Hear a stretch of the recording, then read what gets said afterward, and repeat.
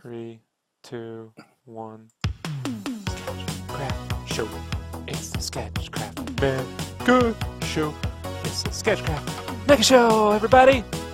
Where we stream and you don't know, because YouTube deletes notifications. Break it down, Brandon. Notify. You ain't gonna be knowing that you've been fine. I don't make no sense. Megashow. It's the SketchCraft Megashow. Get subscribers, lose subscribers, get subscribers, lose subscribers. But mostly lose subscribers. I'm losing my breath over here. Yeah, SketchCraft Megashow. Much like my career, you don't know it exists. Right, Brandon?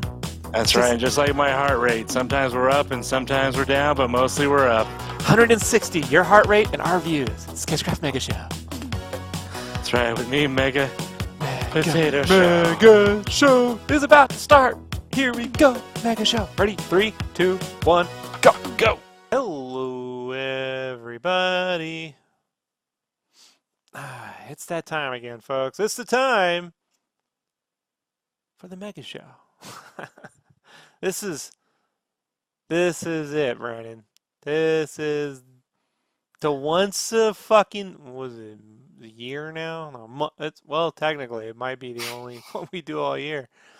Because Brandon's, you folks, you don't understand the energy levels on Brandon right now. It's like, what's that cartoon? Dragon Ball Z, right? What's a good number, Brandon, for Dragon Ball? What's that mean? 10,000? Was it 9,000? Sorry, 9,000. Ah. Now why don't you tell them what you were really doing before I hit record? I was sitting here listening to Rob telling me how I suck, and it was great. Well, you are very good at it. You know what I'm saying? Yes. But yes. what I'm trying to talk to you is your lack of enthusiasm is what's the word I'm thinking of? Infectious. Yeah. You know, folks, I only do this podcast now because Brandon complains that he misses it. Like, I've tried to quit the podcast twice now with Brandon, and both times he's come back. I missed the podcast. Man, nothing to say. We're gonna talk about. I guess he doesn't like that I just call him up while he's at work and just talk to him. I try to talk to him for like hours because the things that we can talk about on the podcast is Rob will call me at every day almost at like, I'll say 1 o'clock. Whenever it's not, probably right after you get back from lunch. Correct. Yeah. It's never on a lunch break. And he's just like, what are you doing? I'm like, same thing I do every day. Just working away. Talk and on the like, phone. All right, cool. And then he's like, now I'm just going to talk to you for the next 30 minutes about art stuff. And I'm like, ugh. Right in front of your employer. Oh, get back. They know when you call. They're like, that's Rob, isn't it? I'm like, yep. You get back from lunch and you're just right on the phone. It's very, very productive. Then they bitch that I'm on my phone too much. Just say you're an agent and you're repping SketchCraft now. That's your first client. They would look at my income and my car and be like, well, you're not doing a very good job of it. My client's not doing a very good job either. So, you know, like, it's kind of reciprocal. You know. Yeah. You've seen what this you know how much money this podcast makes a month? 3 cents. Ooh, close, very close. Right now it's $11. We made $11 this month, which is enough to cover the podcasting host I use now for the audio podcast. So, which I don't think I've actually put up the first mega. Did I? Did I actually put up the podcast from the last episode? I bet you didn't. I don't look. That's funny. I wonder if I did. I haven't. You know, that's the problem with Christmas vacations, Brandon, is we go on Christmas vacation and I can't remember anything. Last published 1 month ago. Oh, no, I did put up the Mega Show. Yay! But we have like 100 subscribers. Now, the weird part is, since I transferred over, so we used to use Podomatic, Correct. right? Yeah. And then I transferred over to Pinecast because they do like $5 a month for unlimited bandwidth. And I had this crazy notion of actually being able to repopulate the audio podcast with the older shows. I was gonna make Hmm. you do that. And because every year I like to make Brandon re-upload the same, was it a Same thing. hundred something podcast now? At least like 140. I don't know. Yeah, Something. like 140 podcasts. I'm gonna make you do it again. But they don't charge for the bandwidth. So, but what I was trying to say was I don't think it carried over the data that we used to have. So like I know I have more than 100 on the iTunes and whatever because I get more than those downloads. But so I don't know. It's funny. It was up to 200 and then it went down to like 80, and I'm like, wow, that either that's really inaccurate or that audience just gives up quick. You Yeah. know. I also got a belief that I tend to gain followers when I don't publish anything. So like people find my stuff and they go, "Wow, this sounds amazing," and then they actually hang out and they go, "No." Like, Yeah. Has. yeah. Does that sound familiar, YouTube? I think it probably does. It's kind of like we used to do this show. We used to stream the show, the podcast live, and then I learned the value of editing, especially when it comes to Brandon. So now we don't do the podcast live. Plus, it was just getting annoying, Brandon, when we were doing this podcast for you to constantly like reference the chat room with like the same three people complaining about you. Yes. Yeah. Yes. You just chuckle out of nowhere, and I would say, "What's going on in the chat?" And you would say something something Armando, something something Dom, something something Uh-huh. Kyle, right? Yep. Pretty Right? much. Mm-hmm. Mm-hmm. Mm-hmm. Throwing some Crusher and some Psychotech in there, and we're all good. That's about it. Oh, That's about everybody. You need talking about your workout with Josh, Hmm. right? Yeah, your little. Yeah. How's the working out doing, by the way? How's the gym? Not bad. Mm, I still have to lose about. I've lost 5 pounds of the 20 that I gained after my surgery, where I couldn't do anything. So mm. still got How do you 15 put pounds to go. 20 pounds on though? Is that water weight or is that from? It's a mixture of just not. Jessica's working extra hours, so she wasn't cooking. I couldn't do anything, so eventually it was just like a lot of fast food, a lot of pizza, because it was easy and convenient on Fast the way food? home. Because Right. Brandon, like, okay, here's the thing. I have a pretty strict diet, but around Thanksgiving through now, uh, I don't care. But like, diet goes away for the holidays. That being said, I don't put on 20 pounds, man. And I made cookies. That makes a Yeah, mess. it was a couple months of not being able to do anything. But I So just think that fast food's really fucking evil, yeah, man. I've I eaten went, 3 dozen cookies, man, and I haven't put on 20 pounds. So you know what I mean? What's yeah, in that food? I went from 245 to back up to 265, Ooh. and I'm now at Mm. 259 or so, give or Mm. take. So I got 15 pounds basically to get back to what I was before I got hurt. Hmm. Good times, living life. So You eat at Wendy's? no, No? eating a lot of grilled chicken and green beans and No, no, stuff no, like no, no. that. When you put on the weight, let's go back to the Oh, bad behavior. I don't care what you're I doing forgot now. this is a variety No, podcast. no, We can I go like on it when you everything. mess up. We should talk about that. So, so you you Pizza, a lot of pizza, a lot of where you like go? Where you go for the pizza? lot. There's this really good place called Pizza on 87 down the street. I like it. Local? Um, What do you get on the locally pizza? owned. Mushrooms on the whole thing. Jessica gets pepperoni on her side, and I get sausage on mine. Hmm. And then 10 boneless wings and maybe a 2 liter of soda. Now, with those wings, are those the ones with like The they don't breading and they're fried. Yes. so they're breaded? But yeah, they're Breaded. boneless. Like if you went to like They're like yeah chicken fingers. yeah, Oh, okay, but with chicken sauce tenders. on them. When you Yeah, say wings, I'm thinking like they take the boneless drums. wing. Oh, Nah, okay. it's just the breaded meat, chicken bowls. You see, the problem I've had with pizza places is when you order wings, like on the bone, they generally just shove them through the same oven that they're putting the pizzas in, and so the fat just like congeals, like it doesn't get Uh, crispy, you know. So you end up this, with like this place has really good wings. Like next time you're out here, maybe No, well, I no, don't think I'll like it take at all. No, I can I'd make probably the take you wings. to. This case, I just made mashed potatoes. I had potatoes, and I want to go to sleep because the sugar in the potatoes gets me more than the sugar in the cookies. Like I gotta tell you, like what's in a potato? Whew, I can't even wear my I can't even. You know, Brand. You know what's in Brandon? You know what's in Brandon? Just Tell me what's in Brandon. a lack of hope and a lot of failure. Yes, And yes. so, but no, when I boil up the potatoes, I use the stock, so it adds a lot of flavor into the potato. It's nice. Things like that. So, interesting. So you put mushroom and sausage on there, and then you order the wings. Wow. And do you eat the half of pizza by yourself? Or how many Oh slices yeah. you think? Oh You eat the yeah. whole Oh yeah. half, right? Yeah. Oh yeah. That's good. That's how I used to do it. My wife and I, when we used to not care, we'd buy a Right. large pizza, and I was like, I'd eat. They got to the point where you eat half of it, and you're like, I'm just not full. I don't. Maybe that pizza is just not as big as. Was that a large? You ever have to ask your wife if? Oh, we got an extra large. Oh no! Fuck it. Oh Fuck no! it. Go big or go home, or Oh no! go home and get big. So did you go back on like clean living? We'll get to the Yeah. topics in a minute. I'm fascinated with this. So did you go back to clean living before Christmas, or like are you?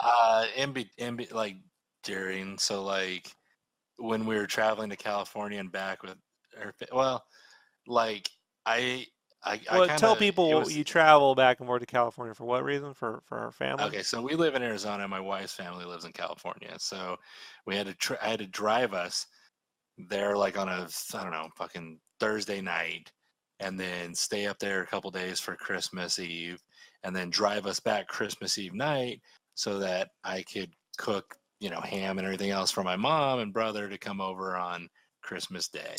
So I drank a lot of Red Bulls and sugary stuff because just to keep my energy going while I'm driving us back and forth every night. So right after that, when I got back, I really felt like garbage, and then I was like, well, we need to get back to grilled chicken and water and things Water. like that. Yeah. You haven't been able to drink water while you've been sick? No, it's been I gotta Why? force myself to drink water. Do you I don't try even putting drink a lemon lot of or soda lime in it, Brandon? sometimes, but I mean, I don't even drink a lot of water when I work out. I just don't. It's just I don't care. I don't need it.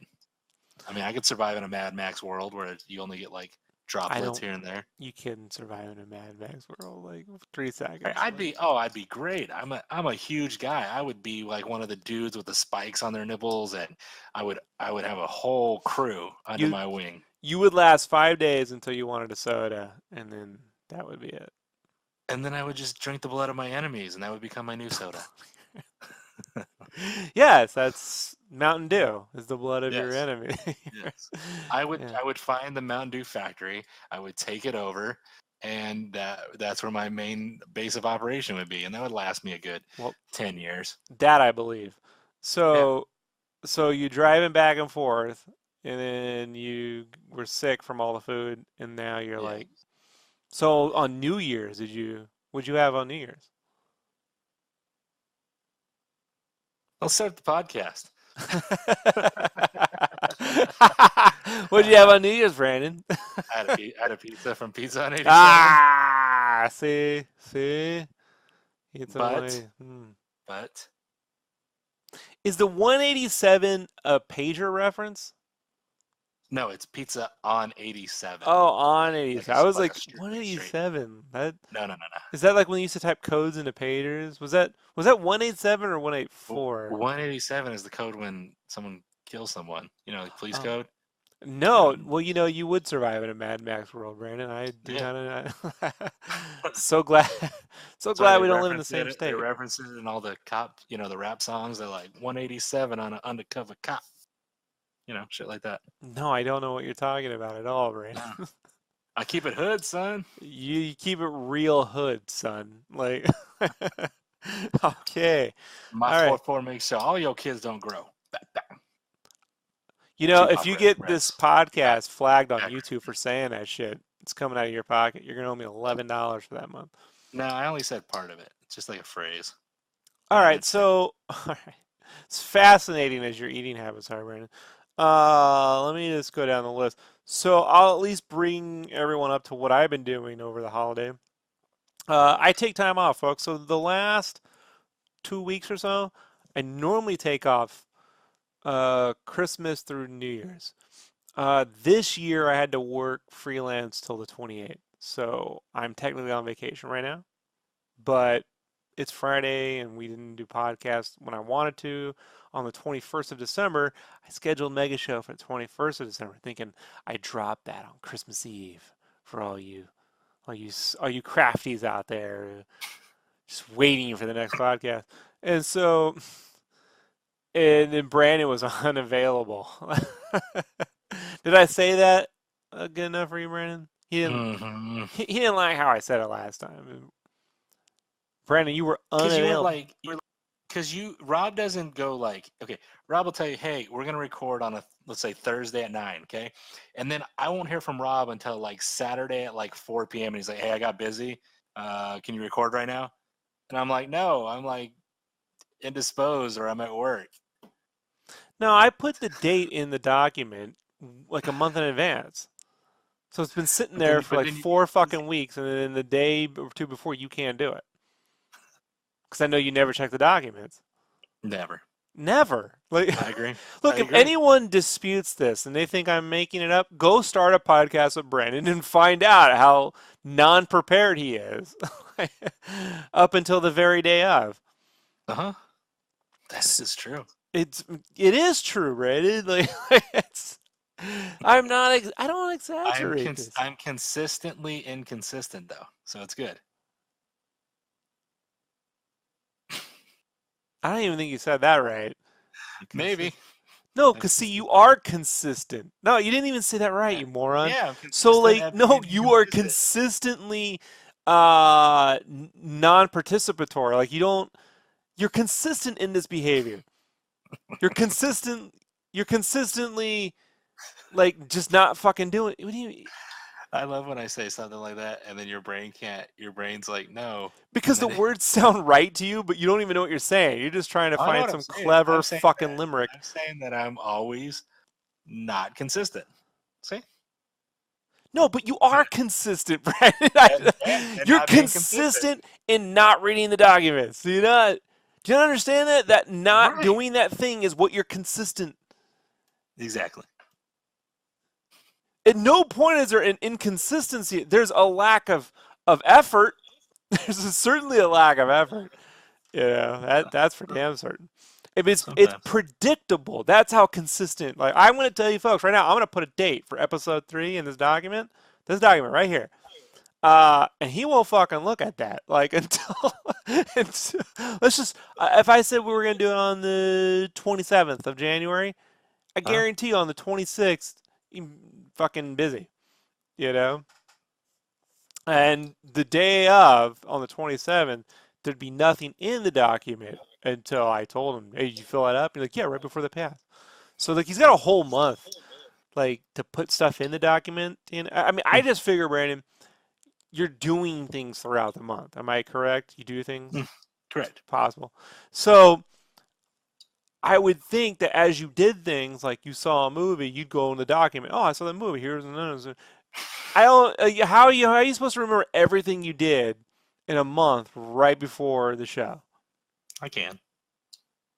You can't even remember to look at the document for the show. You're consistent. All right. I like to be surprised. So I spend this time not doing a whole lot, folks. Actually, what I do is I bake. So this year, every Christmas I bake cookies. It's just chocolate chip. I have a chocolate chip cookie recipe. And this year I moved over all my measurements to metric, as with all my recipes, because I'm fucking tired of measuring things out with cups. I like to weight it. Just weight it. I don't like.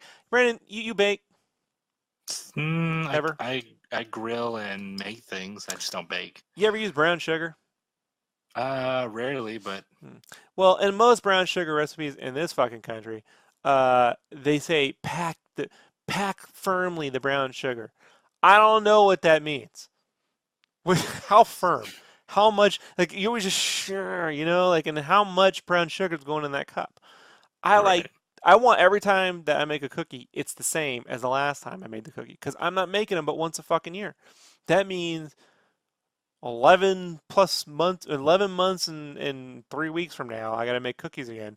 And I want to make certain that them cookies are just the way I remember them every time. So I had to move all my cookie recipe over to metrics, which seems like a pretty simple conversion rate, except that it wasn't. So uh, it took 64 cookies before I got to the recipe that I was happy with. And then I had to make another 200 for my wife's friends. 200 cookies. And I don't have like a professional mixer, right? So I did a hand beater. That really killed my fucking arm. So I had to get up around 3:30 a.m. on Christmas Eve to bake cookies all fucking day. So that was fun. And then, but they turned out great. And then I got fat hands.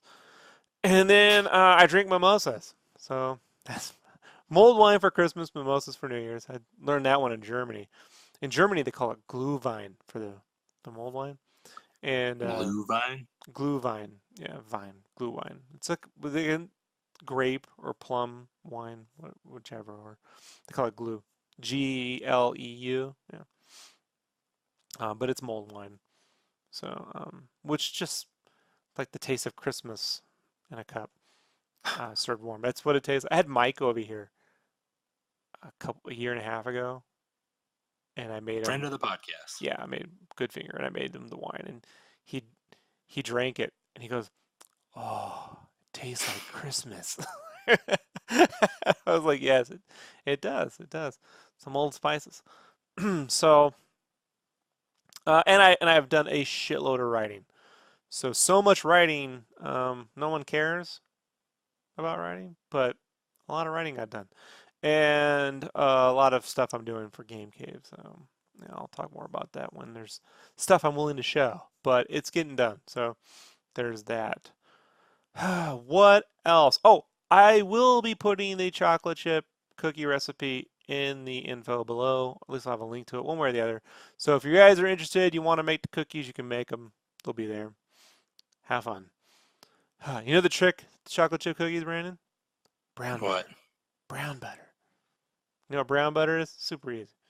You can Mm. make it. You just take butter and you cook it over a low heat until it starts to caramelize. It starts to smell nutty, and it got little brown bits in it. And then you take it off the heat, and that's the stuff of magic. So I had to make 24 sticks of that. So much butter, man. Like I put on So I Married an Axe Murderer on a loop and just left that running. And then I stared at this giant pot stirring the butter. So, because problem with brown butter though is once it starts to brown, then it will burn almost like immediately. So you gotta like really fucking watch it. So I did this. Brandon's wife Jess was working with me on some Game Cave stuff, and so That her and was I did. horrible. Huh? You said, never mind. Go ahead. What did I say? You said, I did. Brandon's wife is working on. No, that's not what I said. So Brandon's wife Jess and I had a professional podcast going over what she's working on. I don't know what you want me to say, Brandon. I'm just busting your balls. I don't care whatsoever. It's your wife you're laughing about. I don't know. So, That's right. um, but I explained to her the amount of cookies I made, and she was like, because Yeah. she probably understands. Oh Like, yeah. She does all the. She likes baking cookies and things like that and whatever. I prefer seasonings and grilling and well, things like that. I'll blend the two next year. I'm developing. I spent a little bit on it last year and this year, but I've been working on this cookie that is how do I say this? So it's mocha, peppermint, and it's spicy. So I've been mixing it with I make a sriracha salt, right? All So right. I've been making my own sriracha from scratch, and then I take that sriracha chili paste basically, and I put it in the oven for about 3.5 hours with salt, and it infuses together to get some spicy salt, and then you put it back in a food processor, and so it'll be a mint chocolate chip spicy. I'm calling it like what's that? Is it molten lava? It's a lava. It's a lava cookie. I'm working on it. So got nothing better to do, folks. What else? What else have we been doing? So Brandon, did you go see any movies this Christmas? I saw the best movie ever and made. I went and saw Spider-Man Into the Spider-Verse. Hmm. I saw that in IMAX 3D, and I have never seen anything like it. That was the most. Never anything like it? I don't care if I said a double negative. There's never been a movie as creative and cool as that. And I wouldn't say it's my favorite movie because my top two are hard to replace, but I'd say it's probably like my third favorite movie now.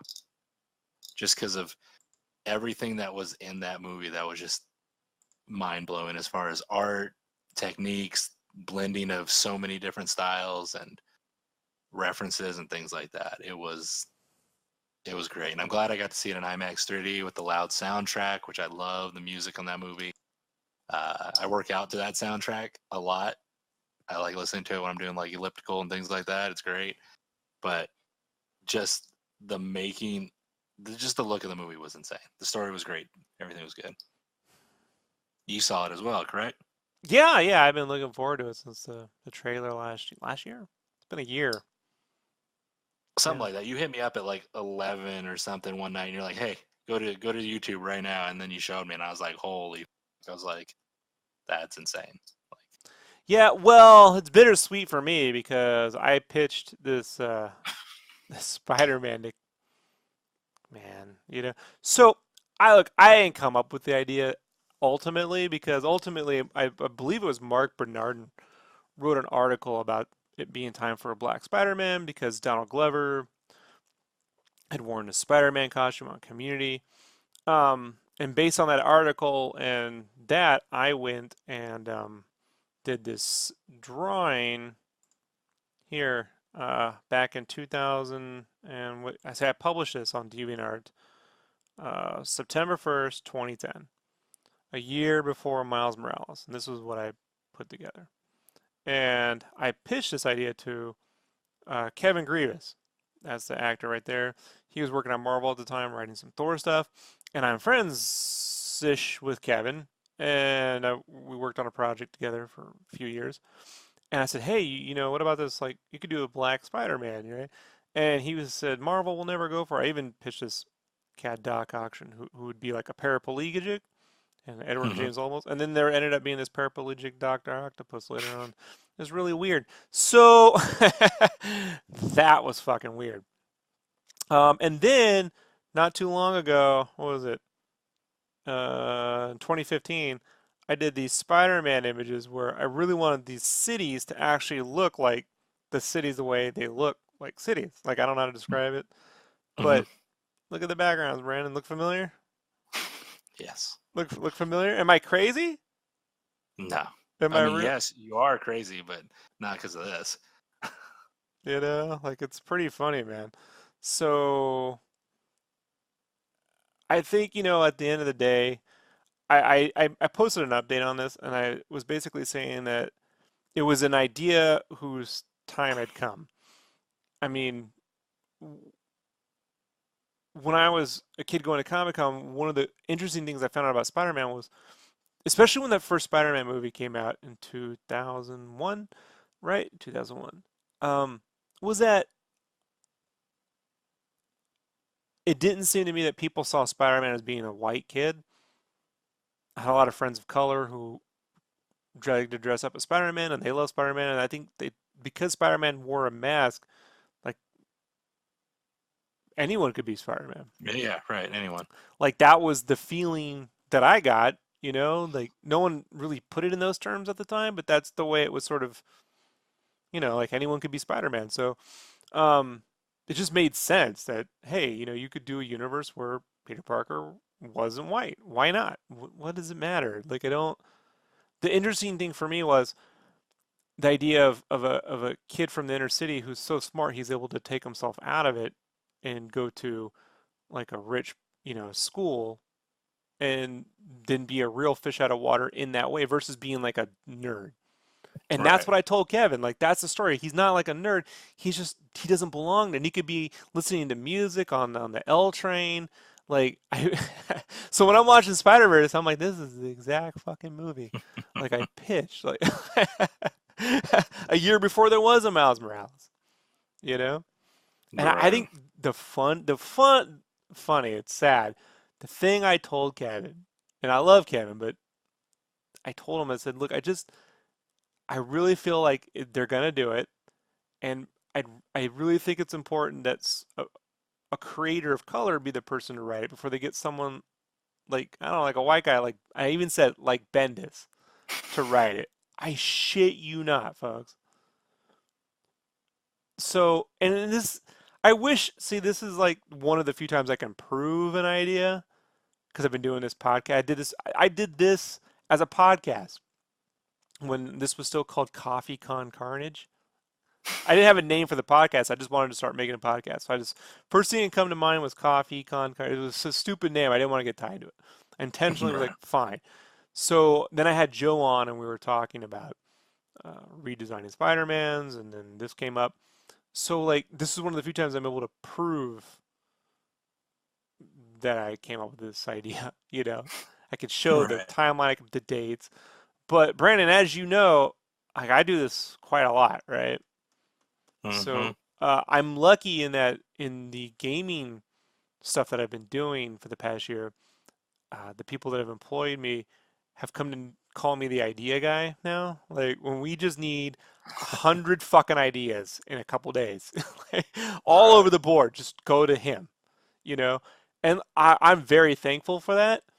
Um, but it is frustrating. It is frustrating when you put up 100 ideas and like, I don't know if any of this will work. I'm like, how could that be? You know? Right. So, but it is what it is, you know? I'm glad that the movie is really good. And it's not just an idea that was cool, but, it was a bland execution. Like the movie's amazing. Right. And what interested me in it the most was that there's an actual arc, to Miles and that he's the central character and that it doesn't like veer off into crossover land too much. Right. Yeah. And I like that Kingpin looks like Siencavage's Kingpin from Oh back in yeah. the yeah, Bill Sienkiewicz used to draw this crazy Kingpin. Is that how you Um, say his last name? yeah, Sienkiewicz. I never knew Sienkiewicz. how to say it, but yeah, and I didn't even real like a lot of the stuff. Like, I mean, I'm a comic fan, obviously, duh. But I'm saying like a lot of the references in there are some things that I either forgot or I may have not seen during that time. So like him doing the Kingpin like that, I was like telling Jessica, I'm like, he was really big. I think I've seen something like that before, and I had to like Google stuff about it to see like, oh yeah, he was drawn huge like that in the paintings and everything, and those wild big shapes. So there was a lot of stuff in there that I think Spider-Man fans, of any age that have followed throughout the years could find things that they would like, whether you're 40 years old or 15 years old or whatever.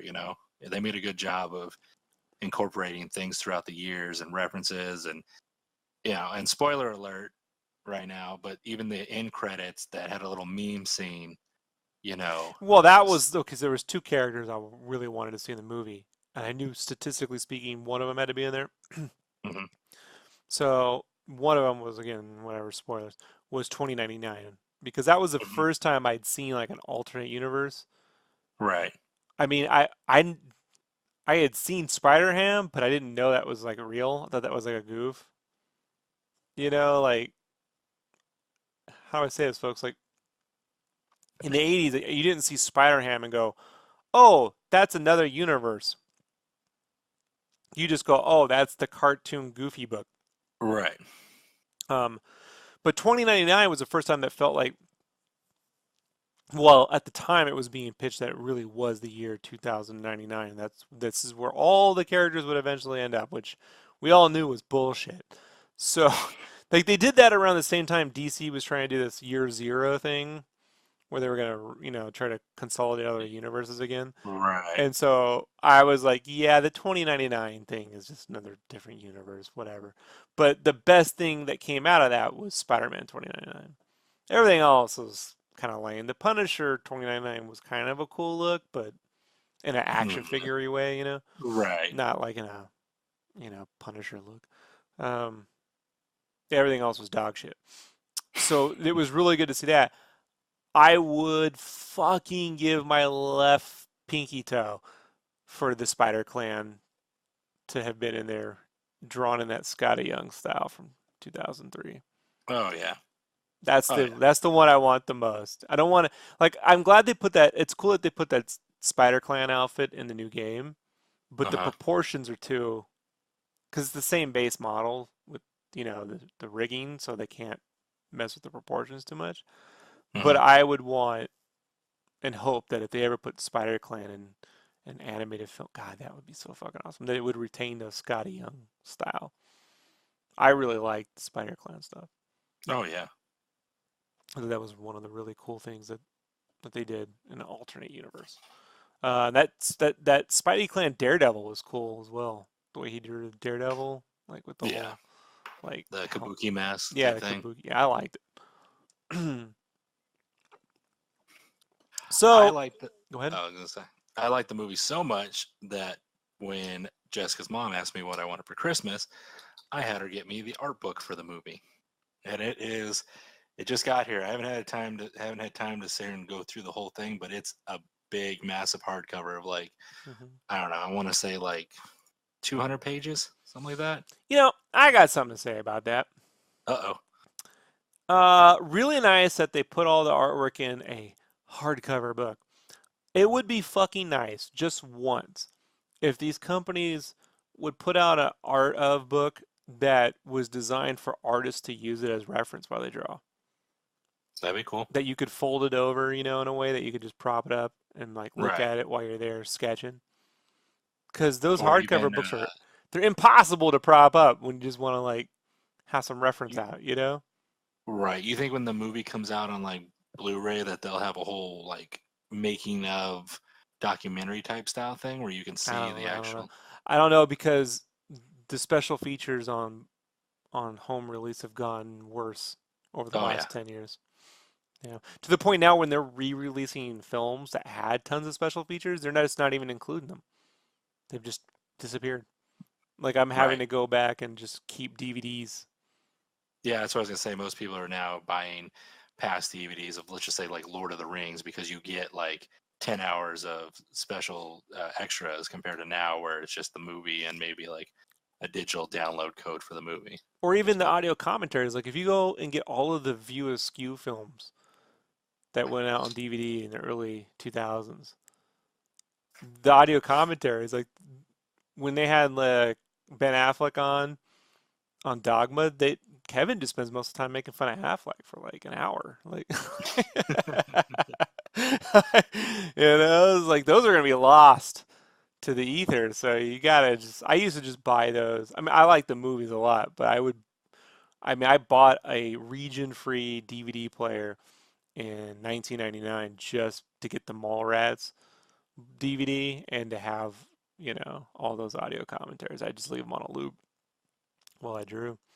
So I still have all those DVDs because of that specific reason, but definitely with the extended editions. Also, they're doing I don't know why, man, but like with the Lord of the Rings when they put the extended editions on Blu-ray, like especially with the first one, the Fellowship, they re-tinted all the colors and the fucking movie's horrible. It's horrible to look at. It's like really blue. So, bummer. I don't know. I don't watch. I just buy. I bought the. I think the last time the Lord of the Rings came out on like Blu-ray, I bought my wife the whole like 15 disc crazy 30 extra hour thing or whatever, and she's the one who watches it and goes through all the Hmm. making of and all that stuff. Hmm. It's Same with like fascinating. the Harry Potter stuff and things like that. I'm just like, Hmm.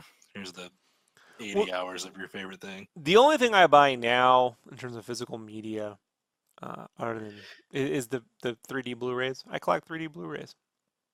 I have a region-free 3D Blu-ray player because I like my 3D. I know all you out there seem to hate it. I don't fucking care.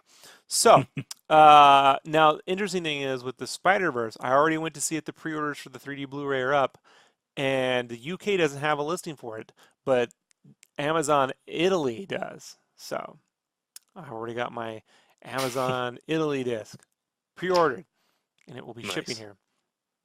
You always ship with English audio. It's just the region. So, and it didn't. I So don't, will the cover just be all in Italian? yeah, yeah. Like when I got the Avengers Blu-ray set in the UK, it was called Avengers Assemble, the first movie, um, because the TV show in the UK, The Avengers, with what's her face and the top hat and the chick in the hot suit, cat suit, from the '60s. So it was called Avengers Assemble there. So yeah, sometimes they're different names, sometimes the artwork's way different, and sometimes it's all in other languages. Like I got the Terminator 2 3D Blu-ray, and that had to come from Italy. So, and that's all, yeah. But the that's all in Italian. But the the movie and everything's in English, so all the menus, I mean, doesn't really matter. Right. So, and when it's 3D at home, I mean, it looks amazing because the brightness. People think, uh, here's where 3D gets a bad rap. So people think when they go to the theater, 3D movies are dark because I put on the glasses and the glasses are tinted and you can't see the movie. No, that's not the problem. The problem is they're supposed to project 2 to 3 times the amount of light to to make up for that darkness. So when Cameron put out Avatar, he had it in a contract with every movie theater chain that they had to have specific light levels. Oh And wow. they sent out fucking people to check theaters. So that's why when people are like, oh, Avatar really looked great in 3D, but nothing else has. Well, because that's why, you know? And I guarantee you when he comes out with Avatars 2 through whatever in the next couple of years, that he'll have the same fucking deals. So when the 3D's at home, I got the light cranked up on my TV and it looks amazing. It's not dark. It's super bright. It's fucking awesome. So one of my favorites is I got that Metallica uh, through the Never. It's like the Hmm. concert slash music video movie thing they made. And that's in 3D and it's awesome, man. They're like little 3D Metallicas in my living room. I'm like, ah, to do. You know? Yeah, it's Rob fun. Jans out. Yeah, well, have a good time. So, what else? Speaking of Metallica, Oh yeah. did you not see them live for your birthday? Christmas? Birthday. No, it was in November. So technically my wife's birthday. But Metallica came to Boise. Apparently they come here every time they're on tour because it's one of the first places they ever. I don't know. Like we've been coming here since 1982, so I'm appreciative. We have this stadium here called the Taco Bell Arena because apparently Taco Bell's. I know it Just, fucking sucks. just Demolition Man style right there. Yeah, it's a Owned by Taco Bell Taco Arena. Bell. But the arena is quite, I'm not gonna say small, but it's not huge. It's medium size. Does it And smell so, like Cool Ranch? you write all these yourself, Brandon? Is that it? Sometimes. Oh, zingers. Dun-dun-dun. Does it smell like sour cream and chives with butter? That's not. Come on, That's not taters. Huh? Does it? Doritos. Huh? That's Mm-hmm. not Doritos. Mm-hmm. Doritos is like nacho cheese. Mm-hmm. Mm-hmm. Cool Ranch. Cool Ranch is my favorite. So they got this cool arena that Rob went to, and You done? Like, yeah, I don't want to get in the way of this fantastic material you're laying down. So, I'm good. I'm good. all I right, got, I got, okay. I got it out. It was bubbling, and I had to get it out. I understand. So, but every seat in the house is pretty good. So when I say pretty good, like really every seat in the house is quite good. So I went up to almost the very top, and even then, like I'm just looking down, and I'm like right at the band. So It was pretty awesome. I didn't have to be in the mosh pit. I was near this the wine chick selling wine. So I'm in my 40s now, so I had my glass of wine, listening to Metallica. You know, but it was awesome. Super great to see them. However, uh, quick note. So when you work from home as much as I do, you are not exposed to disease. Uh, like, yeah, all you normal people out there who go to day jobs, you are constantly being exposed to Oh yeah, germs all the time. all the time, and I am not. So now when I choose to see a movie or go to a concert, I have to weigh whether that's worth my life. Because I got fucking sick at the Metallica concert, like really bad. You sounded like it was horrible having to listen to you cough for like 2 weeks. Yeah, it was not good. So I don't know. This happened to me twice this year, which is not normal. So what I'm thinking now is, look, I'm all for I don't care about whether I get the flu shot or don't get the flu shot. The problem I have is the last time I got a flu shot, I got my arm swole up and I got sick. So I'm trying to find other ways around it, but this is a new thing. So what I'm going to try now this year, while I'm still young and I can risk this experiment, is I'm going to on Fridays I'm going to go to the mall and just walk around, like the scene in Unbreakable when he goes to the subway or the train And he just station. sticks his hands out and And touches he, everyone and he, everything. yeah, it's gonna be just like that, and I could just sort of try to inoculate myself in a way. But I'm probably just gonna take the flu shot. So, uh, How do you get any work done when you get that sick? I don't,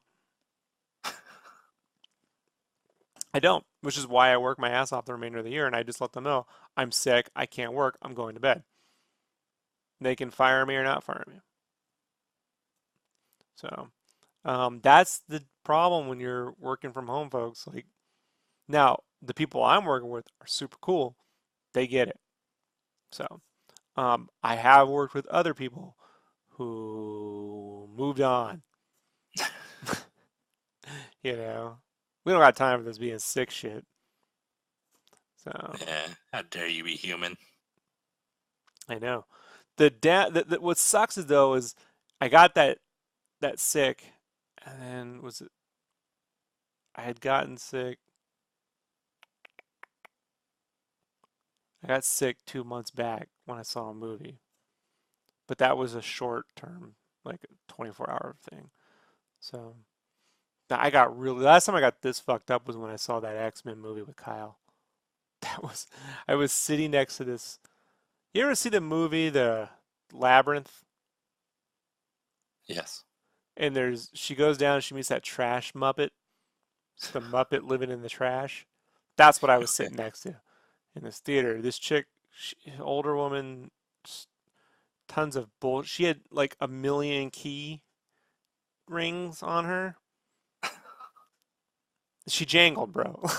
she, She was a trash she wheels. A she had a fanny pack with a ton of fucking key rings, dirty clothes, She's with toured with the snot band for the rags, bro. past 40 And she was years. snot ragging herself.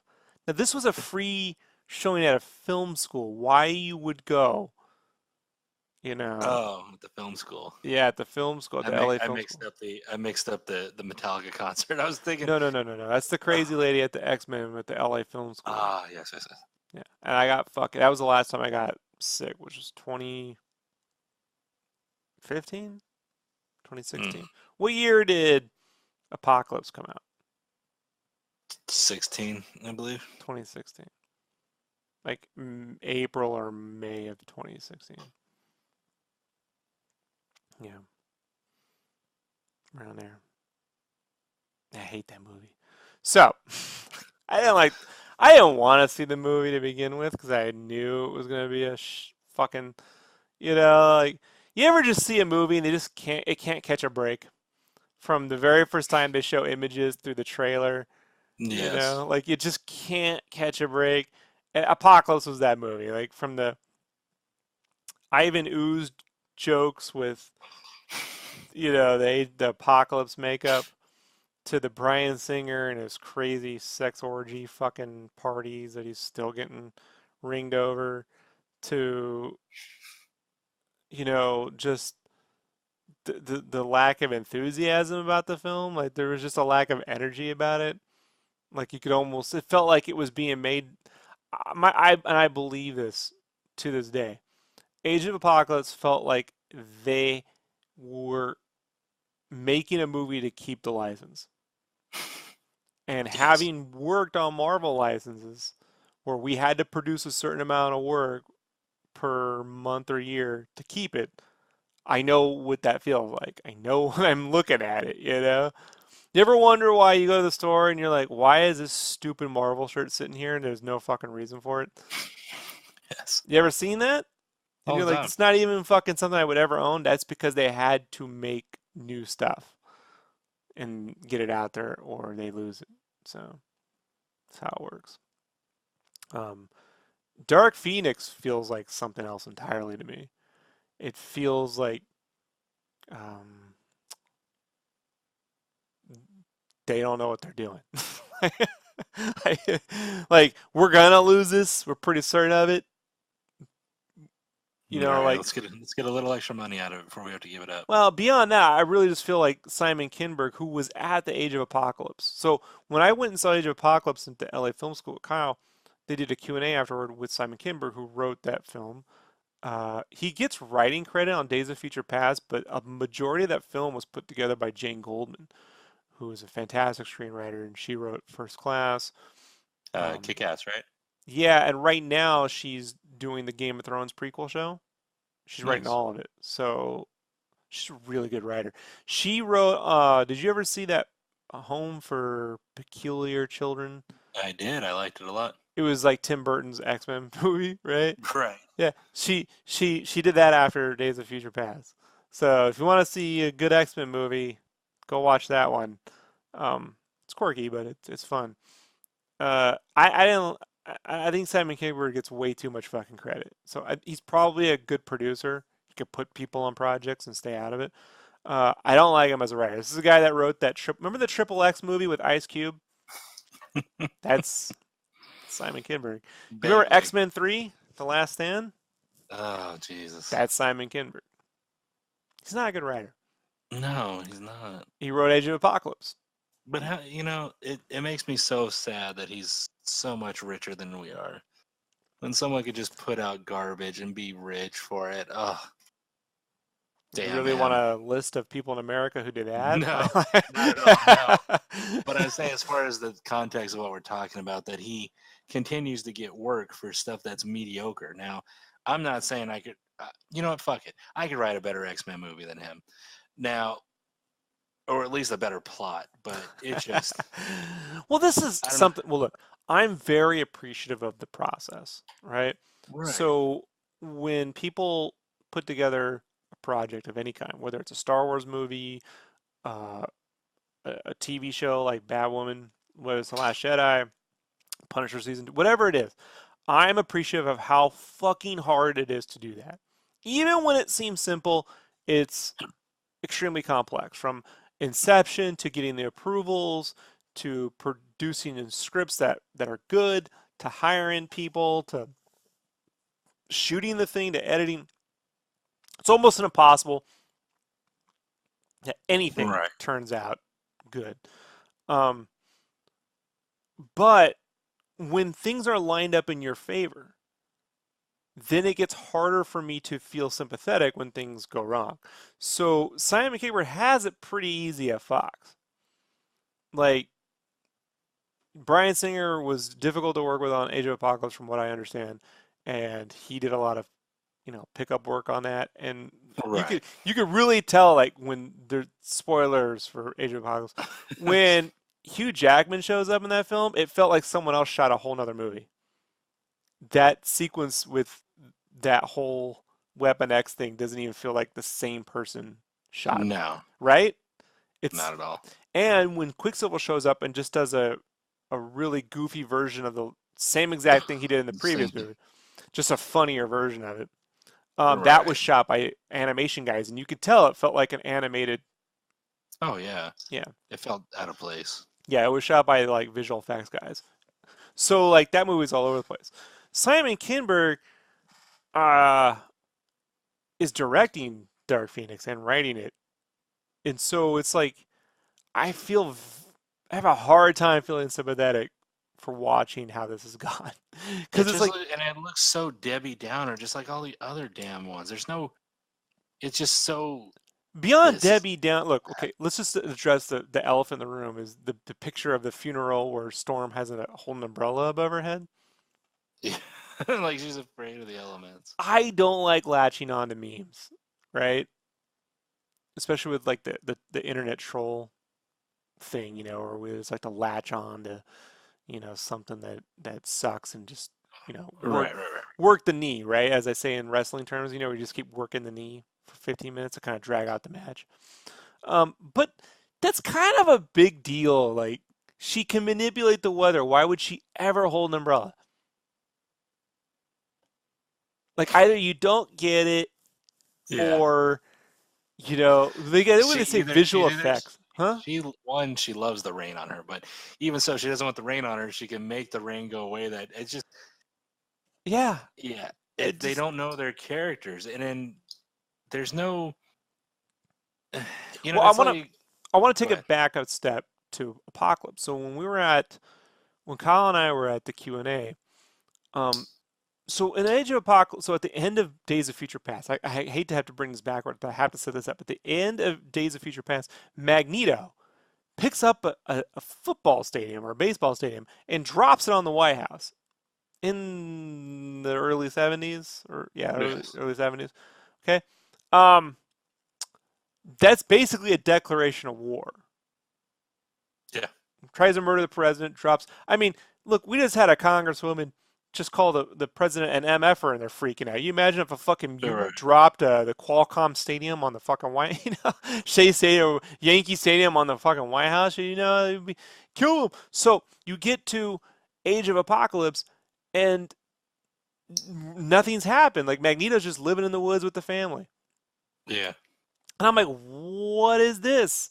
I figured being that the timeline on these series is set around global conflict. So the first, if X-Men First Class was set during the 1963, The the Cuban 62, Missile the Crisis. Cuban Missile Crisis from 62. Um, and then in the 70s, Segregation, maybe. no, it's a thing out in Wait, which one am I thinking out of? in Germany. I can't remember. Munich, whatever. So it's set out in I don't know. I can't remember the fucking. I can't remember it. Can't remember. But it's set against the backdrop of the Cold War, right? Hmm. As well as obviously rooting out mutants and stuff. So I figured, well, if it's going to be set in the 80s, then you have to you have to do Russia versus U.S. Like I'm from the 80s. That was the thing, folks. And I'm like, Right. now that gives you so much. If you got the X-Men and Russia versus U.S. and Magneto just dropped the fucking the stadium on the White House, then you know what he does? He goes to Russia. He Right. becomes the spokes mutant for Russia. Russia says, "Come on in," you know. And Yeah. and first off, in this universe, it would make sense because the Russians weren't pro-Nazi, in World War II, which is what his whole backstory is tied to in that universe. So he could have had like they had this sequence in the movie where they show a clip from Star Trek, the 60s Star Trek show.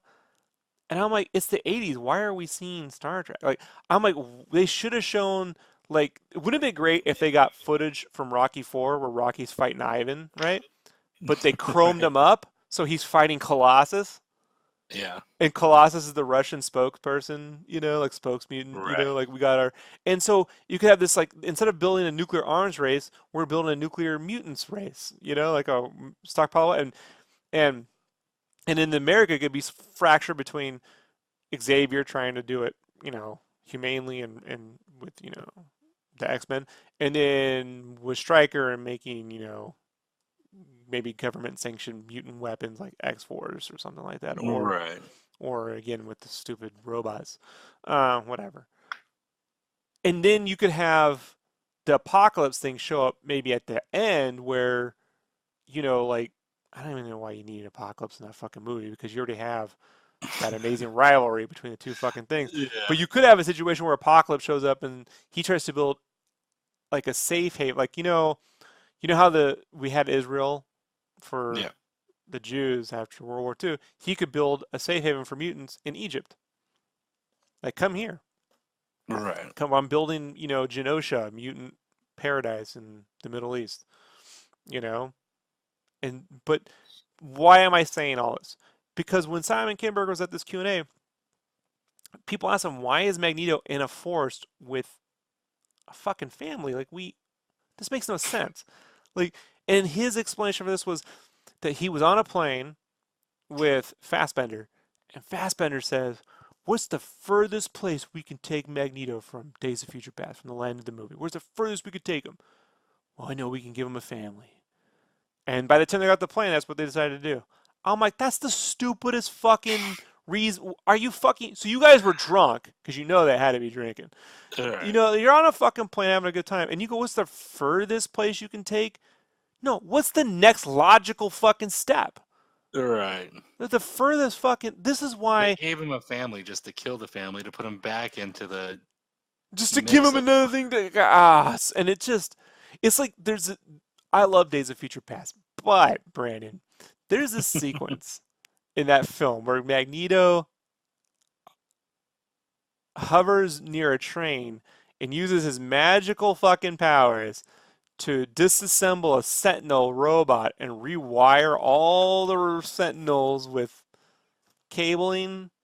Yeah. It's like a version of his powers that don't exist. Like it's like that is beyond. It's impossible. Like even for that character, like he's not how would he know how to wire all that shit? Right. You know? With the plastic. And to me, I'm like, I bet you Kinberg wrote that. I bet you, because it just fucking doesn't make sense, you know. Yeah. And and it takes forever, and it's just this overdone visual effect that if you cut it out the film, you wouldn't give a shit, you know. Right. And so that's how I felt about Age of Apocalypse. And look, Dark Phoenix was supposed to be out last summer. It's supposed to be Yeah. out last July. The last time I seen a comic movie delayed a whole year was Batman versus Superman. How'd that go? How'd that work out for you? A lot of Right. rain too, right? That trailer came out for Dark Phoenix, and they're all screaming. I was waiting for Evanescence to start playing. You know, like it just looked like a movie from 2003. Like just like Triple X to Ice Cube. Mm. Yeah. And they canceled the New Mutants, right? Like, where's that? I don't know. Where'd They that had a go? great first trailer.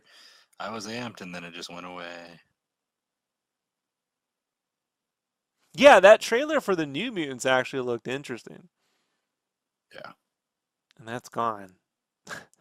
I the word that Collider put out a while back was that even though the trailer really looked cool, like it was a dark horror movie, that it wasn't. That they were going back to add more horror stuff. Huh. I don't know if I believe that. I tend to think that it was too dark and they want something more fun, Right. and I just don't think it'll ever get released. If maybe video download, not to the theaters, I don't think. Oh no, it'll probably direct to It'll be a digital special download or something. feature on a Deadpool edit. Did you go see that Once Upon a Deadpool? I did not. Did you? Nah. No. I've heard mixed. I have friends that said they loved it. Other people said it doesn't work. I Yeah. mean, I had no interest. Um, I think I heard or read that they donated a portion of the proceeds Like to dollar per ticket. Like I am. to cancer research. But I mean, that's nice and all. But I mean, which is nice. I'm not shitting on any kind Can we of just donations to research, but Can we just donate Fred Savage to cancer research? Like, can we just auction him?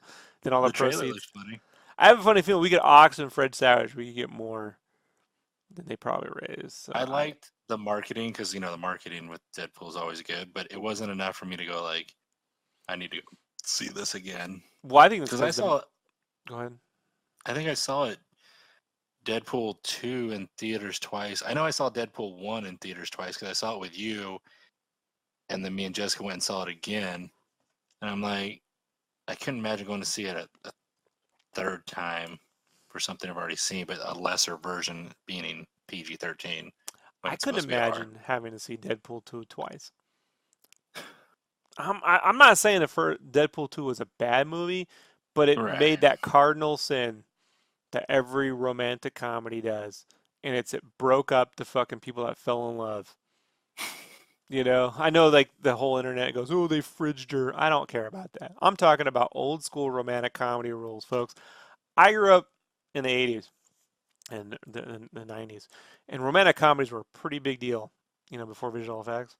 So, like, Romance in the Stone was one of the best ones. It's like a cross between Indiana Jones and Moonlighting. So, and it's a really fun film. And then they made this sequel called Jewel of the Nile, in which they broke up the two leads. So they had to fall back in love.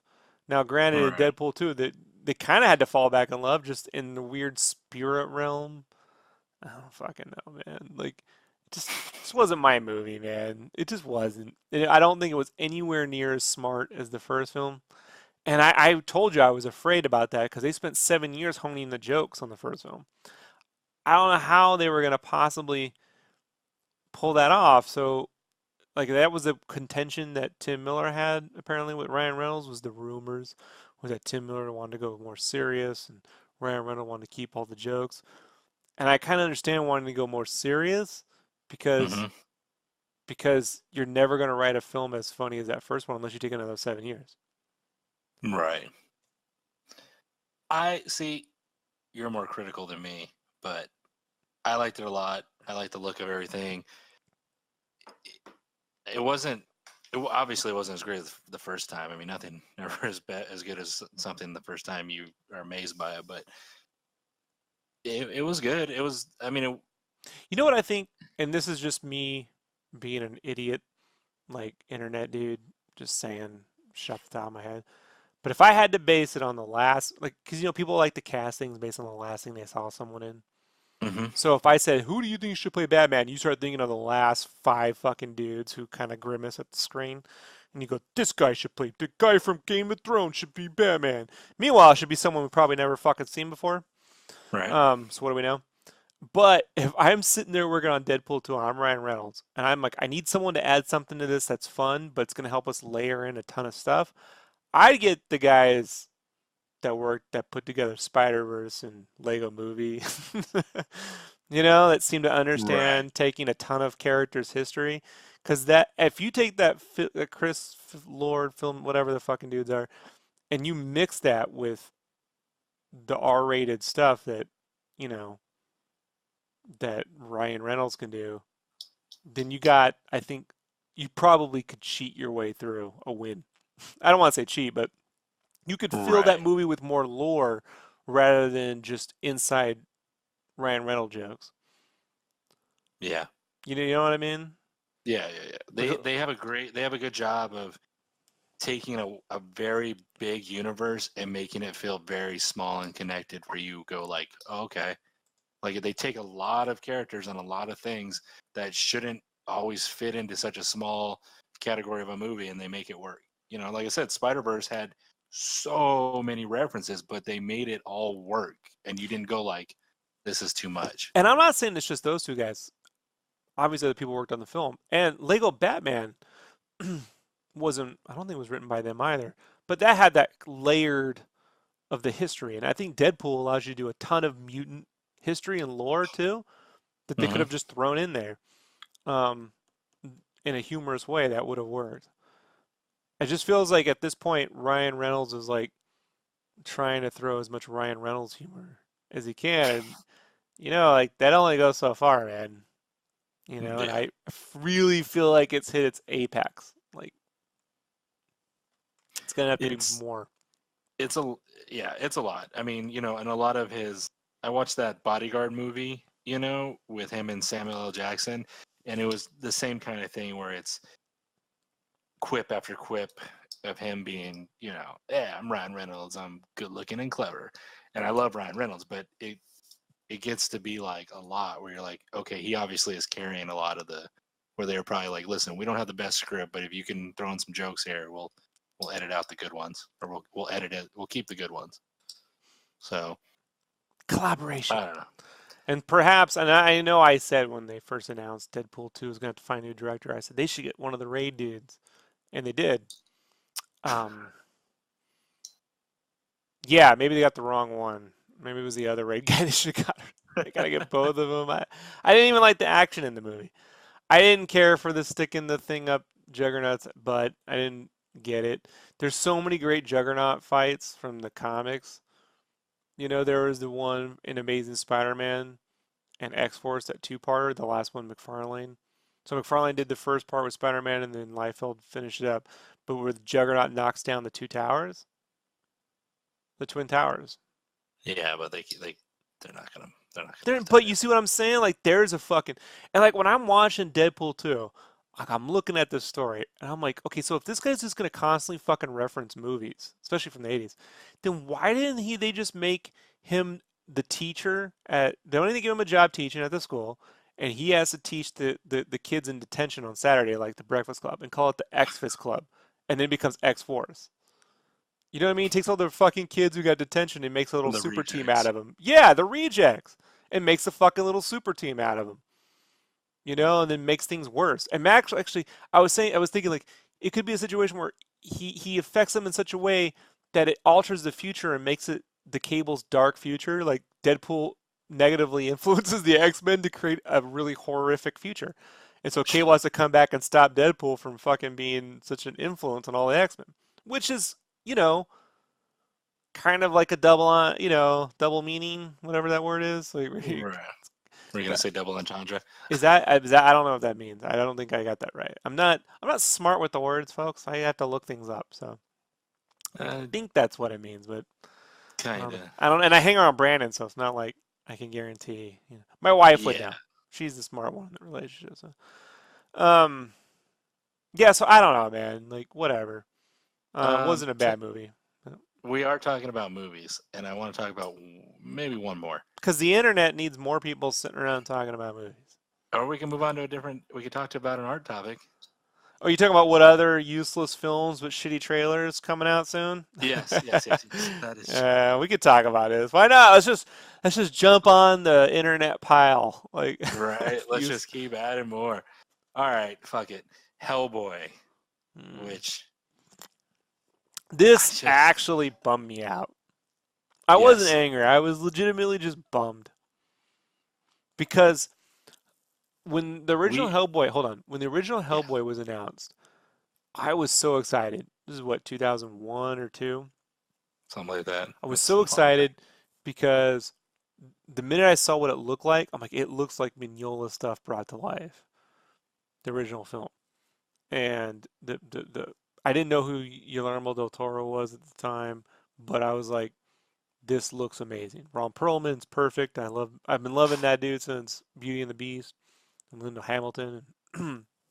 Oh, I knew Guillermo from Blade 2, and I thought Blade Right. 2 was fucking amazing. So I was so excited. And then I saw Hellboy and I was bummed because it felt like Men in Black featuring Hellboy. Like the Hellboy comics, I've been reading Hellboy since 93 Comic Con. So 92 Comic Con, I first found Mignola's artwork because they gave me this copy so you get swag when you go to cons. And at the 92 San Diego Comic Con, one of the bags of swag you got was Topps did a Topps Comics. Can you believe it? Topps had a comic line, and they did an adaptation of Bram Stoker's Dracula. And Mike Mignola, the artist, drew it. It's fucking awesome. It's from an artistic standpoint. I think it's his best work. Uh, and he did Gotham by Gaslight like right after that. So when he was really still really illustrative, his Right. stuff is simplified over the years. Now to the point where I don't really relate to it too much. But that 92 Bram Stoker's Dracula, I keep telling people if you've never seen it, go check it out. It's fucking amazing. Especially if you can go get the copies in their original newsprint because the paper really adds something to it. Uh, so then Guillermo did Hellboy 2, and again, pretty, but just this isn't Hellboy. It's like Men in Black. I kept feeling Sony keeps trying to make Men in Black. Hellboy is macabre. It's somber. It's more like the movie Coraline. You ever seen that film, Brandon? Hmm. The stop motion. Like it's it's Hellboy's got humor, but the humor is more like a show called Stranger Things. Have you seen this show? There's a guy in there who's a sheriff, Stranger Things, who who's gruff and he eats junk food and he Hmm. works too much and he gets into fights and Smokes. and he smokes and he walks and doesn't talk a whole lot to people, you know? And I was like, that's more like Hellboy. And then lo and behold, they cast him in a completely rebooted Hellboy, which, from what I was told, was supposed to be creatively spearheaded by Mike Mignola, who felt that the other Hellboys didn't reflect his vision. This would. And this trailer came out, and fuck if it just looks like a direct to DVD sequel to Hellboy 2. You know? Yeah. It doesn't It's even it has it not only does it have the same fucking tone, it's gone worse it's down the so. I think the whole trailer was in daylight, like the it was like whole they saw the sunny fucking daylight. Suicide Squad trailer and was like, how do we do that for like a third of the money? Like See, and I feel like they tried to bite off of Thor Ragnarok, where you have your main buff guy being kind of ditzy and dumb, but he just kind of barrels his way through the whole adventure, and it's just it's just wait there one there's no dark shadows, there's no tones to it, everything's well lit, everything's super bright, but to have that song too, to make it such a poppy, tell people the song that plays in the trailer. it's the gosh, now that you put me on, it's It's the Moni Moni by Billy Idol. Right? is that the one it Moni is? Moni. Yeah. Yeah, we're just all happy Can't and play it or we'll excited. get booted. Yeah, right. I don't even want to sing it because I'll. But you need like darkness, rain, ominous music, like the new Jordan Peele trailer for Us, where he takes a rap song and they make it in like a horror sounding song where it just goes slow and drawn out. Like that looks creepy. That looks good. Like I don't know if you saw it, the new trailer Yeah. for Us by Jordan. Yeah, that is how you make a dark trailer. You take a song. It can be an It upbeat was more song. dark. Yes, and there's no supernatural creepy to it. It's just like I'm saying. It's like Thor Ragnarok. You got these big creatures. It's all daylight. It's It's store fun. right. Look, you remember when they had video stores Yes, like I used to go to Hollywood Blockbuster. Video Blockbuster, and Hmm. you would go to look for like Pirates of the Caribbean, but they would have some generic movie that would trick your parents or your family members into thinking that was pirate, but it was like, the She Right. Pirates of the something, Twilight Caribbean, but they would make Yeah. all the other words really small and place the actors so they would look, Right. and you get stuck getting a fucking movie that you thought was, but it isn't. Happened to my mom in the mid 90s. Yeah, So they when do it all the time, and they'd come out like a week before the actual. Well, here's how dumb some people can be, man. Look, I love my mother, God rest her soul, but my mom is just, I don't fucking know, man. Like at some point she stopped caring. Like she used to be really smart when I was a kid. She made me when I was in the first and second grade. I wasn't allowed to do crosswords or maze or crosswords or the where they jumble the words up and you got to circle the ones. You ever seen those? You Yeah. got to circle. She wouldn't let me do this because they were for children. She made me do logic problems. It's fucking six, bro. You know what I mean? So like, but 10 years later, my mom was a moron. I don't fucking know. So, and I say this because you have to be legitimately stupid. I, she went to the store to go get Toy Story on VHS. Okay? Mm-hmm. The CG animated film with Buzz Lightyear and Woody. She came back with Robin Williams' toys. Do you know this movie? Now, Yes. I don't know if you know, Brandon. One features real fucking people, and the other one's a fucking cartoon. Like, Yeah. but she has toys in the name. I'm like, do you not? And she puts it in. She's like, where's the space dude? I'm like, it's live action. Like, Yeah. she watched the whole movie and didn't. I'm just sitting there like, I'm not gonna tell her. She'll figure this shit out. So like, she ended up working for the district attorney's office. So if you ever wonder how fucking inept your government is, just remember. Where was I going? So this reminds me of a movie that's trying to trick people into thinking it's a sequel to that movie you remember. You know what I mean? Mm-hmm. Like the people who grew up with Hellboy and let their kids watch it, or maybe they were kids, and then they're gonna think this is connected to that. For what reason? I don't know.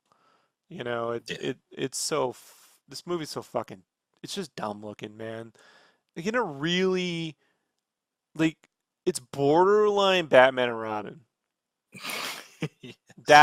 Yeah, man. Like you know, I don't I don't understand.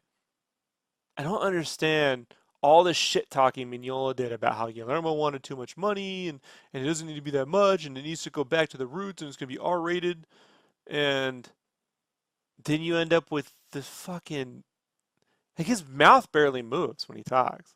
Oh yeah, Like that's the stiff. prosthetics are so cheap, I guess, or I don't he can't emote. I don't know, man. And then Guillermo just won a fucking Oscar for his fish movie, so it's like his Abe Sapien film that Yeah. I just like why didn't they just let him make that? Look, I didn't want another goofy Hellboy movie. The problem I think is, Brandon, it's called Hellboy. And when I think when the movie executives see the word boy in there, they go, "Oh, this must feature a kid. Yeah. Why don't we get the Spy Kids dude to make it?" I don't fucking, like I just it need it like I just would before I die, I hope I get to see a version of Hellboy that looks like the comics and acts You, like the only comics. only way you're getting that is if it's a Netflix show, Fan, I no, the think. only way I'm gonna get that is if a fan makes it. That's what I think. I think a fan's gonna have to make that. You're very nostalgic of the past, Rob. It's time to accept the new Hellboy. Past the Cowboy comics are still You like, coming out, right? yeah, but you like the old Hellboy, and now fun. He's cool. He's hip. This is also why I hate it when they draw Batman realistic. Like, who's that guy?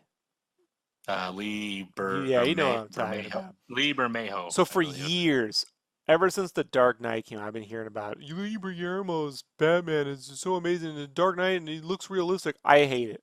I don't like it. I don't. I'm like, it looks like he's tracing over muscle magazines.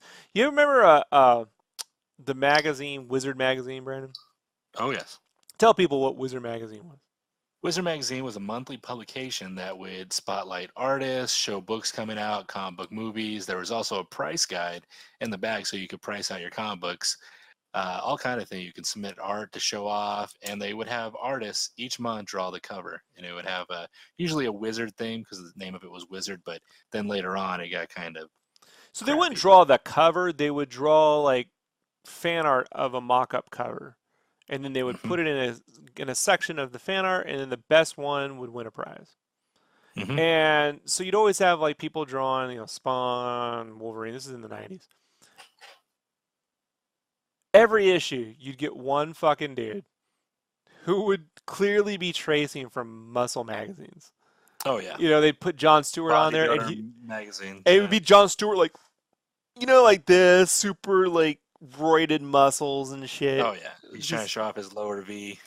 when people would make fun of Liefeld and those guys for their anatomy, and people don't look like that, I'm like, you should open up a muscle magazine and tell me what people don't look like. You know, I just those bodybuilders are fucking ridiculous, man. No, yeah. Yeah. Hmm. It never looked right. And so Equilibrium was just one of those guys where I'm like, it just loses its iconography for me when I see Batman with that many costume seams and whatever. And then, for whatever reason, he decided to give Batman a penis last month and pissed off half the fucking internet. Yes. Like, I'm like, I don't, obviously Batman has a dick, I just don't get the point. And whose dick did he draw? I wonder. I'm like, is that his dick? Because he draws from photos. I'm like, all right, whose dick was it? You know. Um, but the Hellboy movies always felt like the Lee Guillermo version of a Hellboy. I want the fucking minimalistic, you know, illustrated version of Hellboy with the Hmm. shadows and the why can't it be CGI that looks like his artwork?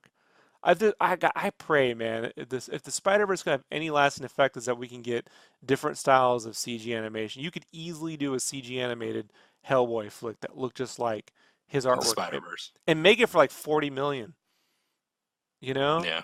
Versus this fucking realistic shit, man. I don't get the realism trick, dude. I don't get it. You know? I don't get it. Take a fucking photo. Like, look, some people are really good at it and there's an artistry to it. Alex Ross is one of those people that seems to have like this, it's realistic, but he has like it has an artistic feel to it, you know? Yeah. Although I prefer it when he paints over other people's drawings. Like he did the cover to Savage Dragon 100. I was just gonna say when he, yeah, with Jim Lee, right? Jim Lee drew And it, he and did a Jim Lee World's Finest where he painted over Jim Lee's pencils of Batman and right. Superman. That's probably my second favorite. My first favorite is the Savage Dragon because it looks like a fucking animated version, like of his art, Mhm. but realistic. I don't say realistic, just painted really, really well. Right. Same with Jim Lee's art. Like if Jim Lee could draw a Justice League thing and Alex Ross painted the whole, it was fucking awesome. Anyhow, uh, I don't get the realism, man. I just don't. It's like when I see Gotham, I'm like, why are they making the show? Why are they making the show, man? Yeah. Oh, and I saw a picture of Jigsaw from Punisher season 2. You don't want to know. It's not good. It's not good. And I like the Punisher, the Netflix Punisher, but this is like, it's like, I don't there's obviously a blend between realism and iconography. There's a blend. I think the first Crow movie nails that perfectly with Brandon Lee. Like if you want to Yeah. nail a realistic version, but it still looks artistic, that Crow movie is flawless in terms of doing Yeah. that. Um, to an extent, Nolan's Dark Knight, but the Batman outfit just looks like, the Nolan Batman outfit is like the nicest version of a Michael Bay Transformer like style of design where they just keep putting those slats. They just Yeah. constantly like just layer textures to create some interesting look. And I'm like, what you really I just want is just give him that material that's blood soaked and ripped up and fucking. He's been punching the shit out of dudes, solving crimes. So I don't know, man. Fucking Hellboy is gonna be horrible. It's a race for me at this point to see which is gonna be worse, Hellboy or Dark Phoenix. My money's on Dark Phoenix.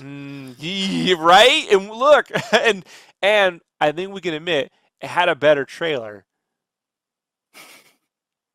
Yeah. It had a better trailer than Hellboy, but I sort of feel like they didn't show anything as well in the Right. X-Men trailer. Like they It's just showed you a lot of. it's just people looking up. In the Dark Phoenix trailer, it's Michael Fassbender looking up. It's Jean Grey looking up to the air. Like, It's why did I tell my Rex agent? looking up. Why did I agree to 3 films? You know what really pissed me off about Age of Apocalypse? To take it back 3 steps, Uh-huh. when they were filming that. You keep calling it Age of Apocalypse. It wasn't Age of I Apocalypse. know, It was I just know, I know. Apocalypse. I'm doing that because Don't I was waiting don't for you you. don't you do dirty to the Age of Apocalypse I've been storyline. waiting for Brandon to correct me because Age of Apocalypse storyline is his favorite of all It time. is my favorite X-Men Yeah, storyline of all time. yeah. And this is not Age of Apocalypse. So. But Not at all. X-Men Apocalypse, what really fucking pissed me off was during the making of, they had kept saying it's in the 80s, it's in the 80s, it's in the 80s, and they were going to film this whole sequence in an 80s mall. and go to an 80s arcade. And look, I don't have a lot of nostalgia for the past. I don't. I didn't have a particularly happy childhood. But one of the happiest moments of my life was going to the mall in the 80s and going to arcades in the 80s. An 80s mall and an 80s arcade, it's like going to Paris before World War One.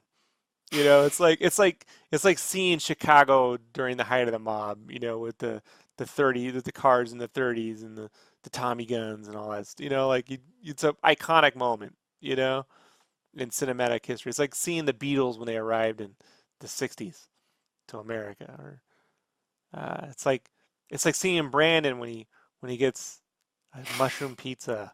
It's- It's glorious. You're gonna date that and remember for what it Mhm. is. And then they cut the whole fucking sequence out the film. It's not in it. No mall. They kept showing. They kept showing. In the movie, they go, "We're gonna go to the mall," and then they come back from the mall, and you never see it. I fucking was pissed because it was like the one thing I could look forward to is at least hanging out at an 80s mall. Nope, gone. No 80s mall for Rob. Kyle just couldn't stop laughing. He was like delighting. All you wanted to Right. see was that mall, and they didn't have it. I was like, I could leave you here in LA, Kyle. You can fucking walk home. Although, joke's on me, his brother works across the street, so would have just got to ride back. So yeah, no hope in Hellboy. No hope in Hellboy. Let's see Mm-mm. what time we at. 90 minutes. We got time for another. Let's just I stick think with the movie we've stuff. talked Let's for 2 hours. let's stick. Let's stick. No, we got time. Let's talk. What else? All right. All right, let's stick with the movies then. All right. So I don't know if this is new news, but I read it the other day that Matt Reeves is pushing back filming for Batman to start in November, and they were supposed to start this summer. We are never getting a Batman fucking movie. It's gonna Look, hold take on, hold on. years. I don't know about that. What I'll say is this: I listen to a podcast. Jeff Goldsmith does the Q&A. Before that, he used to work for a screenwriting magazine called Creative Screenwriting Magazine. He did a podcast there, and he's one of the guys that at the LA Film School. That's where I went to see X-Men Apocalypse. He shows films and then brings out the screenwriter to do Q&A. Okay. So he did one with Matt Reeves for the second and the third, but definitely the second uh, Planet of the Apes films that Matt Reeves co-wrote, and directed. He had a screenwriter, but he co-wrote that. So he had the screenwriter on there. And I know he brought Matt Reeves out for something else. Because I remember hearing Matt Reeves talk. And the thing that I learned from listening to Matt Reeves talk was he takes forever. And it just confounded Jeff Goldsmith to no end. He was like, so you just went out. He was this whole point where he was like, yeah, so I'm working on the apes thing, and we go back, and I just work on it, and I don't talk to him for like a year. And he's like, they just let you do that? He's like, well, that's what we do. He's like, how do you do that? He's like, well, we just do it. Just go through this story. Had to go through, then we had to start over and we work it out. And that's what he's doing with Batman. I guarantee it. Is the same process. And they didn't expect that. I don't know why, because it was in a fucking podcast well in advance. Right. Like, I'm the only person who's like, no, that seems about right for how he works. Um, it'll probably be another 2 years before you get another Batman movie, which I think is ridiculous. Uh, Completely ridiculous. Yeah. But seeing as how fucking horrible those TV shows are in the WB Direct or DC Direct, whatever that fucking thing is called. I Uh, watched some stuff on YouTube of it. Like, people will post episodes on YouTube because they don't care. They'll mm, they'll screen mm, it. And I watched the last episode. Well, not the whole episode, but the whole scene where Batman is using batarangs to slit cops' throats and step on their heads as Nightwing, who's a cop, also raids the Batcave and lets everybody know that Bruce Wayne is Batman and try to take out Batman because he's out of control. I haven't watched the whole season. That's all I watched. And to see Batman slicing SWAT team cops' throats with batarangs and then stepping on their heads, I was like, I don't even know like what the fuck they're doing. That's all. It's out of context because I haven't seen the whole as season. I was told, it was supposed to be like some scarecrow thing, but I'm like, I don't know. Yeah. Um, How about this? Just the Fuck Batman. They put that. That's a real thing. yeah. It's real. Just, I just. What are you gonna do, man? Like we're in this spot where they're like superhero movies are just doing so well. I'm like, no, man. Just they got lucky with this Kevin Feige dude. yeah. You know what I mean? Like this one fucking guy came out of nowhere, He architectured. I don't know if just I'm saying like that right. architected, There you go. architect. Yeah, Whatever. yeah, The whole thing. He architected. constructed the whole thing so beautifully, and it's made it seem easy. But he's put in a lot of work. A lot of work. Yeah, like George Lucas, Stanley, Walt Disney, you know, Tolkien, like just the greats who managed to do it before him. Uh, Right. Managed James to do this Cameron. thing, right place, right time. It's really worked out. That's it. Everything else is riding off the coattails of what they're doing. And I'm not a Marvel guy. As I'm not a Marvel guy. I mean, I've worked on the fucking t-shirts. There's nobody more fucking done with Marvel than me. You know, like You've been after you've been fired and blacklisted before for yeah, I've making been Marvel art. blacklisted by Marvel. I can't even get a fucking t-shirt job because to this day because of them. Like I have no fucking love, but I'm not a hater. I when I see a fucking amazing thing, I go, that was amazing. I was Yeah. blown away by Black Panther. Like I can't believe that fucking film exists. Just hold on for a second. Beyond the fact that they cast an all black cast, it's written and directed by a black artist. Like that's amazing. On top of that, look at the fucking set designs. The costumes on those with the African earrings that are coming down here. Like who else was gonna be able to get away with that? You know, Right. like who else was willing to go that? That's what the film In, needed. in depth with it. Yeah. Yeah, but you know, if this were made by Fox, it would look like It would. Meteor Man. Remember Yeah, that? they'd be set. It'd be set in like the whole thing would be set in Brooklyn, and they would all And be wearing like leather jackets with maybe like a Panther signia, something look, real cheap. I won't lie, I have a soft spot for Blank Man. It's not a good movie, but David Allen Greer is so amazing in that film that as other guy that I can I can do it, but it's tough. Um, but beyond that, then with Infinity War, like I've said it a million times, it's a film that not only shouldn't exist, um, but nobody else, no other crew of people could have put that together. Yeah, Period. It's not just an Avengers. Like it, I don't know how to describe it, man. Like it's brilliant. It's brilliant. And I even now, as well as it's done, it's made $2 billion. Everyone wants to see the next movie. I really don't feel that people right now understand how hard that was. You know, how hard or almost impossible that movie did in one film what three Star Wars prequels couldn't do. yeah, Give me a meaningful villain that wins, yeah. which is what I always hoped Anakin Skywalker would be, a meaningful villain who ended up winning. You know, I mean, he lost, but he won too, right? Hmm. So it's like, and man, no one complained about the CGI on Thanos when that fucking thing came out. Remember that first trailer? It doesn't look right. That's fucking shit. Movie comes out, brilliant CGI. Color's amazing. Yeah, Remember the complaints about the color of Marvel films? So, I have a lot of love. I didn't think if Ant-Man and the Wasp was genius, but it was a fun movie. no, It has an it's awesome, awesome end credit sequence. Like that end credit sequence brought kids to tears and are yes, very happy. That film was so happy, and then it just took it away. yeah. I just sat there The trying not to laugh. family reunited, everyone happy. They're all Yeah, together. They just and fucking then just die. poosh like it Terry Tated the crew right at the end. Just office linebacker at the side. Poosh. So, um, but this DC stuff, man, WB. I don't know. The DC Direct, I have a hard time giving them a pass for because DC is supposed to be in charge of that, and it looks fucking horrible. And not just the Teen Titans, which I know everyone said. The overwhelming response is it's pretty good, and Starfire is the best thing. I don't care for another dark, gloomy fucking. I don't know, man. It's headed up by Akiva Goldsman, and I just can never forgive Akiva Goldsman for Batman and Robin and Batman Forever. You know, like he wrote Batman and Robin, wrote Batman Forever, and Batman Forever has some bright spots, but you know, not good. Yeah.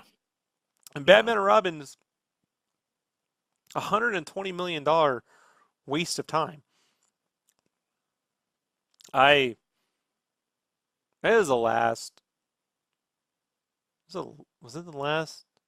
Might have been the last time I went to a Comic Con and just yeah, just quit. Like I just went home. I was so depressed. I was just defeated. Like coming out of that panel. Then no one was in the Batman and Robin panel in '96. Was it '96? It was a year before the movie came out. And just seeing the concept art for Frieza's snow bunny chicks with their tits hanging out, I'm like, his wife was frozen. Why would he have hot chicks running around? What is going on with this movie? Like, I don't, just the whole Unca Alfred thing and man, that Batman and Robin movie is. Did you ever play the video game on PlayStation? I want to say yes, but I They can't remember. tried to make it dark, like Metal Gear Solid-ish. It was like in 3D. Oh yeah, and you creep against the wall, and Yeah, they tried to make it dark. Like they tried. They're like trying to make this Batman thing we got dark. Like they try to do it now. If you buy Batman and Forever or Batman and Robin on Blu-ray, they redid the case art to make it look Dark Knight-ish. Like I'm like, when they put the fucking thing in, they're gonna know it's not like the Dark Knight. yeah, You know, like not like in 10 minutes, instantly.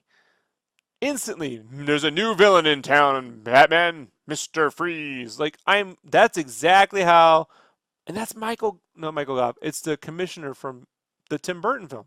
They got the same commissioner to be Commissioner Gordon from '89 Batman through '97 Batman. And I felt bad for that guy. That guy who played Commissioner Gordon in those films, just you know, you imagine it'd be like getting to play Obi-Wan in A New Hope, and then at the end, yeah, you know, Jar Jar Binks. Like if you had to stick around for that, and just, what if he yeah, became Jar Jar Binks? Yeah, checks are clearing, so we got that. You know, yeah. no one's gonna blame me for this. You know, like, what's up with Tom King? Oh, well, that's not a movie topic, I'm but just curious. What is it? I don't know about this one. so he's a writer for DC, and He wrote the Batman Elmer Fudd, didn't he? I want to say yes. That I was believe that's good. the one you liked. I could be wrong, so And don't I think quote he me, wrote that because Hawkeye thing Kyle keeps talking about, right? give me 30 seconds on Google, and Yeah, take a minute. I can edit this out. Go look. yeah. It's the power of editing.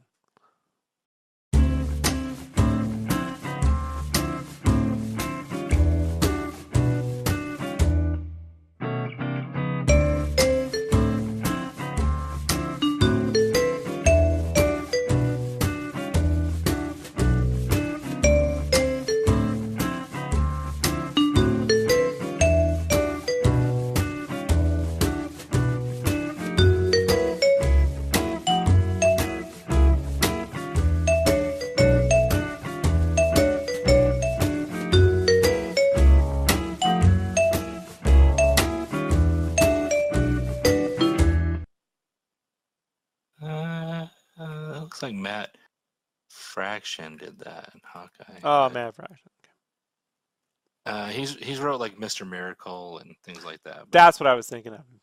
Okay, go ahead. okay, okay. So Tom King, writer for DC and such. Apparently, he used to be in the CIA and over in like Afghanistan type stuff. And for some reason, a lot of people kept hassling him and giving him a very, very hard time about calling him a liar and say he never did. And then he actually did post pictures and emails that he's been approved to post, proving that he was in such things, in the CIA and served over in the Middle East. And even his wife was like, "Hey, you fuckers didn't have to worry every night if you're going to get a call that your husband was killed in the Middle East and things like that. And so, one, it's a shame that he has to even prove that, and post it online just because of people trying to martyr him about it. But I was thinking, you served in the military. You've talked about it. You've done drawings where you've added realistic guns and actual body armor that would be used. And I was just thinking, have you ever been hassled by like that, or had any kind of art situation or a job interview where they maybe kind of questioned your credibility, looked at you like, you didn't serve or No, I have a anything? DD-214. So the What is CIA that? is a little DD-214 is your Department of Defense document, Form 214. So it's the records of everything you did in the military on a one sheet. Oh well. So from basic training all the way out, where you were stationed. So anytime you go anywhere, you take your DD-214. So I have my DD-214. It's pretty What easy about to at find. like a convention or anything like Well, that hold art on. related? With the CIA, it's a little different.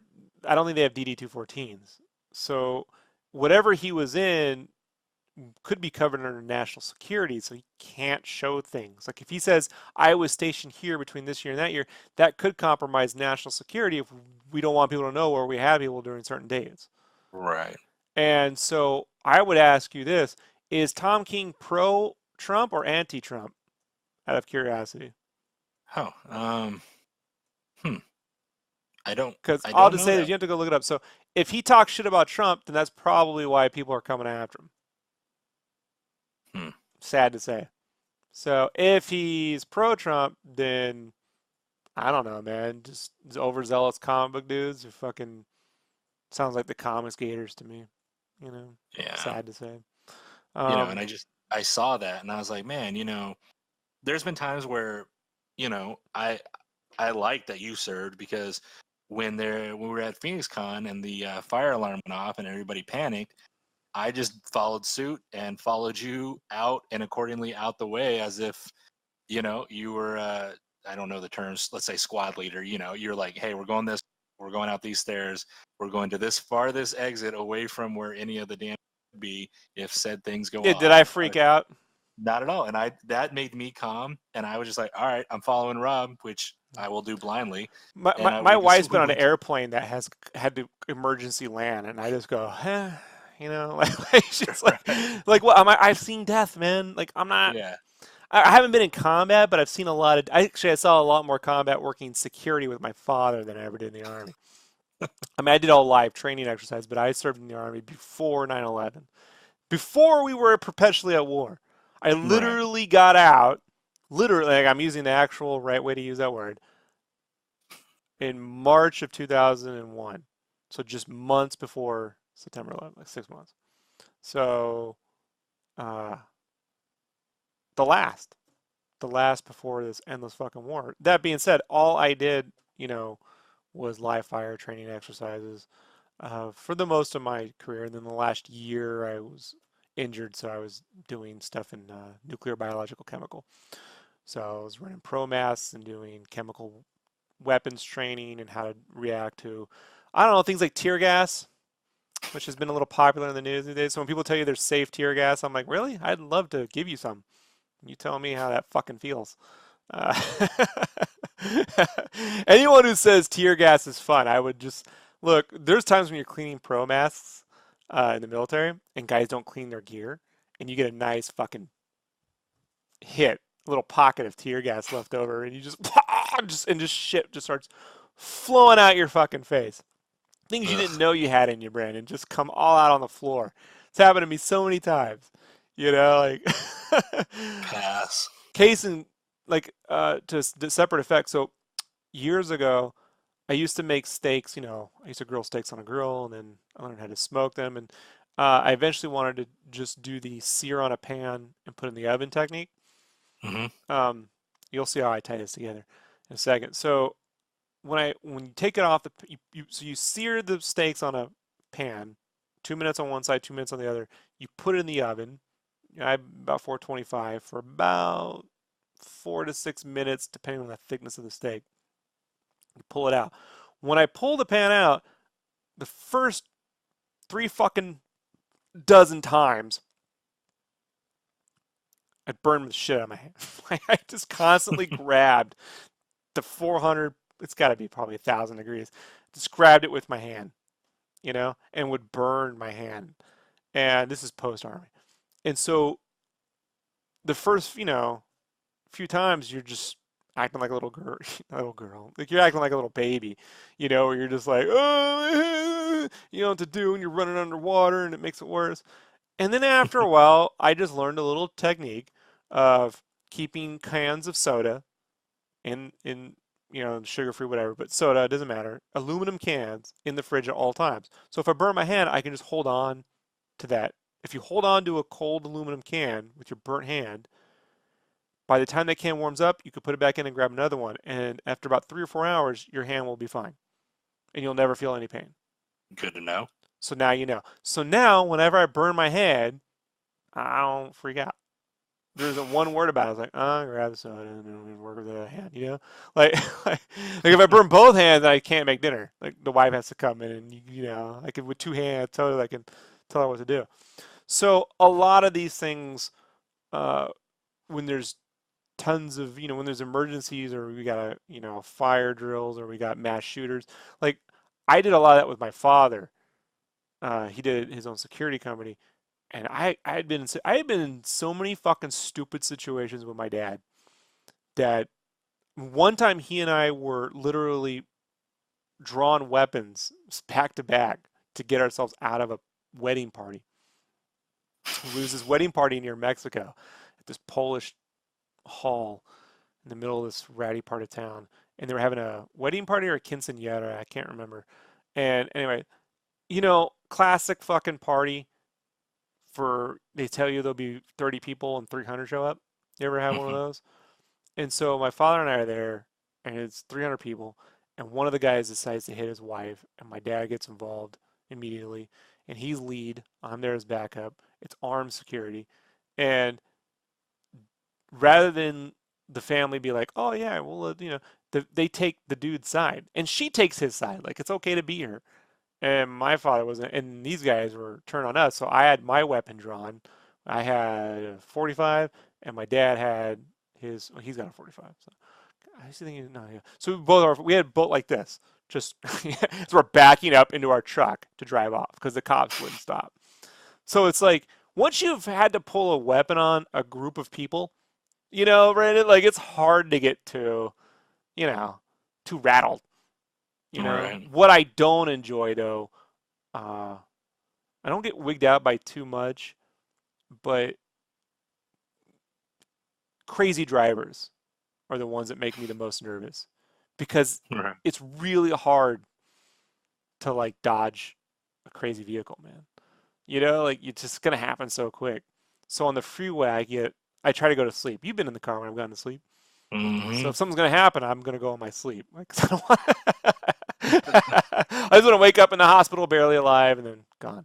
Like I don't want to see a lot of it happening. But the Tom King thing is ridiculous because if he was in the CIA, this is why it's so important when people like our president or any political figure starts giving up identifications of people in the intelligence community. Mm-hmm. When they start ratting out, oh, this person was stationed here, this person was one of our top spies there, and this person's pro-Hillary, so fuck this person's pro-Trump, fuck them. It's like you can't give up our intelligence assets for political purposes. I really feel it's an act of treason. If this were Rob's America, United States of Rob, anyone who gave up an intelligence, officer's fucking identity at any given point, I would really file them under an act of treason or sedition because it compromises not just them, but it's like you ever see Mission Impossible when they get the list of the IMF agents and everyone's Right. fucked? It's like that. Like I know it's sad you have to frame it, take it back to Right. movies. You got to frame it in a context people can understand.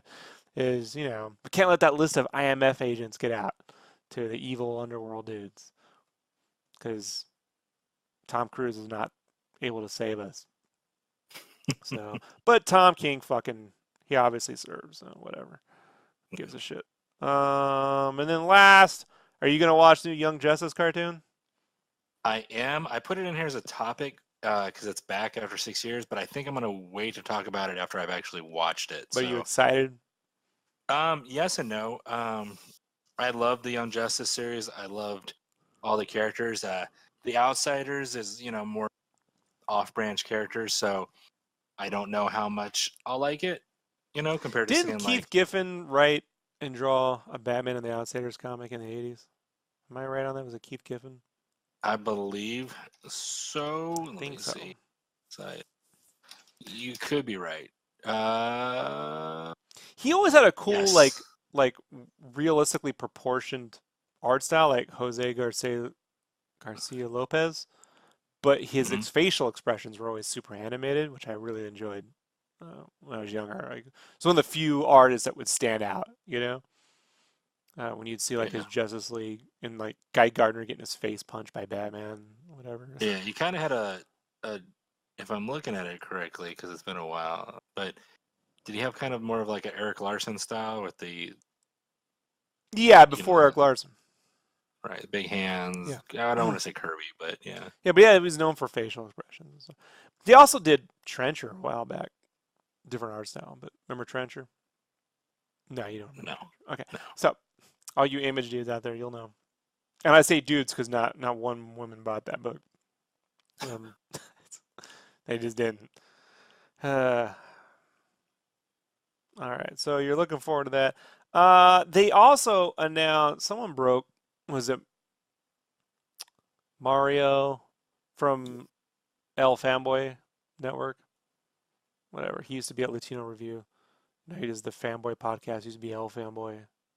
Um, Mario Robles. Anyway, he broke that they're making a long Halloween animated cartoon. Oh yeah, yeah, yeah. I saw something about that. But I'm certain it's not going to be animated like Tim Sale's artwork, right? No, And if I I mean don't fucking care. it'll have elongated No, proportions, it'll but look like Young it won't Justice. have the shading and the depth and the capes and The things like that. But proportions and the right, but it'll no, have probably it the pointed nose and the long it ears. should look like the Max or the Spawn cartoon with the Tim Sale style art. Hmm. It's gonna look like the fucking Youngblood stuff. What's that guy, that artist that you like, the animator dude? Phil Baruso. Barusa. Great artist. Great artist, but that they shove that style into every fucking thing, man. Like when they did the Death of Superman a month or two ago, it should look like Dan Jurgens art. Somewhere between Dan Jurgens and uh, Bogdanov. Is it Rob Bogdanov? Tom Mm. Bogdanov. John Bogdanov. John Bogdanov. Bogdanov. It's been a while, folks. My brain has to go back to 1983. Just bear with me. So, um, it should look like those art styles, and they don't. They just constantly look like this fucking generic Warner Brothers look. I can't stand it. They all look the same, man. I don't like it, Brandon. And they call it the long. Like when they did the Batman Year One cartoon, it should look like Mazzucchelli's art, and it just looked like another fucking Bruce Timm cartoon. Like I don't know. So the Young Justice always look like that, so I'm not gonna complain. But it bummed me out where they're making the long Halloween and it's gonna fucking look like some other generic made for DVD nonsense. It just won't have as much the blacks and the dark shadows and the Not just that, it won't have the way he draws. It's a very unique way, that face thing, with the hands and the wispy looking. Look, I've told you a million times, if I could, rewrite with the Infinity Gauntlet a Batman flick, I would have taken The Dark Knight Rises and split that into two films. And I would have called the first one Nightfall and the second one The Dark Knight Returns. And Nightfall would have been the destruction of Gotham, Bane breaking Batman, blowing everything up, and then The Dark Knight Returns would be the Dark Knight coming back from obviously the pit, but he comes back to a no man's land style Gotham that's just on Halloween, littered with pumpkins and the scarecrows taking over. Because I right. always wanted to see that jack o' lantern with the bat symbol carved in, you know, Hmm. on the big screen, and like setting the final thing during Halloween, and everyone's wearing costumes, and it's a fucking Arkham Island of madness, you know. and Batman's got to like wade through it. He's got his Sons of Batman, together. I mean, just I don't know. Like I would have made it more epic. And so that wispy jack-o'-lantern thing is something I would love to see. And they put it in Arkham Knight, I think, in the opening. Remember when Arkham Knight, when it first starts, there's that restaurant scene. It pans Hmm. down, you could see like that they have one of those jack-o'-lanterns. I think it takes place on Halloween. And that made me so happy.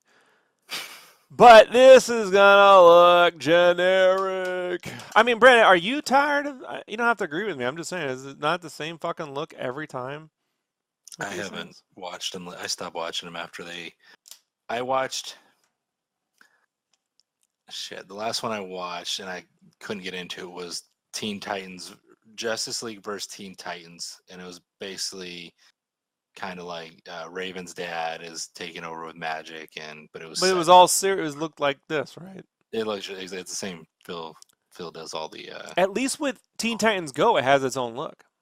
right. You know. So I have it. I tried watching the Batman Last Joke or whatever it was, and that was horrendous. And They made that look like a Bruce Timm cartoon as well. so it's just that's why I'm like I'm not rushing to watch the Young Justice Outsiders, but it's kind of nice to revisit that universe story. So Yeah, if so I could get that animation style that Max and Spawn on like a Swamp Thing cartoon and go after Capullo's art style, that would be uh, fucking amazing. that won't happen. I know, which is why I don't spend too much time thinking about Yeah. it, Sucks. All right, anything else? Mm-mm. Well, it's been a lot of fun, Brandon.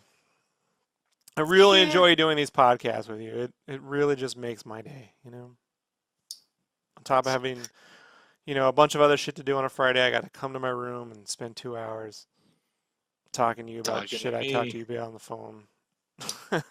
Yep.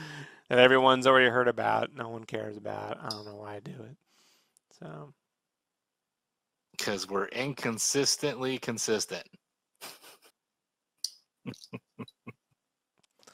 I keep thinking, what can I add to the channel this year that'll be the thing. And I think the best thing for me is to not add anything. I wonder if I could go a whole year not add anything and watch it grow. Like, I think the problem with this channel is it features me. If I had something else on here, put Maybe my stuff, face. We need a camera on me. nothing. I don't know how your wife does it, Brandon. I don't. Uh, I don't know. it's inappropriate. I can't tell She makes you wear a picture of you. I won't Yeah. say. I won't say. Hugh Jackman, I right? bring I bring things to the table. Mm. Just not the looks. Ah, well, you know, you and me both. So, this week, Darksiders. So, I'm hoping to stream some of that tomorrow. I'm gonna open up the document tomorrow and give myself a colossal headache, Nice. and then Sunday repeat and quit and Mhm. yawn and want to go to sleep, and then around Monday or Tuesday I'll figure it out. And that it's just your mind not wanting to deal with. Finish that Right. Sonic commission and ship that, so Nice. that's out of here. I'm actually really impressed with the prints on that Uh-huh. because I scanned it and did it in a way that I felt like when you look at the print, you think it's a color pencil. It doesn't have this. You ever see mixed media prints come out over contrasted, Oh, very. where they like look really harsh? Does that make Very sense? blown out and grainy. Yeah, no, this is like very soft, and it looks like you would think they were the real color pencils. So I'm very impressed with myself. No one else cares, but I'm impressed. What else? Oh, I got my. We'll wrap this up. I don't have it up here. It's downstairs. I got my physical copy of Megavisions issue 7 in. So that shipped finally to the Patreons. And I got to put the PDF up for the GameCube backers so they can get a free digital copy of that. But I got that in. That came out nice. I got a lot of tweaks I want to make, but came out really nice. Nice weight to it, too. Feels hefty. So that's good. The Burning Rangers artwork that I did came out really nice. Nice. So super excited. Yeah, that came out really nice. So, what else?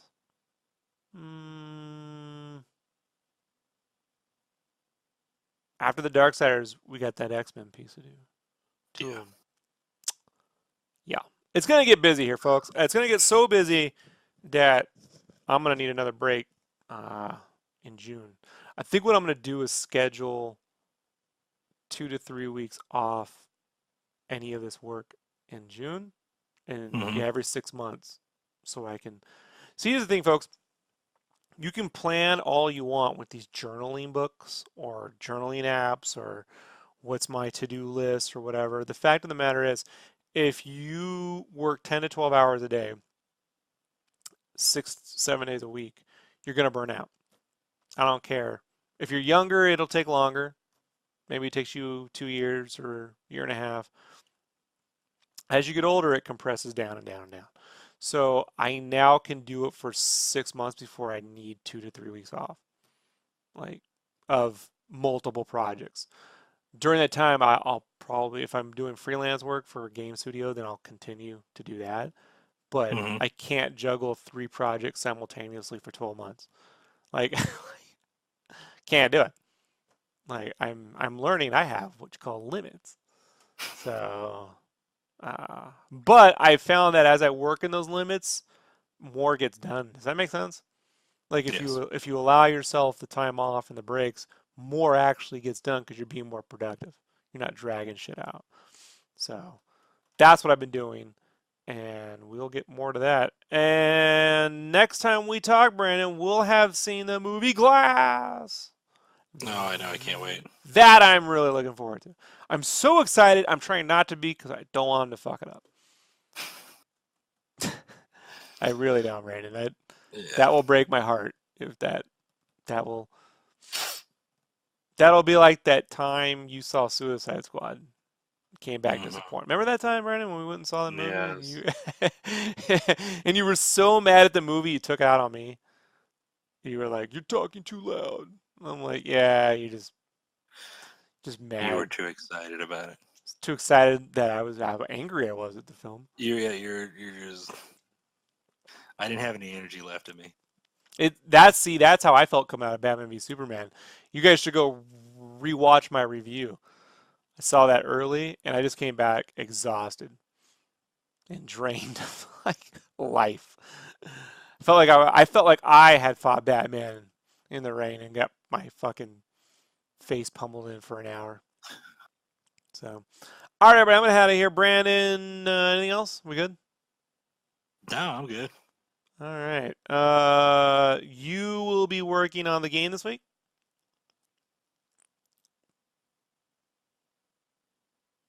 Brandon? Say that one more time. Say it one more time. Cut out. You're going to be working on secret stuff this week? Yes, I am. Secrets. All right, we'll see about that. And then hopefully we'll be able to get you on for some art tips sooner. I got to do something. I haven't figured out what it is yet. I'm torn between doing art tips, which I just think are fucking pointless at this point, or just doing landscape roughies. But I don't know, man. Last time I did landscape roughies, they didn't end up getting more views than any other landscape roughies. I don't know. I don't know what to do. All right, we'll talk to you soon. See y'all on the next SketchCraft Megashow. Brandon, say goodbye. Everybody.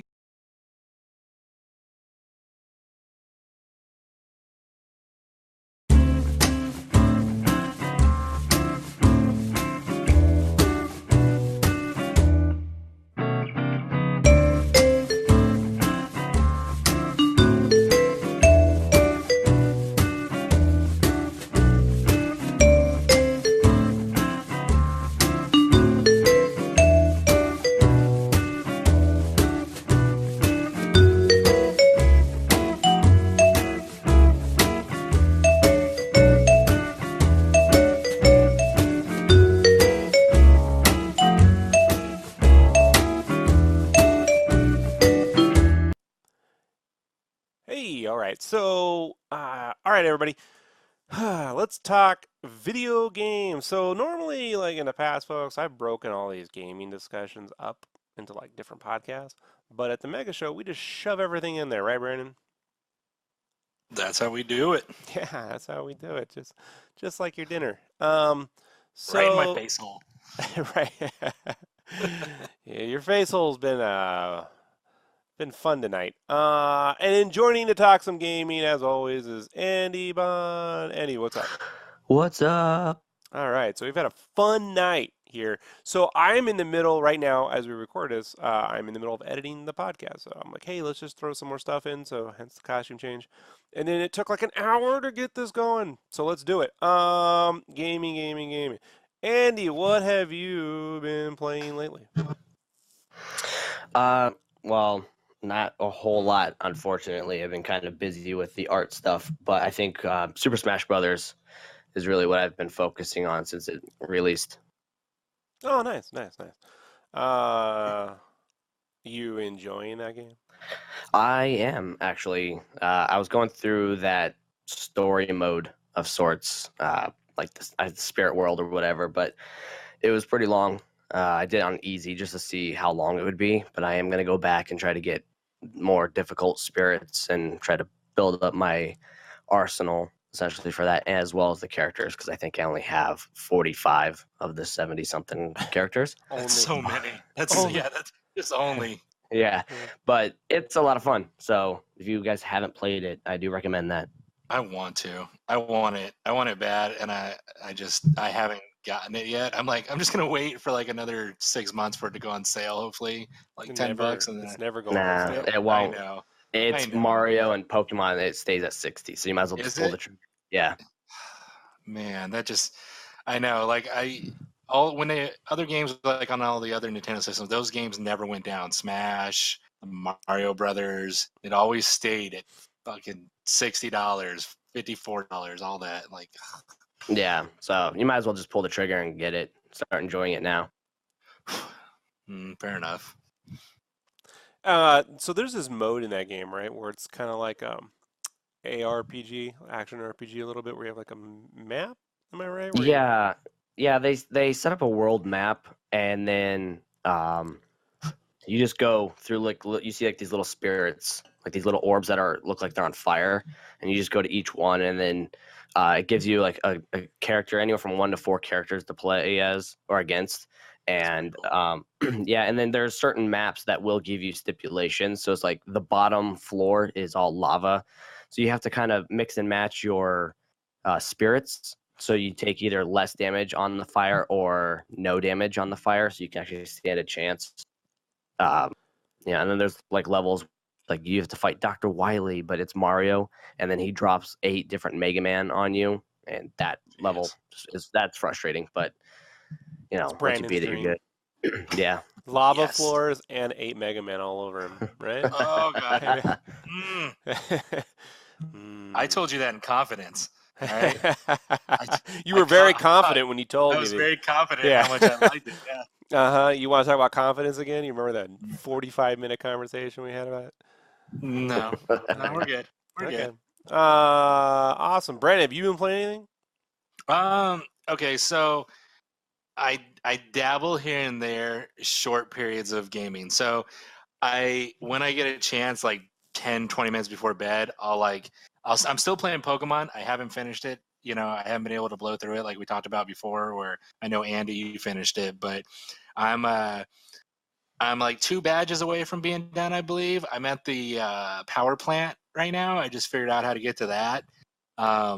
So I'm in there right now. I've been trying to get shiny Pokemon, which is, for the people that don't know, is you get these like rare shiny versions of Pokemon, but you have to like capture like 12 to 20 of them in a row, the same Pokemon, and you have to stay in the same area for like 45 minutes to an hour. Like, Andy, have you got any other shiny Pokemon?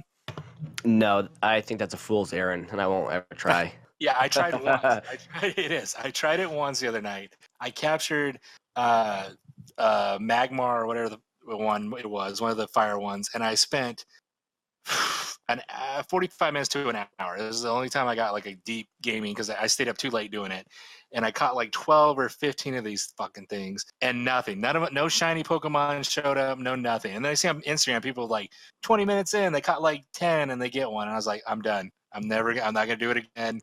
It's not worth the time of spending doing that. So You ever that's think that's maybe the they're lying, Brandon?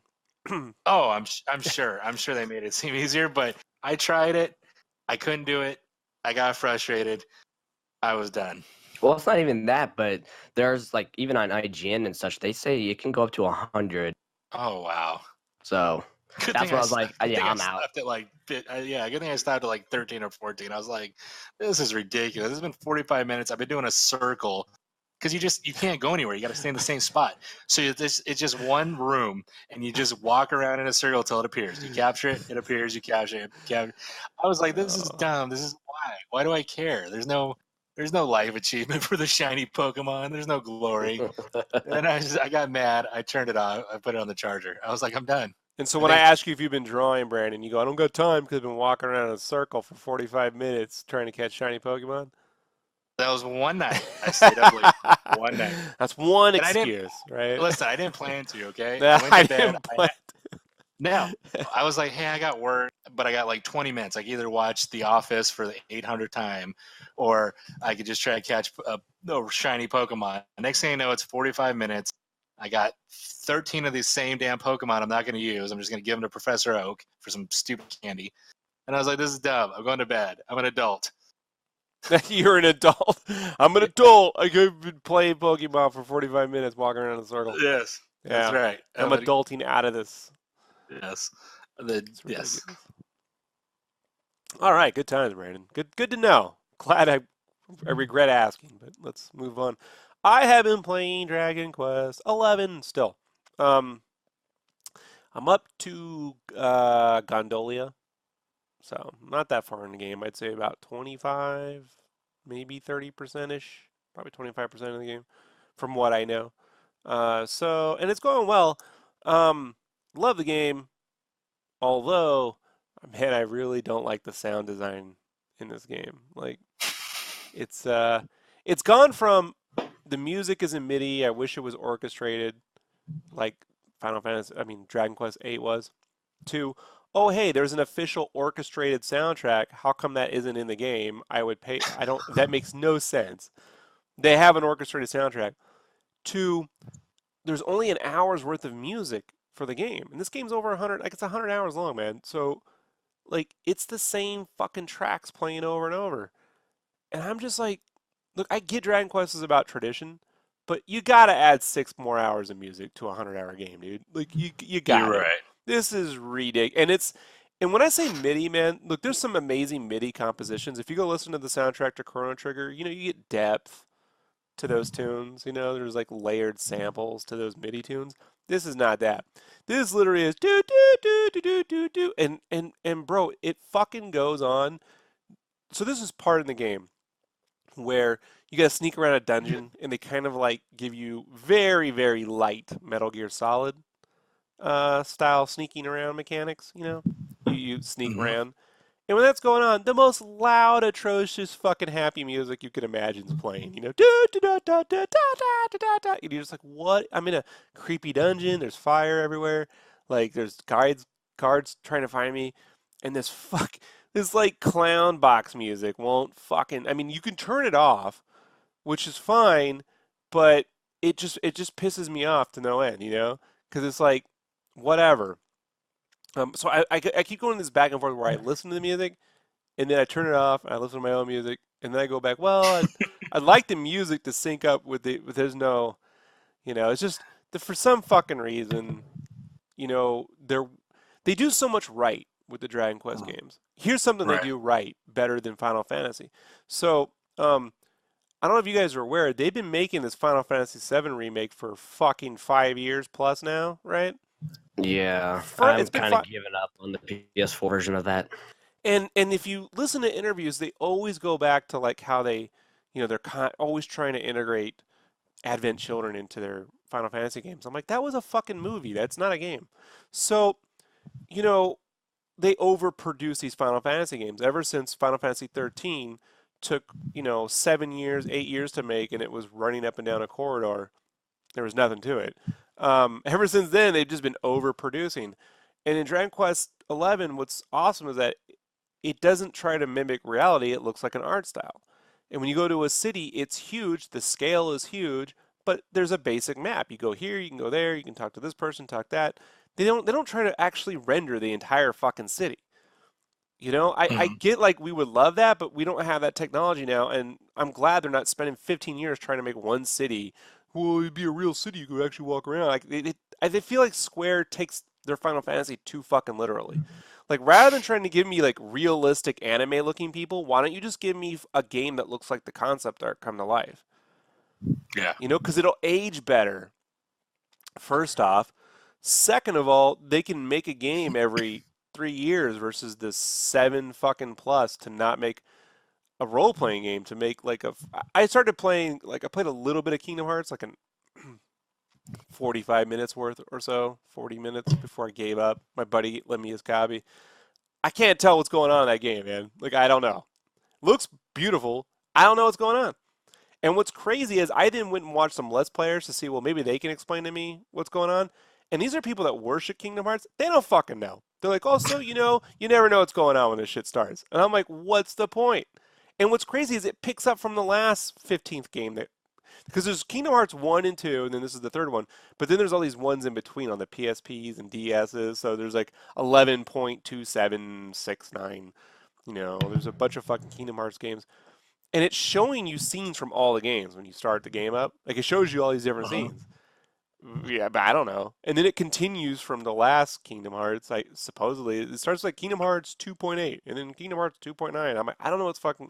I don't understand why they can't just tell an RPG. So with Dragon Quest 11, what's refreshing is that it's just its own game. You could start it, you get the story, you go on an adventure, and I'm so happy about it. It's just the fucking music, dude. Like it's just, it's like, is this a test? Is this the? Are they fucking with me? Like. Didn't they do that for the 3DS versions as well? Well, the 3DS went down to a MIDI because of ROM size. Yeah, but it's still essentially the happy-go-lucky clown music when you're in a dungeon. I can't remember 9. It's been so long. But in 8 it wasn't that way. So like they had the sound like this is basic sound design. You got a spooky moment, you play more atmospheric tune. Like this is not hard, man. They were doing this in the 90s. Like don't tell me this is a traditional thing when they upgrade the graphics. The graphics are all CG. They're all Unreal Engine 4 with lighting and shit. So Right. you can make the graphics look great, but you can't make the sound design. You can't just put in 4 more hours of music. It's a AAA game. It is a AAA game. So like this is the part of modern Japanese games where I'm like, you guys are so behind. It's like when you play Smash Bros, I imagine you like to play online, but that's fucking impossible. I don't know why it's Right. impossible to play a multiplayer game online these days, which most games are always multiplayer. Except when they come from Japan, and you're just like, I don't understand. Is this because they're just fucking with me? They're like, Right. it works perfectly in our country, but we're fucking with Rob. Ha ha ha. So, I know Dragon Quest 11 is going to the Switch, and it might have the orchestrated mod, like an orchestrated, but I don't know. I mean, there's a mod now for PC where you could do it, but I'm not upgrading my PC just to play one game. Like, I don't use Right. my PC down. I have a PC hooked up to my TV downstairs. I don't use it for gaming, other than my wife plays Warcraft, and it's fine for Right. Warcraft. But I'm not upgrading a whole system to play Dragon Quest 11. Like, no, no. For music, no, she'll kill me. She'll kill me. Like I spent $800 to upgrade to P, but I got the music in the game. Like I'm not. No, I'm not doing it. So, love hate on this one. Some days I'm willing to deal with it, but like last night I was like, this is bullshit. Like I got all angry Joe and shit. I was kick the can down the street, like fucking dumb, stupid. So do you have like your headphones on in one ear and then listen to the game in the other? No, well, what are you talking about? You mean there's? So you're saying that you switch back and forth when you're listening to it? Well, what you can do is you can turn the music off in the game. Uh-huh. Sorry, folks, I just came back from San Diego and I The fucking airplane got me sick, so I'm getting a little over it. Um, in the game, you can turn the music volume down to 0. When that happens, I'm on my PS4. I just switch over to my PC and I play my standard RPG backup music in case I always have it for when I get tired of a game, right? Right. But it's like I love the music's so good. If it was, and when you listen to the orchestrated soundtrack, then you get real mad. Look, if that orchestrated soundtrack didn't exist, I'd probably be like, well, probably make a Game of the Year edition or something. But it exists. It launched with the game. Do you have a game that has like what's like the game that has the best soundtrack you ever heard? Like, there's something to compare where I can go like, oh yeah, that soundtrack was crazy. What do you mean crazy? Like, okay, so you're saying that the soundtrack really takes you. So what's a game that has like a solid? How about Dragon Quest soundtrack? 8? It's on PS2. Like, we could just start with the last fucking time they did this. I like the compositions of I'm not good with the Japanese game names. So I'm not going to do it. But the composer of Final Fantasy Tactics, Final Fantasy 12, Valkyria Chronicles, if you've played that series, RPG music. I love the music in Dragon Quest 8. The compositions are fine. They need to be orchestrated. The MIDI sampling they're doing is too generic, and there's not enough variety of music. You understand? Yeah. And if you go back and listen to, if you listen to the soundtrack for Final Fantasy 12, there's 6 hours of music, because it's like a 100-hour game. But if you listen to the soundtrack of Dragon Quest 8, it's like 3 hours. This is an hour. I'm just like, why did they strip the music out of the sound? Like, who thought that'd be a good idea? Like, you only have to listen to it all the fucking time, and then where it's placed in the game confounds me to no end.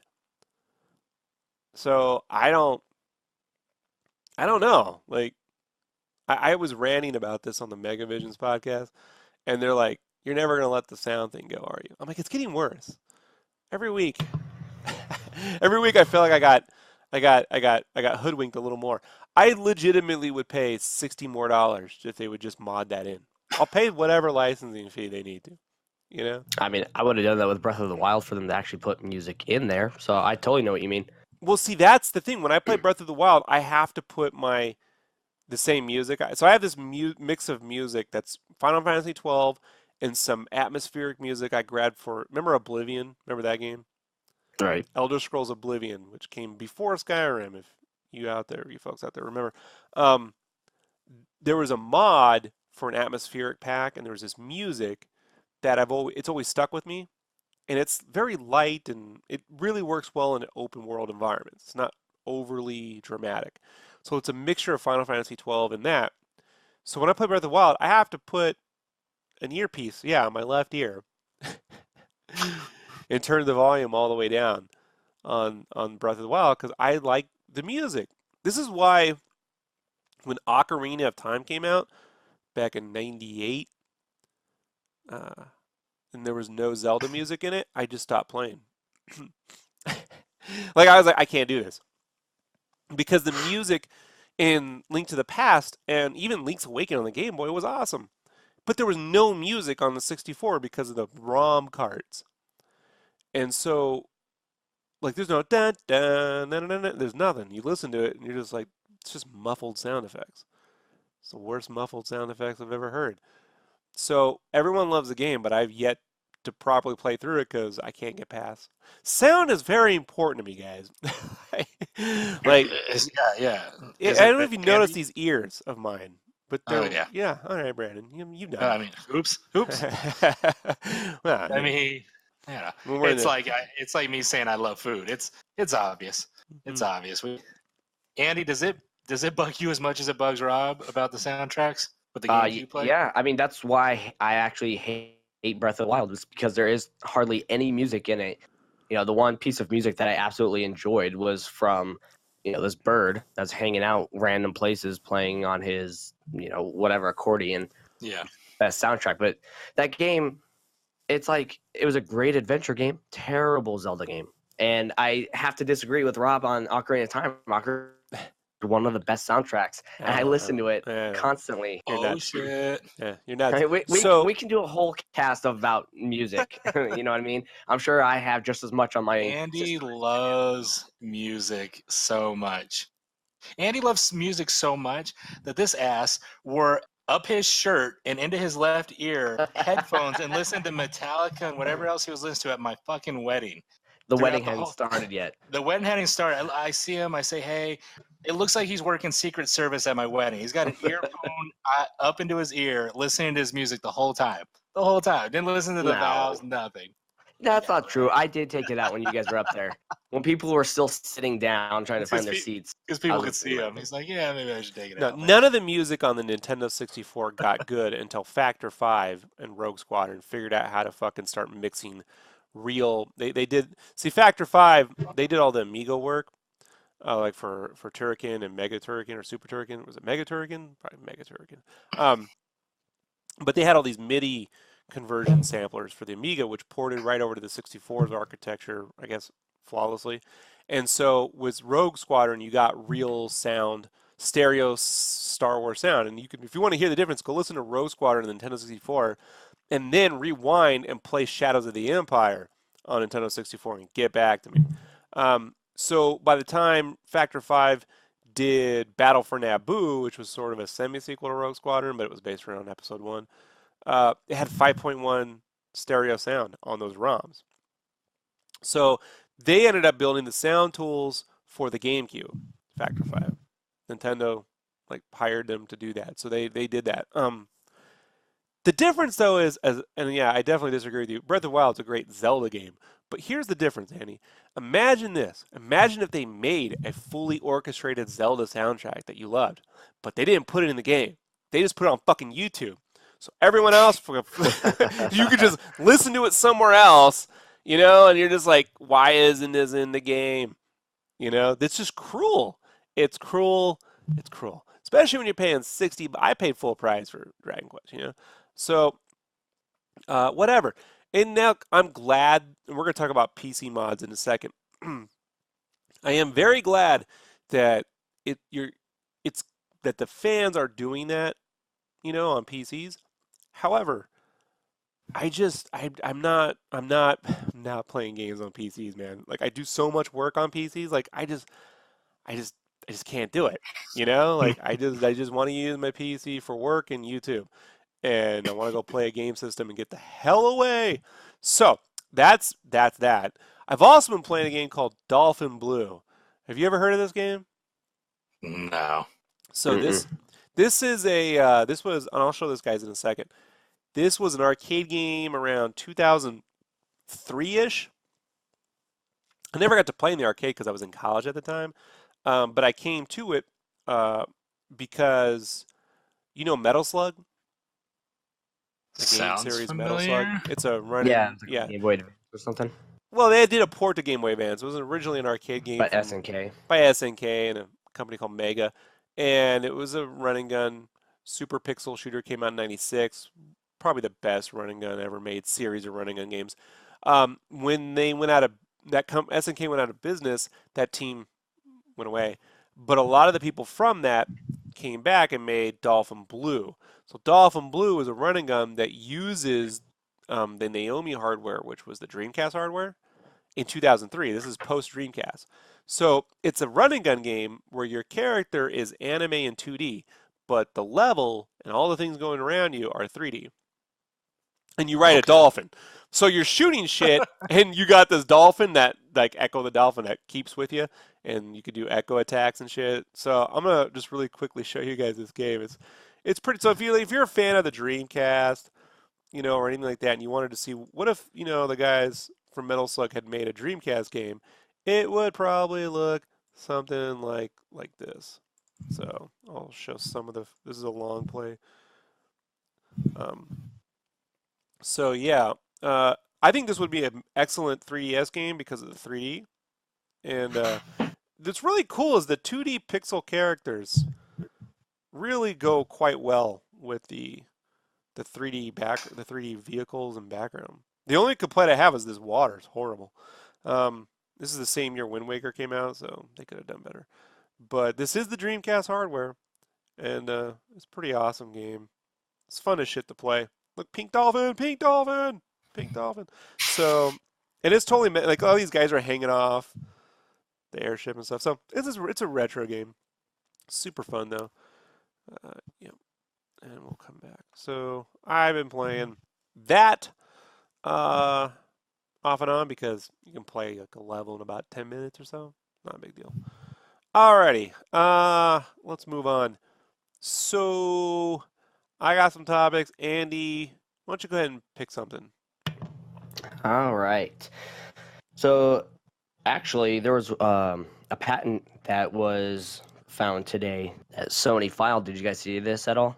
No. So the new patent, which is 2019-503013, is essentially no. Sorry. Is essentially stating that the next console could interpret and behave as the other PlayStation home consoles. So essentially, PS5 could behave like all the other ones, so we could get a true backwards compatible game with all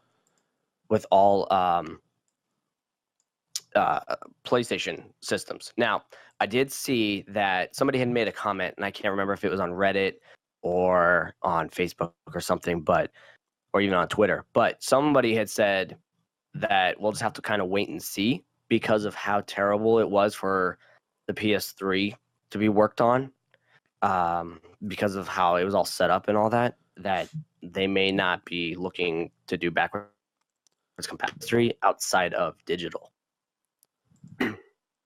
Yeah, so this I is wanted to bring supposed to that. emulate PS3, PS2, PS1. Everyone's like, and Vita. Interesting. The cell processor, which is the main chip on the PlayStation 3, is a fucking nightmare. I lived in San Diego and went to school in San Diego and art school, and all. Half my friends went to Sony. The ones that did 3D, the ones that drew went unemployed, except for me, and I went into t-shirts. My friends that went to Sony hated working on the PS3 for the first 3 years. It wasn't until Epic started getting. It wasn't Epic. Who was it? I can't remember. Somewhere around the line, they kind of built some basic tools that would work, for converting. Here's the thing: most people develop on PCs and then port that over to dev kits. But the cell processor was so unique, you had to have their specific dev kit. It was an archaic way of working. And unlike the first PlayStation, so PlayStation 1 back in 96, when it was developed in 94, 95, its main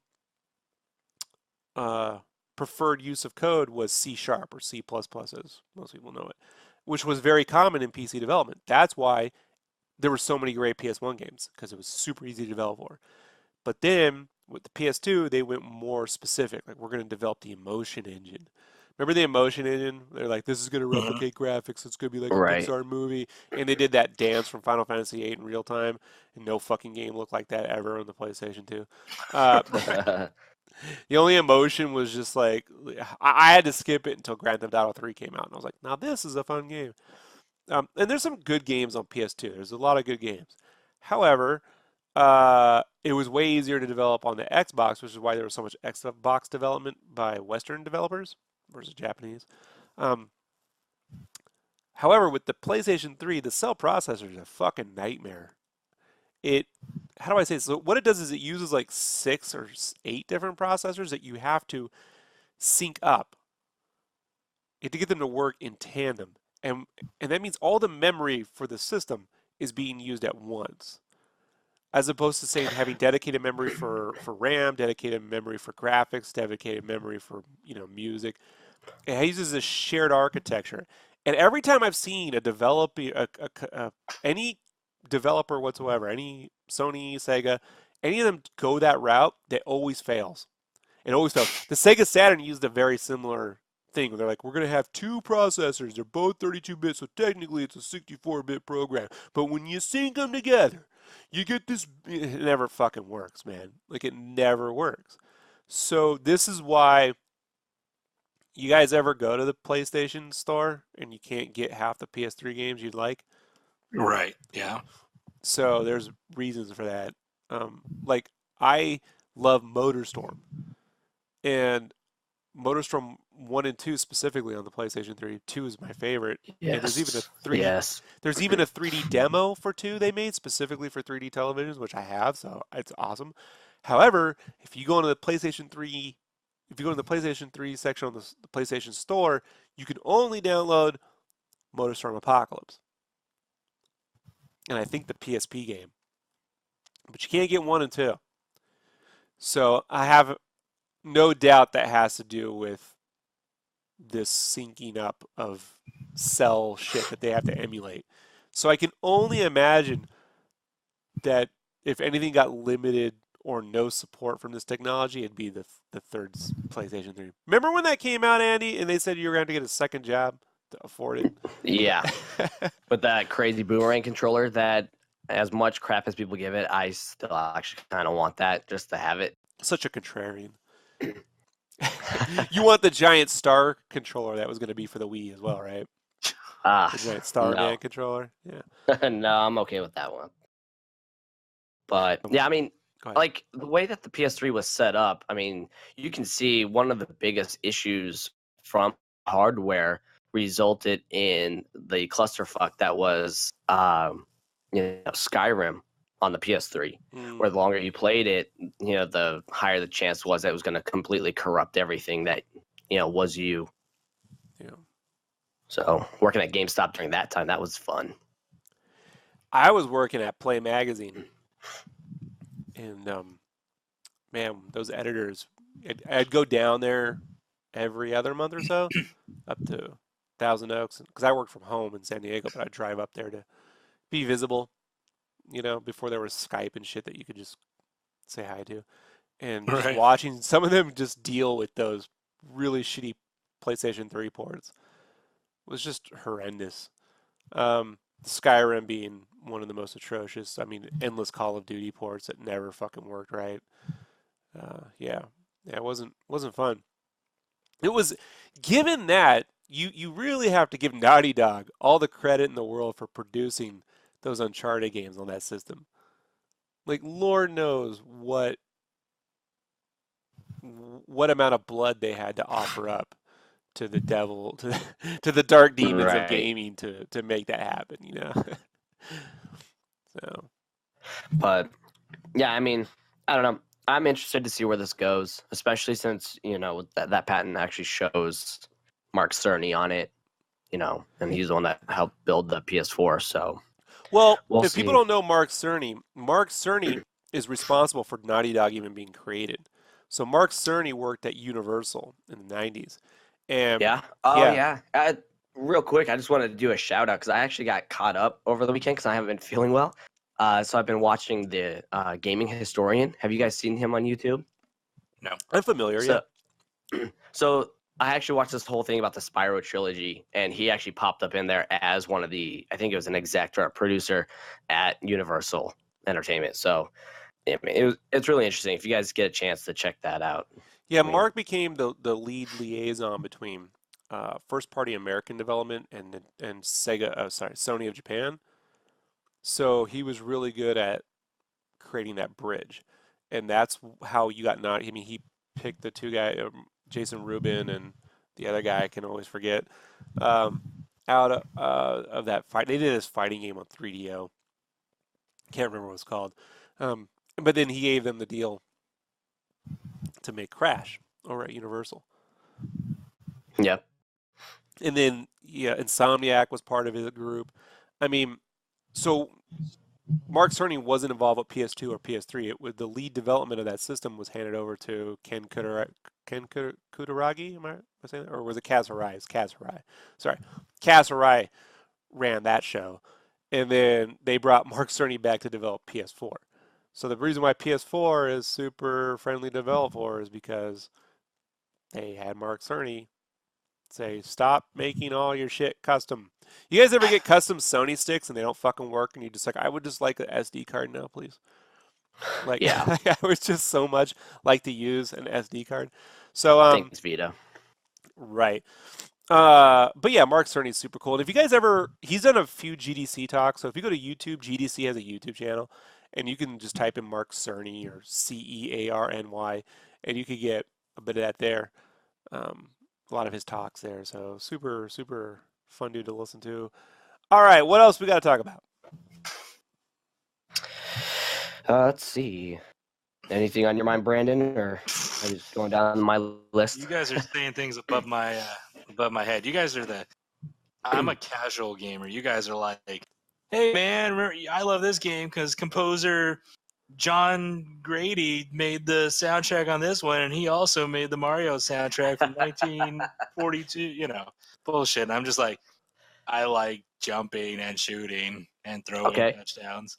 So, kind of piggybacking off the next gen console talk with that patent. Let's see if you can do this one too, Brandon. Okay. Sony they announced that their first party, they're actually changing focus to be next gen. So I'm curious if you guys think, and I also think like Ghost of Tsushima is going to be PS5 or whatever they want to call it. Do you think a lot of these games we're waiting on now, such as Final Fantasy VII Remake and Last of Us 2, and any of those, are they going to be? Do you think they're going to just kind of skip PS4 altogether and jump on the PS? Yeah, but here's the thing: the PS4 was made with x80, x3086 architecture. It's PC architecture. So the PS5 is as well. So the PS5 will be backwards compatible with PS4. So it's irrelevant. What is Yeah, relevant that's true. is the processing power and the more memory and everything else they'll have access to. So they'll get better frame rates, obviously.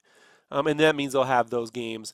They'll be labeled PS5, but really they'll be like PS4 enhanced games when you really think about it. By the time if they ship at launch for that system and they're part of the system launch, is what they're probably trying to create a situation where there's 12 games to choose at system launch versus 2. Which I may actually just wait on for something like that too, because I have a launch PS4 and I don't think it can handle games like Ghost of Tsushima and Last of Us 2. Like it barely wants to do Spider-Man and Resident Evil. See, that's what's weird because I have a launch PS4, works just fine. So I just think you guys play your systems too much. That's what I think. That could be it. I mean, it works. They work fine, but when it starts sounding like it's going to take off out of my bedroom window, Yeah, that's just unfortunately, modern electronics are designed to fail after 2 years. So here's the deal. I always tell people, you're always best to always wait 1 year after the launch of anything that's either hardware or an online game, because that's when the real launch happens. If you want to play an online only game, give it 12 months because you're really just part of the beta program for the first 12 months. If you want to get hardware, you can wait the year because it's going to take a while for new games to come out on it. However, I do not take that advice personally. I when it comes to the launch of a PlayStation or a Nintendo system, I'm there fucking the night before.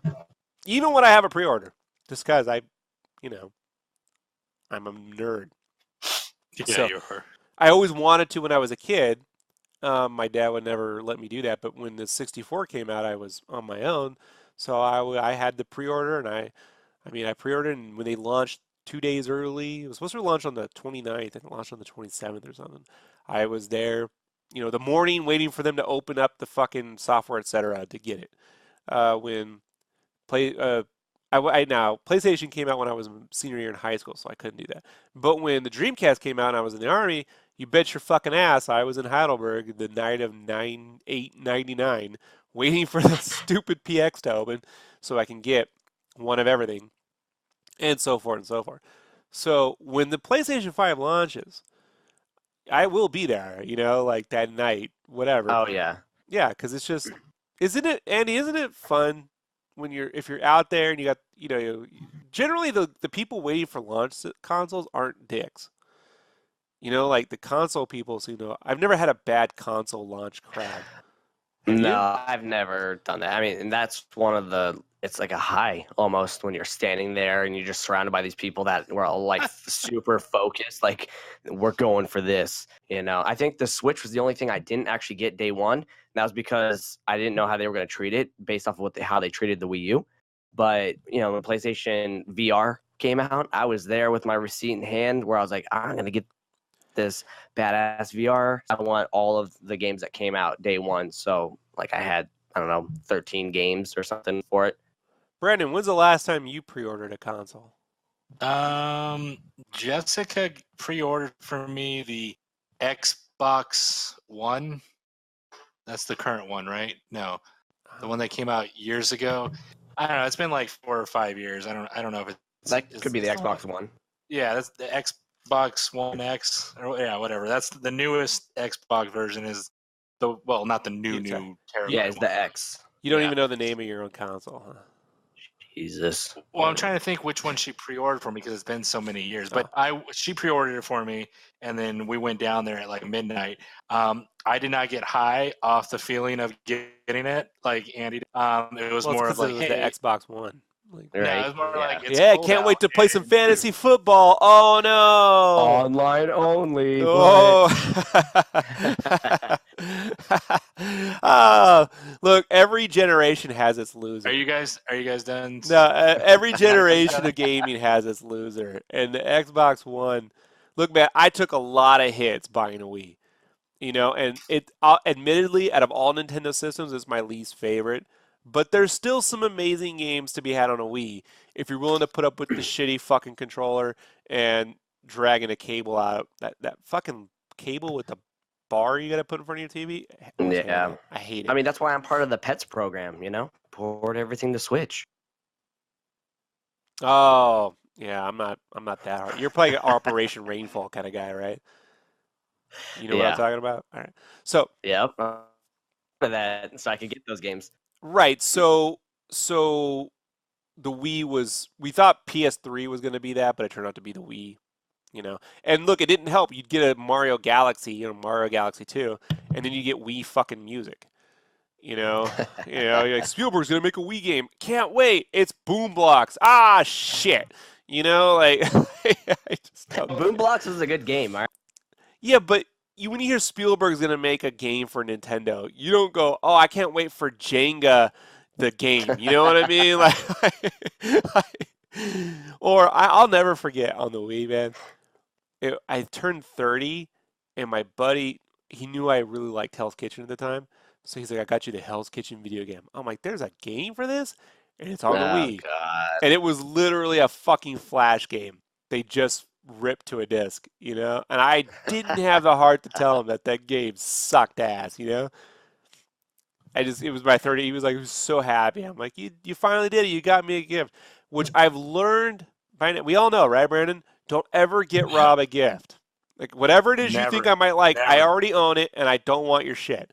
Like, I'm never going to like it. We can get dinner. Dad, I always tell people, if you want to do something for me, we'll get dinner. We'll all have a good time. Right, Brandon? Yep. Well, yeah. Even at places I wouldn't normally eat, we'll have a good time. I'll find something. They got margaritas, right? We'll have a good time, right? But man, Andy, you ever have someone buy you a game when you're an adult, not when you're a kid, but when you're an adult, they buy you a game, and they're like, you're gonna love it, and you're forced to play and pretend you like that shit, but you fucking it was actually for the Wii. It was the Star Wars Clone Wars, that fighting game that was like a child's Mortal Kombat. I was like, you like Star Wars, so here you go. I was like, thanks. I really do wish the Mortal Kombat guys would hire Scotty Young and make Mortal Kombat chibis or something. Like that would be fun. Like all brutal, but with the problem with Mortal Kombat is there's no coherent art style, so it would probably look too gross. Alrighty. Anybody got anything else about PlayStation 5? They excited? Brandon, you don't care. You're just gonna be an Xbox 2. I have. And just for the record, I'm looking over at it. It's an Xbox One. I got the day one edition of it. I would love a PlayStation. I want to play that Spider-Man game so bad. When I first played, I'm drawing a blank here. What was the Insomniac game they made where you grind on the rails, kind of the electricity? Oh, you'd Sly Cooper? Like Infinite? No, you're talking about on the Xbox. You're talking about Project Overdrive.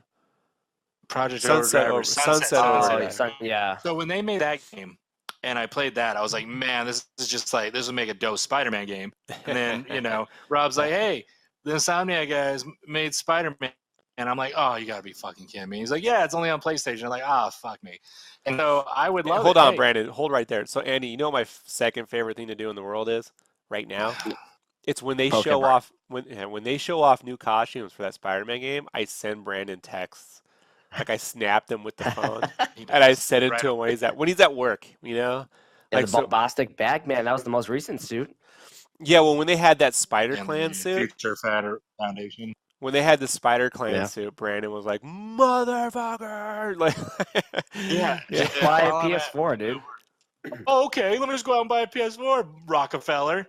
Let me just go do that. Go buy one. They're fairly cheap now if you don't get the Pro or anything. Okay, go ahead. Because they're so cheap, right? Fine. Buy me one. Damn it. Anyways, I would like to play, yes, but I don't have the software. So I'm not like, I love Xbox. Okay, I do. I like Xbox. I like it. I just always, but I used to like PlayStations. I used to have all the PlayStation 1, PlayStation 2, and then I believe 3 was the last one I had. And then I just never got a 4 because I stuck with the Xbox, and then I didn't have the money. And then like the wife bought me the Xbox One, for me. And at that point I was like, well, now we can't afford a thing. And then it came down to, do I get a Switch or do I get a PlayStation? Well, my wife loves Mario Kart, so I bought her the Switch for, I think it was her birthday or anniversary, one of the two. Out of curiosity, Mm-hmm. when's the last time she played Mario Kart? She's been playing a lot of Pokemon lately, so. Well, when's the last time she played Mario Kart? About a year? 2 weeks ago. Oh. We occasionally will have like before we go to bed, we'll just put in like Mario Aces or Mario Kart and just throw down a couple battle round. She's not. Hopefully, she doesn't listen to this. I keep it close. Right. When you're playing someone, where you beat them, you're like, I'll let them win a round or two. So I have a plan for you for this. Oh, please tell me this. Give me this life lesson, Andy. All right. So Mario Kart is going to be coming out on the mobile devices later this year. So you Oh can my just God. change that Switch for a PS4, and then you guys can play Mario Kart on your phone. How's And now this? we can shift right over to that topic. So, Yeah. good segue, Andy. Good segue. See, Brandon, you could learn something from Andy. So, here's the thing. Mario Kart. I caught shit from a few of our streamers here on SketchCraft. Yeah, 4 of them that regularly ever show up. Because I had said, hey, I know they're making a Mario Kart game for mobile. And they're like, you know. I'm like, well, because I know. How do you know? Well, I can't tell you how I know, but I don't care if you don't believe me. You know what I mean? Right. Like, I don't, first off, when I'm right, I don't win a fucking prize. But I just know. Like, I know. I've seen it. So, today, or was it the other day, was it they finally announced that they're delaying that game, Yeah, it was yesterday or the day before that. thus officially confirming the game that I was told didn't exist. Because what the fuck do I know? Yeah, but they announced that like last year too. But this was before that, so okay. it's just every time it comes up, I can't let it go. So, yeah. So it was supposed to come out by March, which I never believed. So I think the reason for that game being delayed is everything to do with multiplayer. Because if you've ever tried to play Mario Kart online, it's a fucking nightmare. It's just not fun, especially you can't talk to people and shit. So I don't know. Plus, are you playing it with one finger? Like, do you play it with your thumb? I don't know how. I don't know, unless you like hold it landscape mode and kind of do both. Or your phone overheats every time. Wouldn't it be great when you when you got here's some fun instead of Rumble, imagine on your phone, right? So you're holding your phone up and you're playing Mario Kart World Tour and you get a mushroom to boost. Wouldn't it be fun if it overheated your battery so you felt the heat?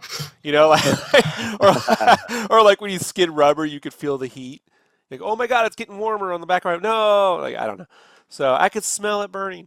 So but then they also, as a like Nintendo giveth and Nintendo taketh and Nintendo giveth at the same hand.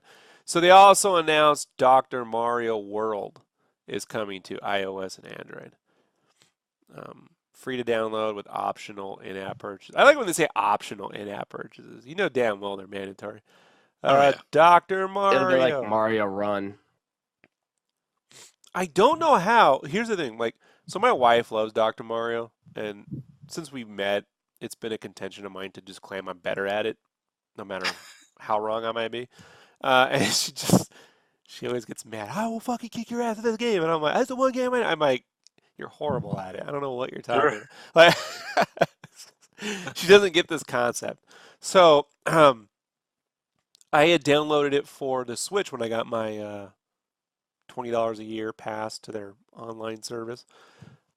Which, by the way, not a tremendous amount of content there, but if you do sign in on the Switch under your Japanese account, you can set up a Japanese account. If you log in there, you can download the same games but with all the Japanese box art, and it's way cooler. So I recommend that.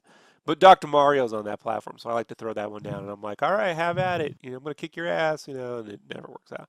She doesn't think the game's going to work because you have to be very precise when when those pills fall like a motherfucker. When it rains Oxycontin down on the fucking jar.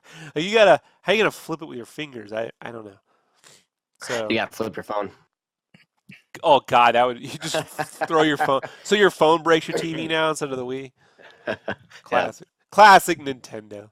So Andy, are you excited for Dr. Mario or Mario Kart or any of these iPhone?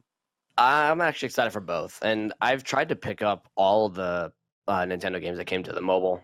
I mean, because essentially, again, they're free, so I mean, everybody can try it out. It's a glorified demo, and if you don't like it, delete it. But Mario Kart, I think Dr. Mario, I am interested in. I don't like, your wife said, I don't know how that's going to work. I hadn't even thought about how quickly they drop. So, yeah, we'll see about that one. But I'll give it a shot. I'll give it a fair chance for sure. Brandon, do you play any of the games on your phone? So I have the Mario Run game on my phone, and I played it for a little bit, but then you have to they wanted you to buy stuff on it, to get more coins and runs, and I just stopped. I have Madden on my phone, obviously. Shocking. Yeah, but it's the same kind of concept. It's like you have your fingers, and you're like, you move so much, and let's say I'm trying to throw to somebody, and it's shitty. It's just a shitty mechanics of point click, So it's not that fun for me to play games on my phone. I like bowling. I have a really cool bowling game on my phone because it's just a flick of the finger. You know what I mean? Phones to me are a lot like the Wii. As long as it's some stupid basic gesture, it works. Anything beyond that, you're just why don't we have a controller for this? I don't understand. Right. I don't get it. I thought this was a tremendous opportunity to announce Dr. Mario Immortal and just take a swipe, at certain developers. I don't care. So Mario Kart Tour is the only one I was remotely maybe, but guys, I have yet to play one game on a phone ever where I'm like, this is amazing. My wife plays Dragon Quest V on her phone. She likes it. She's like, they got these controls down great. I'm like, I hate touching screens, man. I hate sliding my fingers. I like a control, and I know, man, I'm getting old. I like buttons and fucking D-pads and shit. So. Conflabbed contractions. Contraptions. Contractions and contraptions. See, I'm all for. See, I think like the Wiimote style control is perfect for VR when it works, right? Like in motion controls when you're in VR make a lot of sense. But you're just in a video game. You're just navigating in a 2D screen, man. They're not improving upon analog stick and D-pad and buttons. I don't know, whatever. Plus, what game was it? Was it Infinity? Remember Infinity Blade? Yeah, it was Infinity Blade. Oh. So yeah. I played that, and my phone almost blew up. So it got so hot. I was like, "This is gonna it's gonna burn a hole right through my desk and my hand, just so whatever." Also, I wanted to mention this. Speaking of inside info, I don't. How do I say this? Okay, so I know of this game another way, but the person with the inside info has been Liam Robertson. So Nintendo's been working on this game now with what I understand to be Retro Studios, but I don't know. Uh, um, it's a racing game featuring Star Fox, but as Liam Robertson, who's an insider, he used to do these videos called Unseen 64. Now he does his own thing. He's super good. I know he's accurate because I worked on projects that he had inside info. So when you're listening to the podcast, you're like, oh, that's true. Yeah, that's absolutely true. uh, wonder who spilled the beans there. You know, like I better not talk about it, or they'll think I did it. You know, like. You know, I always worry when I'm listening to a podcast and someone talks about some shit I know about that I'm under NDA. I'm like, am I gonna get? Are they gonna see that I follow them and they're gonna think it's me? Like, it's fucked up. It's not. But I like Liam. He's a super cool dude, and he's been talking about the Star Fox racing game that's supposed to be more like Diddy Kong Racing, so it's an adventure game. And given that Star Fox is based around linear levels, right? Like actually just flying through, that the gameplay lends itself. So there's boss fights in an open like area, like a hub space world and different missions and stuff. And they thought that it would be announced at E3 last year, and it obviously wasn't.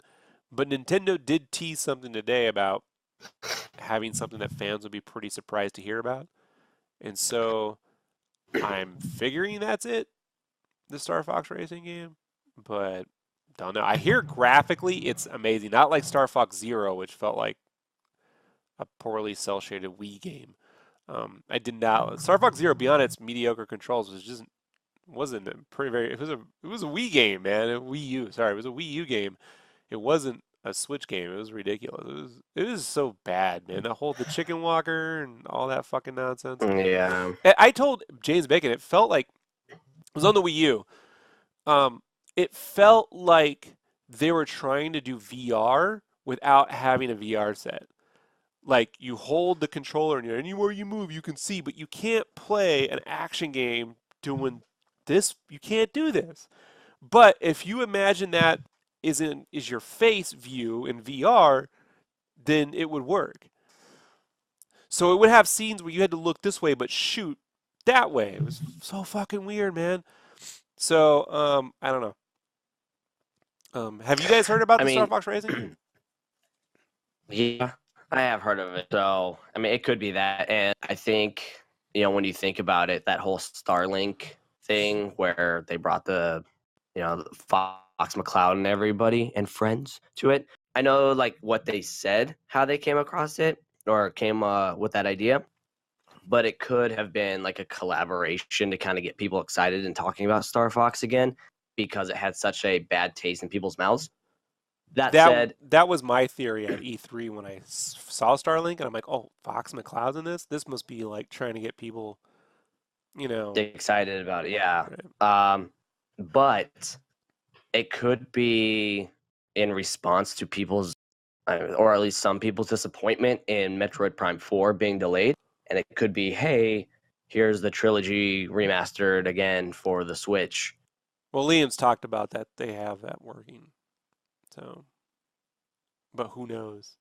Who knows? Yeah. Who knows? What they need is to refigure the controls so you can strafe with the analog stick on Metroid Prime. Yeah, because if I remember right, you had to use the fucking shoulder buttons to do. Yeah. Yeah, I didn't like the that. nunchuck. Well, I didn't play the one on the Wii because I'd given up my Wii at that point. I was like, I'm through with you, Wii. So the nail in the coffin for me was what game was it? Skyward Sword. It wasn't that bad. I enjoyed it. You're such a you and James. You guys just anything that people hate, you love, and vice versa. It right. really wasn't that bad. I mean, Twilight Princess was doing the same shit, just not to the same. It had a controller option, detail. But it had a controller. But it had a controller on. You could play with a controller. And not to mention how look. And I've said this before. I'll stand by it. Princess Zelda in Legend of Zelda: The Skyward Sword looks like Zach Braff. I'm not against it. It's just not her look. Zach Braff is. You gotta go look. Type in Princess Zelda Skyward Sword and Zach Braff, and you will see. Speaking of Zelda, I want to wrap this up. So this is kind of cool, and I will show this. So, are you guys familiar with the program called AI Gigapixel? No. Brandon? No.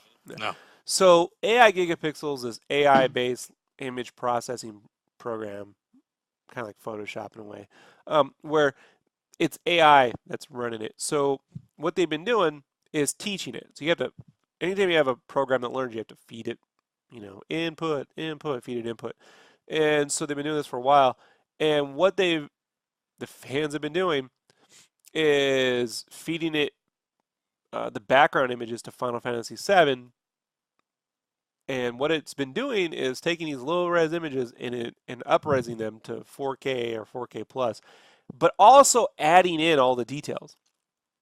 It's magic. Like, it's the thing they said could never be done. And so I have seen this, yeah. So I will actually jump to the screen here. And so they're making a mod right now called the Final Fantasy VII Field Mod.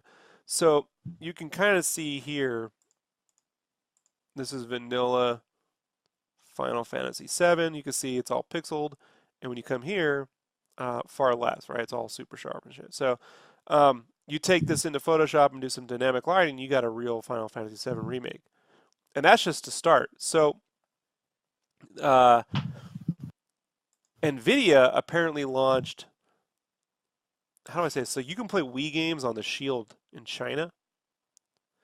And what they're doing is offering a version of this on the Shield in China where, let's see if I can get this to load up, where the AI is upraising all the textures from the Wii game.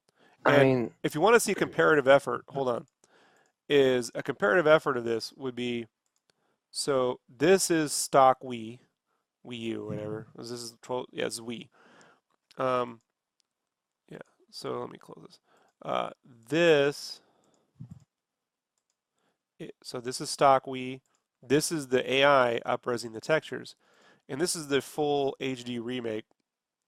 And if you look at the texture quality, they added new textures on the HD remake, but in terms of res, it's pretty impressive for early tech. I mean, other than the lighting, like that's just a computer doing it.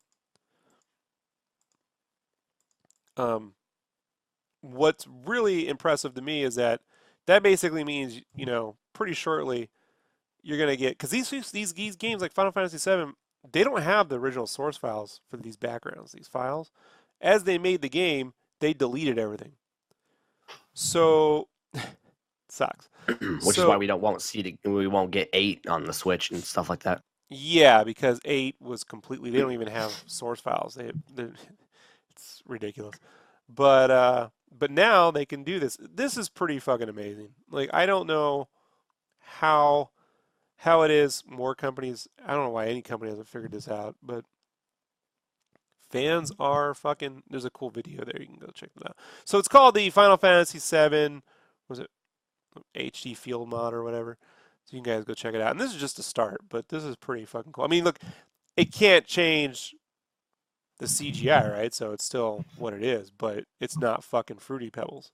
So that's a damn good start. And I imagine pretty soon you're going to see guys do extra lighting and painting over these things, and you're going to get really moody mods for this. On top of the fact, folks, that I believe if this continues, they'll get these programs to up-res video, the compressed movies. And right now I can't do moving images, but that seems to be the natural way to go, which means all the movies could be upgraded. And then shows like Deep Space Nine or older shows could be upgraded. That basically means that any game moving forward can be upgraded using AI, and then all the artists have to do is maybe add new lighting or do flourishes, but you don't have to sit there and pay everyone to redo them. Like, the biggest problem, you guys ever emulate PS2 games and the fucking menus are all janky and it's all just bad pixelation. Yeah, because those are images and the graphics are, they can be up-resed to an extent, but the menus can't. So, any thoughts on that, Andy? I think if they're going to do that, they're going to have to do a little bit more. Because I do remember seeing this. I didn't know what it was at the time, but I thought it was like a fan made thing, so I didn't put too much stock into it. But I did see there was a screenshot of when you get Red 13 in Final Fantasy 7, and the background does look beautiful, but it almost gave me that same feeling as when you watch like old Pixar movies on like 4K TVs and it doesn't look like the characters belong in that world anymore. So, I mean, if you're going to do that, you're going to have to go through and try to, manually polish up some of the character designs too, just to make sure that they fit a little bit better. There are mods to upgrade the character models so they look like those exist too. So you can Yeah, you can because I do mean, that right now. that link that you sent, I mean, it looks good with Twilight Princess, but Here, maybe it's no. I'll show you some of these backgrounds. I'm going to show you guys again right now. Right, so like, where is the Discord? I'll send you this link. You guys look at some of this shit right here, and I'm going to post this. So it's in the Discord. Click on that, and we can just scroll down and look at some of the work they've been doing, just with up-resing backgrounds, right? So, yeah, That looks cool. right there, that's the initial opening background from after the Shinra platform falls down. You can see, look at that. Look at the shop. yeah, I guess they are doing some of the characters because you see Cloud in his little purple dress.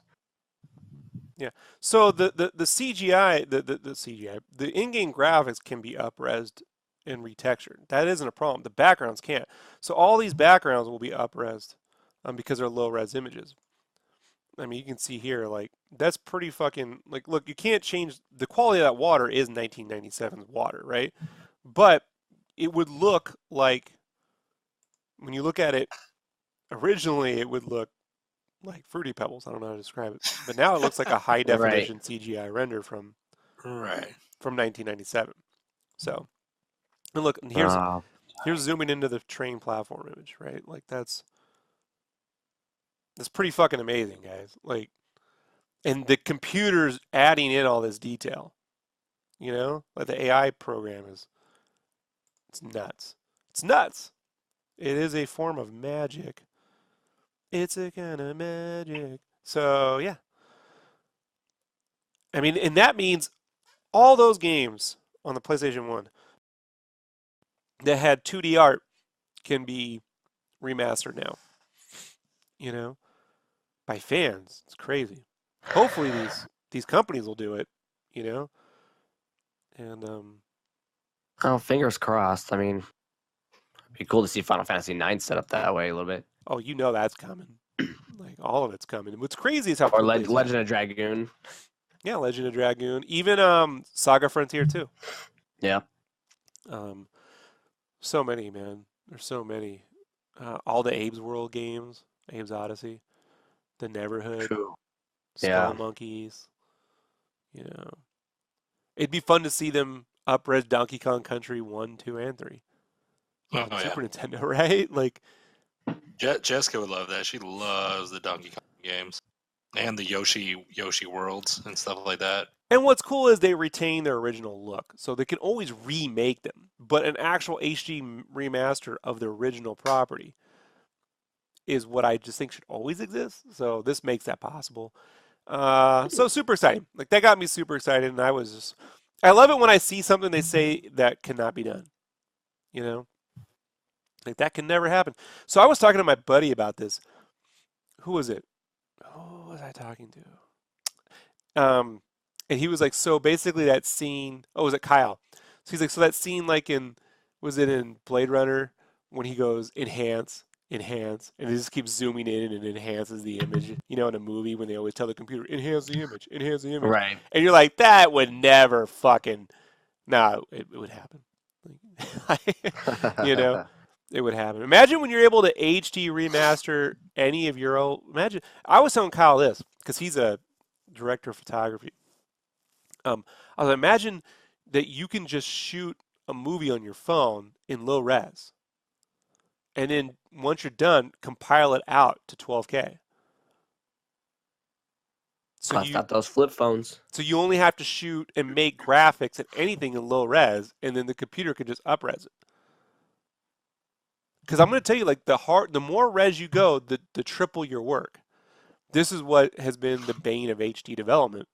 But imagine if they intentionally make low-res games. Like, they make all their games with low-res textures and low-res, and then it just adds the fucking special sauce and cleans it up. And you're just like, that's crazy. That's how you know you're headed toward the future when you don't. You're like, oh, that's weird. Right. You imagine explaining Snapchat to people who just saw Demolition Man in 1992? You know? Your phone's gonna add glitters and fox noses, Brandon, to you. Like, I know you love that. So, Oh yes. bunny ears and shit. All right, so is there anything else you guys want to mention? Is there anything we're missing out on here? I don't think so. Nothing crazy. Brandon, you have anything to add? No, I mean usually I would if it was like comic books or movies or things like that. I'm just not as versed in the. I just don't get excited standing outside with a group of people waiting for a new piece of hardware to come out like Andy does. So You're missing out, dude. Yeah, but to be fair, you were trying to do that for an Xbox, and then that just meant you had to go home and do another 2-hour, update. So I can see why you weren't excited. Losers remorse. I can't see. I can't talk video game shit. Andy will win every. See, he got it because of Xbox Live, and then all of his Xbox Live friends went to PlayStation 4. So they just assumed the last system. Like, you just assume that I have friends. All right. I said you had friends, not you have I'm friends. I'm talking to the only two right now. And I we're don't- both on I use that word- PlayStation 4, so there you go. and I use the word friends loosely. I know you guys tolerate me. Yeah, but well. All right, I'm gonna rather than continue snarky comments, we can wrap it up here, and I'm gonna get back to editing this. All right, everybody. So we'll be back in about a month with more to talk and chat and bitch, and hopefully Brandon can actually contribute something to the gaming conversation. We'll make him play. We should make him play a game, Andy, like something really. Like, what's the lowest rated game on Xbox Live right now? Like, Oh man, Why I'll does find out. like the Burger King games or something. Hey, Brandon, Well, how's that we'll find streaming that. Twitch channel you're going? Brandon, I'm here. I just don't have anything to contribute. I don't have How's the- time. how's the Twitch channel? It's going great.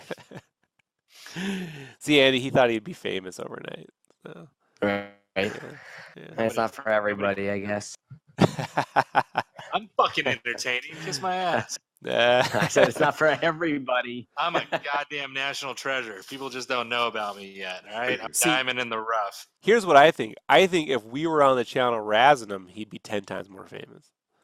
Yeah, probably. On We his own, he wants to be taken seriously. He's an We could just set up a webcam where it's just we're on the corners and we just stand back and kind of watch him play and then critique his passes in Madden.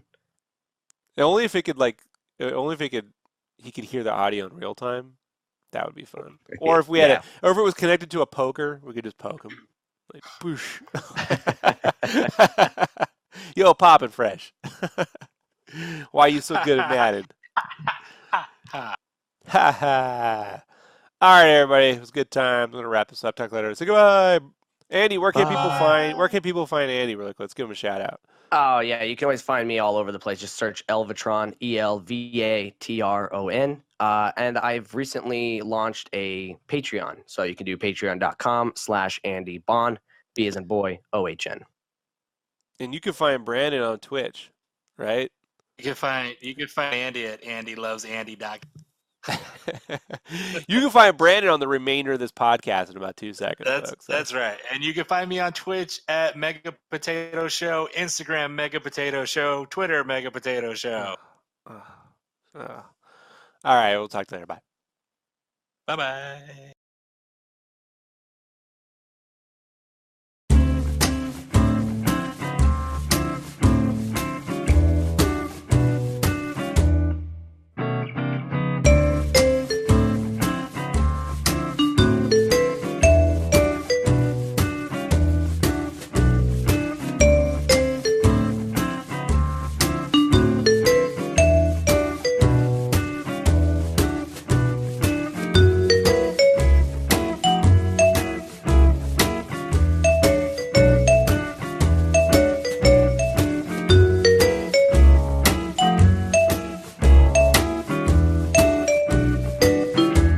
Okay, everybody. So check it out.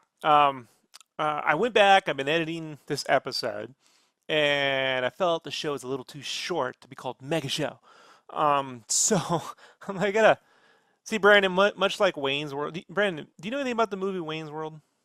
Um, yes, I haven't seen it in forever Well, ago. let me tell you a little something about Wayne's World. So when they first made that movie, they shot it, and it was like 30, 45 minutes long.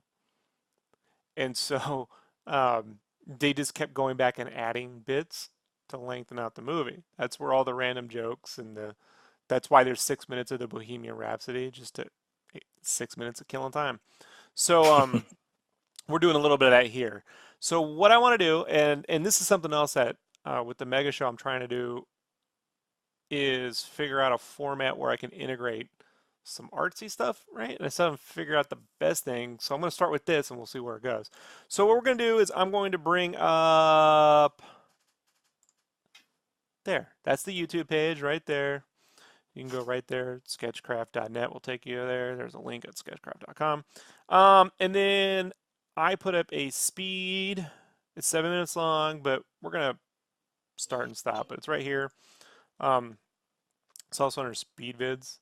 So we can click on this and I can kill the music really quickly and then just open this up, turn off autoplay. And then what we will do is, Brandon, why don't you go ahead and on your end, just go to the video. And Speed 4 times Knuckles. Yeah, and just start it. Let's just start it at the 35-second mark. Okay, And I'm just going to kind of like walk you guys through a little bit here, how I do some of this stuff, right? And how this kind of got done. Also, for those who complain that my videos are too long, this is a 7-minute speed video that's been out for, what, a month now? And it only has 152 views. So if someone out there is thinking, my channel hasn't taken off because my videos are too long, you don't know SketchCraft very well. Right. This channel hasn't taken off because that's how the universe has decided, things work for me. So it's got nothing. I like it. Everyone goes, well, Rob, if your videos were a little shorter, that's how people digest content. And I'm like, fuck you. All I do is listen to 4-hour-long podcasts. Yeah, right. Like tell Howard Stern he should do a show in 7 minutes. Shut up. So, you got it queued up? I do. I'm ready. All right. So let me just set this up for you a little bit, folks. When I'm drawing these color pencils, what I did on this one is a little bit different than normal. Is I drew the line arts digitally, and then I printed it out and I tinted the lines red, and that's in Photoshop. You can go to adjust hues, whatever, turn the lines red. I picked this red because I did a few tests with color pencil over it, and it turned out to be the kind of red I like. It can be purple, whatever. It's actually a painting technique in like acrylic painting. Generally, you put down like a burnt sienna base, and then as you paint darker colors over, it makes it warm. You can see that like in Ashley Wood's art. You ever look at like Ashley Wood's art and you can see how it has this like glow underneath, or even Bill Sienkiewicz? Right, it's got a little bit of shine underneath. Right, because they're doing a burnt sienna base, and then they paint darker opaque paints over that.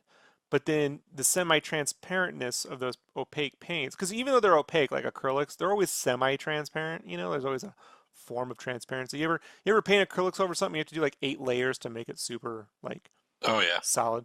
Right. So when they do that, it leaves this underneath, this under warmth, a warmth underneath the transparency.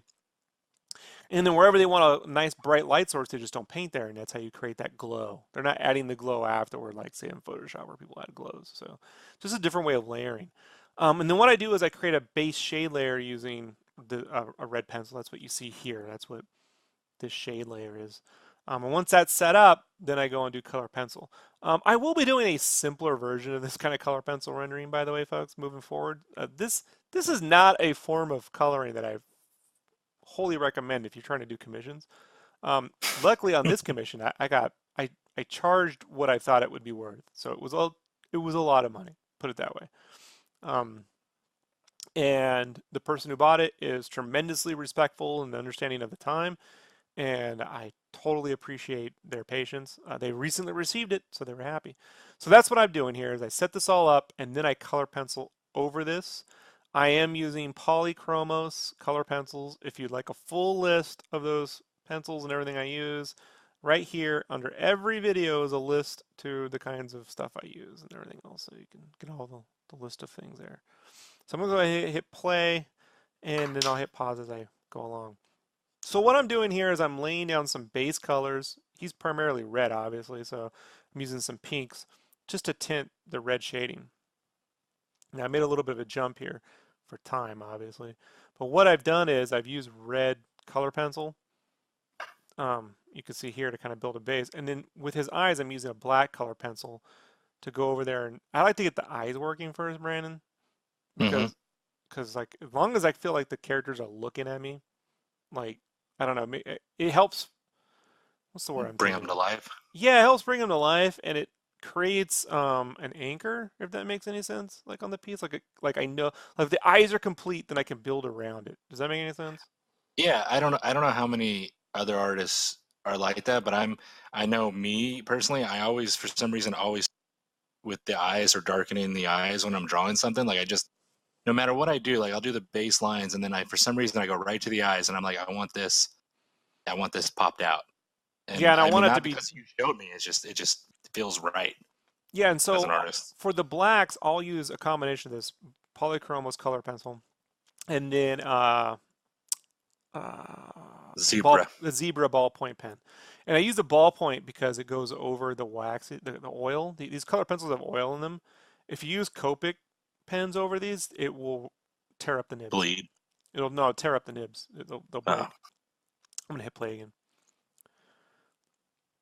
This is sped up 4 times, this video, but it's jumping around too. And there's music playing here, so it's cut to the music.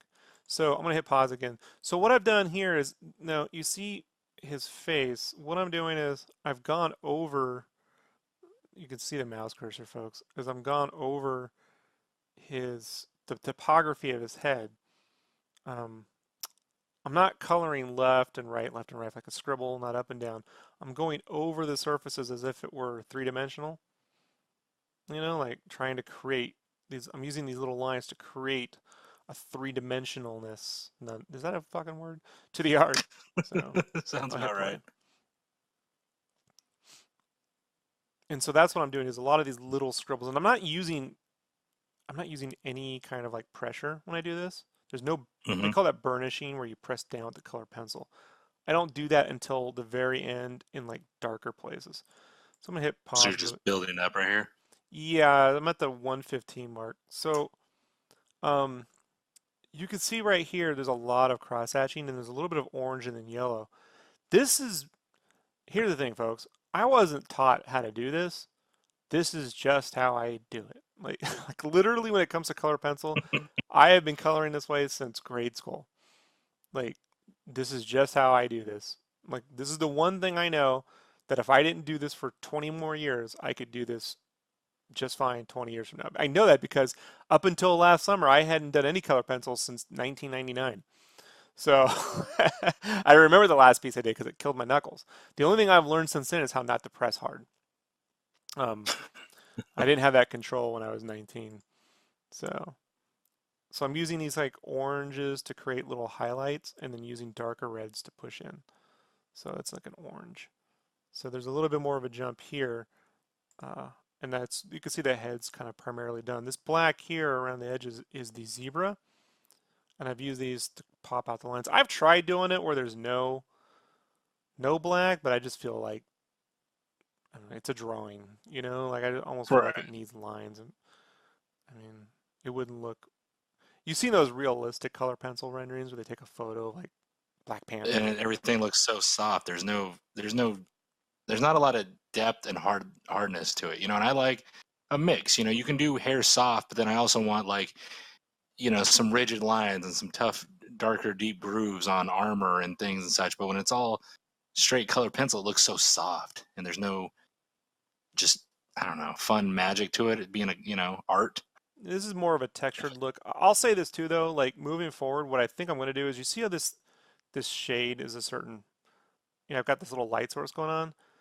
It Mhm. may not be this faint, but I think what I might do in the future is I'll do a light source, but then that might be the only place I add color. Similar to the Street Fighter 2 art where they leave a lot of white highlight on the character. Yeah, Like that guy like Creon, white he spaces. does a lot of that stuff like Bangus used to do, and Akimon at Street Fighter. Like Creon guy, he's French. He's pretty awesome artist. And I think what's his Chamba does a bit of that too, where it's like all white, but they only put the color. That's a smarter way to do commissions. I could get a lot more done if I did that. So Mhm. I will be practicing that with the color pencil. But this is fun too because I mean when you see these in person, man, like they really do. This really is quite impressive. Um, Now this you notice at the 133 mark, this is not a Polychromos color pencil. This is a Prismacolor. I do use a few. When I say a few, literally it's 3, maybe 4, if 4. I definitely know it's 3 uh, Prismacolors, and that's because they don't make these colors in Polychromos. And these colors are this really light violet, like bright lavender purple. Then there's a minty, like seafoam green Mhm. I'll use, and then like I think there's one other cream color I've used before. But it's mostly that seafoam and this lavender purple color. And that's just because they don't have anything like it. I own every Polychromos color pencil there is. So here's me going back over, popping out his fist using the black color pencil. And this actually helps keep it a little soft, but um, it allows me to choose where to put thicker lines. Like now I'm using that zebra pen, the ballpoint. No, I'm gonna hit pause. Look, when you're using that ballpoint to go over this stuff, it's gonna eat up some time. Mhm. I've tried using markers to get it all in one shot or a brush pen, but the fact of the matter is, I suck with brush pens. I'm not good at this one stroke fucking thing, like those creature bot Right. guys can do. I can't do it, man. Like that's just not. I don't have that ability. So you gotta work with the tools you got, folks. So I have to manually control the thickness just by adding more until it's hopefully not too much. Now here's a little trick too, folks. This edge here, I'll make it dark. It's called core shadowing. And then around that dark edge, the core shadow is the darkest part. So you're adding a little bit of darkness. And then around this edge, I'll take a lighter color that's really saturated and halo that little edge. And it makes it pop right out and it gives it a glow. It's a little tricky with white gloves because, like for me, like I guess the shade's purple and then that little glow thing would be a blue. But Mhm. it's that's where I really just go back and look at like artwork I grew up with in the 90s to see how the hell did they color shit. Like the Street Fighter stuff is great to look at from the 90s because they did it all with marker and color pencil and shit. You can look at it and go, how did they do that? So it's the closest. And sometimes I'm using purple, sometimes I'm using the blue first. It just depends on what I feel like. You have any questions about this stuff, Brandon? The basic color pencils or anything? You know, when you're doing like, let's say this piece right here, right, and you're talking about the light blues and the stuff off his knuckles and things, do you base all? Because I know this was a 3-part commission. Okay, let me try to word this. So it's a 3-part commission. Going into that, do you have any kind of sense of what lighting and colors you're going to use for all 3, or does each piece kind of get its own thing with this? Because I remember seeing it and I was thinking like, like let's say if there was like the sun's more red, so maybe you would add more of a red glow to something or things like that. Do you think about that when you're doing each of these, or do you kind of just Yeah, I go do it with in how my you? head. Like there's no if I tried to like do a full color roughie and plan on these. Like if I really didn't know, I would do Uh a huh. color roughie. Like I would just make a thumbnail and kind of give myself a guide. The problem with color guides for color pencils are the color pencils are never going to be as opaque as those color guides. So like it doesn't really behoove me much to do that. It'd be Hmm. creating something that I don't know I could replicate with the medium. So what I try to do is I do have references for the characters, so I know Sonic's blue, Tails is orange, Knuckles is red. Um, and then I'm just making it up as it is on the page. Like I'm looking at it like I don't want this to be solid red. I want it to be orange, so I'm just going lighter and then adding darks as I go along. Like, that's one of the reasons why it took a little while, because this is one of the few, this is a Prismacolor too here at the 3-minute 37 mark. This is a peach, like a light peach or something. It's a skin tone. Mm-hmm. That works really well too. And then I just try to keep those colors consistent. So like, if I'm using these kinds of reds to make knuckles, when I go to do red on Sonic shoes, it'll be the same reds. Okay. Same See, skin tone, that's yeah. that's kind of I was trying to ask. I couldn't think of the right wording for it. But yeah, were they kind of Yeah, you don't want to change that. cohesive? You don't want to change that because Okay. it's going to look weird. Now, see his mouth is filled with red, and I'm going to go in here Uh-huh. with color pencil and fill it with black, but I'm going to be light, so it adds this little bit of redness under the black. You can kind of see it here in the upper teeth. See right there at the 4-minute 3-second mark? It looks kind of reddish in his mouth. But that's just the printed red that's underneath, and I've gone lightly over it. And that's one of the benefits to keeping the lines red like that, is you can create those little warm effects without having to try to add. Now this coloring his nose is a fucking nightmare. I have to keep that pencil sharp and then just tick mark my way around the nose. I was like, I actually use here, I use the ballpoint pen to get some of that, just to get it dark.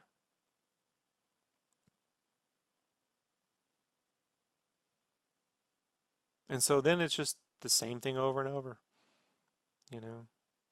Now sometimes I'll go over, since I kind of already know how his body's going to be colored, I'm adding that ballpoint pen right there just to pop out the lines. And sometimes I flip the order just because I'm bored. Like this So might be just 12 hours. mix it up. Yeah, this might be somewhere around 6 to 8 hours or 10 hours, and I don't know. So I get bored. I'm like, I don't know, I'll do this now. But I mean, that's something when you're working on, there's 3 of these, and you probably average what, 12 hours a piece, give or take. Yeah, or something. I mean, you gotta like find a way to mix it up. Otherwise, any artist would get bored, right? I mean, Yeah. I don't think I've ever spent 12 hours on a piece, but I know I probably would get bored. Yeah. Especially when, like, at this point, I'm on autopilot, so there's not a lot of, Right. I'm not mentally engaged. It's just letting the training take over, and then I'm just mentally somewhere else, trying not to get in the way of myself. Right. So you guys are getting the shorthand here. This is all timed to music too, by the way. So if I turn this music on a little bit, we can hear it.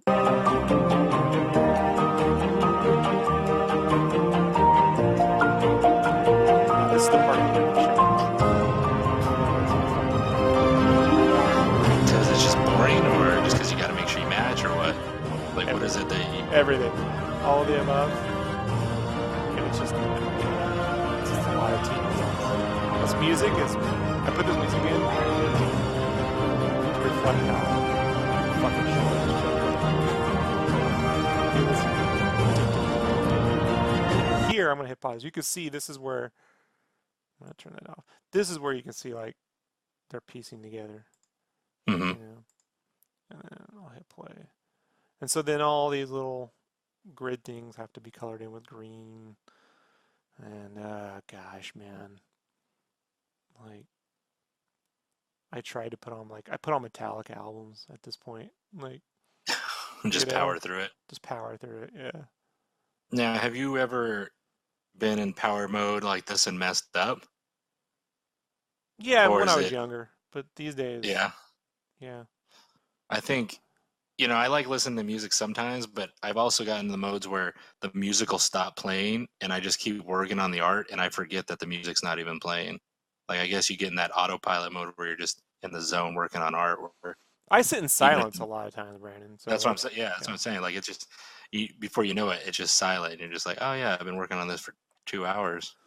Now, what I want everyone to know is that the real-time videos for these are all in, and we'll go to those in a second, but they're all on the YouTube channel. So if you want to see any of this in real time to see how I did some, it's all up in real time. So I'm not hiding nothing, okay? We're just doing the shorthand. Let me give you some notes here.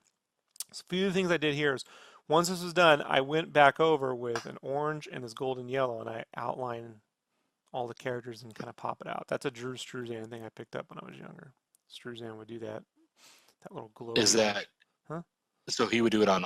Oh, you know what? I've seen that. Even when he does it, like even around a sun, he'll then scratch it around the characters themselves to give them a Yeah. a I highlight. saw that, I think, on like Raiders of the Ark poster, Raiders of the Lost Ark, when I was like, I don't know, 4 or 5 years old. So I've been doing it ever since. I did this in coloring books when I was a kid. And then what I also did too is, if you look here, there's a cast shadow. So once this is all done, I'm using the darker colors, looking at Knuckles and kind of just giving a little bit of a cast shadow to place him in the environment, like it's being projected. The sun's coming up from the right and then pushing that down.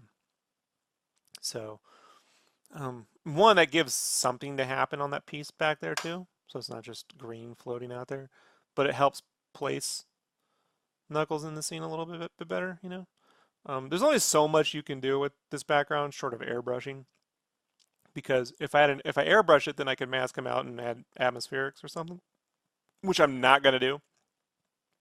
Because I'm not going to do that.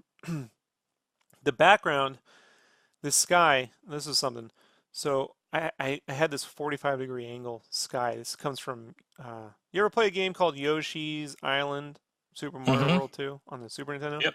Yeah, this is where I stole this from that. You borrowed. Right. So I get it. I'm borrowing from a Nintendo game for a Sonic piece, but Yeah. I like the way those skies looked in that game. So I try to do something similar here. But to keep those 45-degree angles up, you have to rotate the page and then just move your arm left to right, like with your forearm. So it's a lot of those little lines. The one thing I did that I thought would save me time was, I don't like rendering backgrounds in color pencil. Never looks right. I try to use Mhm. distressing, so I'm going to do that. But with this piece, because of the complexity of these checkers and these characters, what I did is I set up the background to be white clouds. So the majority of the background is white because they're clouds. And so they carry over across all 3 pieces. So that's a little trick you can do too if you get creative with stuff, you know. So let's see if is that. I can always go to the actual, yeah. So if we go back to the main YouTube page here, and you go down to real-time art in the playlist, it will appear if we scroll down enough somewhere in here, right, Brandon? You didn't let me down, right? No, it is. It starts here, real-time Sonic the Hedgehog construction roughy. They're all in order from the Mhm. drawing, so all the drawing is there. Well, most of the drawing, right? I streamed when I could, and then there's the construction, there's the digital drawing, and then red pencil colorings in here, and then color pencil. Look for how many fucking videos is this? Yeah, One, two, it's three, a four. lot. I made sure that Go ahead, they're Brandon. I all talk. everyone enjoy.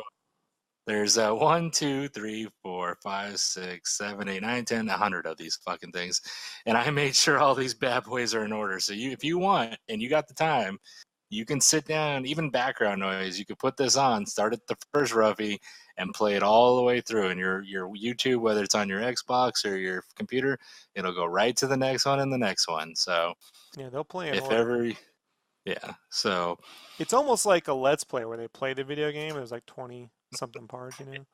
yes. So like if we jump here I've just jumped to the color pencil rendering for Knuckles. You can see like this is in real time how slow this is going. Like, now, folks, I don't expect you all to sit here and stare at this like I had to. Uh, See, folks, I had to stare at this. Um, what I expect is this is here for you to leave on while you're working. You know, if you don't want to draw alone, you don't have to draw alone. This is a piece of glassine. It's kind of like tracing paper, but it doesn't smudge. It's called glassine. But yeah, if we just go back, yeah, there's the final Knuckles piece. That water wasn't fun either. Yeah. You can see that's me haloing. Let me go back. Let me go back to the haloing. There you go. That's me haloing. And I think what we can do that, right? We can go to speed, and you can set it to 2 now on YouTube. So at least speed it up twice as fast. So instead of 90 minutes, instead of this being 3.5 hours, it only be 90 minutes. Yay! Yeah. Oh my God! All right. So You can see. Just turn the sound off when you do that, folks. You're gonna hear me like yelling at Brandon. Right. It'll be just 90 minutes of me yelling at Brandon like a chipmunk. And just think, you guys can speed it up. I have to listen to it in real time. Yeah, that's true. So if I just go over here and go to the tails piece really quickly, you can kind of see, like I try to do all these like red shading all at once, so they're all done, and then I can focus on the color. The hardest part is linking these up. They match more or less. They're a little off, even though I scan them in and make sure they match and line up. Once they print, they're always off a little bit, but these really are designed to be printed and put into frames individually, you know, not so much linked together. So they work on a wall in that effect. This is me starting the tails piece. I still have to make this speed video. That'll take a few weeks to put together. But I imagine he's going to put them in frames. So even, once you put them in frames, and, I put all my art in like thicker black frames, it'll look cool side by side. It'll have that little spacing enough to like separate them, but keep them cohesive. Yeah, and if you go to shop.sketchcraft.com, you can get the sets. Where are they? They're right here. It's $25, domestic free shipping for all three. You get all three at 11 by 14. And let me tell you something, folks. These things, I'm not talking shit. These things look great. Like I've learned a thing or two over the years, Brandon, about how to scan in and prepare art. So when you get these, they look like the color pencils. They don't look Right. They don't look blown There's no out. false advertisement. No. There you can see. Look at this is the final tails piece. Look at that final that came out. And these are really nice, and they have a cool textured effect. We've already got some reviews. People are very happy. Yeah, got some recent reviews. Kevin, this is the guy who actually got. Kevin's the one who bought the real art.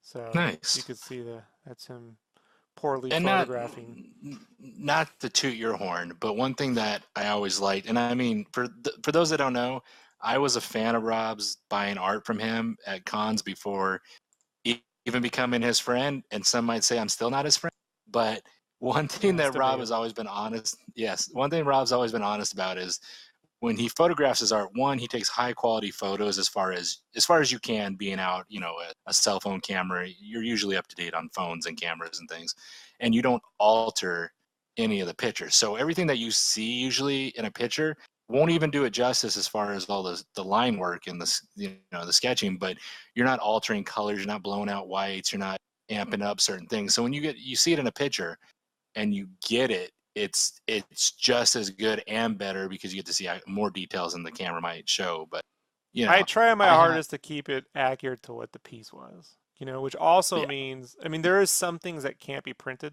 like just because certain colors fall out of gamut. But I sit here before I ship the art, holding it up, and then I go and I make certain, that in Photoshop that it matches, the final pieces, so that it's as close as, and it puts me on too when it makes it so when I'm coloring things that that I'm doing that so that that piece looks the best. Not, how do I say that? You know what I mean, Brandon? Like, you ever got a piece of fucking art? I'm not gonna say who it was, but a year ago I spent $200 on a piece of on some paintings from an artist who I was like, man, they're amazing. I want to buy some. And I did. Spent $200 on their art, and when I got it, it didn't look a fucking thing like what they post on the internet. And I was like, really bummed out, because I was really impressed with their color and the way they paint. It didn't look the real painting doesn't look anything like it, and it's frustrating. Right. It lets me down because then, in some I'm like, well, whew, you know what I mean? Like, I'm not doing something wrong. They're just tricking people. But then I was like, well, that's a shame. That's a shame. So I'm very happy with the way these came out. So it's enough self-promotion there. But again, for your guys' training purposes, if you want to follow how I did all this color pencil stuff, it's all right here. I've thought long and hard about this, Brandon, about come back to the camera, about trying to put together some kind of training, like, here's how I do color pencil. Here's what I'm thinking. I'm not a good teacher. I know people out there will disagree, like the fans, but Brandon, you know, on a personal level, I don't like repeating myself. No, you I don't. no. And honestly, folks, like I'm kind of still learning as I go. I turned 40 in last October. I'm still learning. So what I'm doing is just trying to put everything here, you know, um, to share how I learn stuff. I think the best thing to do is to start promoting people to ask questions, and I think going back to that, you know, maybe like Hmm. that I'd be willing to do maybe once a month. We can do like a Q&A and I can specifically answer art questions and then maybe do a little demo, try to base off that. But here's a problem I have with demos. If someone said, Rob, how do I render grass with the color pencil? It might take me 2 hours to get there. Right. I don't have 2 hours to just focus on helping you guys render grass. The best thing I can do is go, well, you really want to know how to render grass? Then the next time I get a commission that's color pencil, I'll try to work some grass in that piece. So I'm getting paid. And then I'll put it up there and then go, it's in this video. Like, I don't know the best way to do it, you know, because if I were making, let's say I was making, you know, $5,000 a year from YouTube videos, there would be I'd have a more bigger incentive to care. Like, Right. but I don't care, folks. Like, I don't care. I make maybe at this point $10 a month on YouTube videos, Right. you know? So like I'm Can I not get $1? I think the fact that God, what is this? Like 100 fucking hours worth of effort is here on the YouTube channel in real time. I think that is my gift to the world, right? Like if you want to call it, it is my gift to the world. You know what I mean? Like that's me doing it. Right. It's there in real time. The whole fucking thing, as much as I could put on there. Some days I didn't feel like streaming, but it's all there. I'm not, you know, doing a little piece and then going off to the side and doing the real work and not sharing it. It's fucking right there. Um, and I'm willing to elaborate more. I felt, I mean, do you tell me what you think, Brandon? Like, I think at this point, you know, the silhouette videos are up, the basic advice is up. Hmm. Maybe in 20 years, when I'm done making things, I'll care enough. But I don't know, man. Like, am I missing something? Like, is there something I could be doing that you think? I mean, you think it's not gonna help. It's gonna be. Yeah. No, I mean, from everything that I've helped you put up and you've put up on your own, there's so much range here that people can learn from. You've put up painting videos, watercolor videos, marker videos, how to draw silhouettes, how to draw this, that, and the, I mean, there's a lot. You'd have to really like try hard not to find a lesson within the art on the page. So I just don't think we're cool enough. No, but I would agree. no, We're it's definitely not cool enough. we're not cool enough. You know. We're not, yeah, but Plus, it's definitely informative. plus, I'm starting like the comic stuff now, my own comic stuff, and I'm like, Hmm. I just, I just don't know. I could make the same video over and over again. You know, like here's how to do construction. Here's how. I think once in a while it's good to do. Like, oh, I'll make some construction videos whenever I feel like. But um, I know it's a little bit of a tangent, but man, I had someone the other day. This came up because someone was like, "Hey, you know, I'm willing to pay you, you know, to teach me, you know, whatever." And I'm like, I don't care. Like, dude, please don't. It's all up on here, you know. And I know Right. that feeling. I was at that point in my life around 2001 when I felt that I had taught myself everything I could teach myself to do, and I was at this point where I needed someone else to help me get over. I need to get to another level, right? And that's why I signed up for the Art Institute and wasted $71,000 of my money. Um, I know that because that's how much it cost to get myself it was more than 71 because I already paid in like 10, so it's like 81,000. But you know, I lump sum the remaining 71,000. After my parents died, I used my meager inheritance between the two of them to buy my way out of student debt, and that's Right. it. You know, so I feel you. I feel if you guys are at that point and you can't glean anything from my videos or from any of the videos on there's a whole wealth of knowledge out there in the internet. Type into YouTube, millions of people. If that isn't helping, here's the other thing. You can do one of two things. One, you can go to some form of art training, local community thing, a painter, something. It's going to run you some money, $300 to $3,000 or $7,000 sometimes a class. If you don't have that money, the other thing you can do, the only other thing you do, the number two option, is create a project for yourself that you know you can't do and fail at it. And then once you failed at it, regroup, dissect why you failed. If it was because I don't know how to draw characters, what about characters? Do I not understand anatomy? Do I not understand? It always comes down to a root problem of construction perspective as a basis and a form, construction and perspective in terms of illustration and drawing.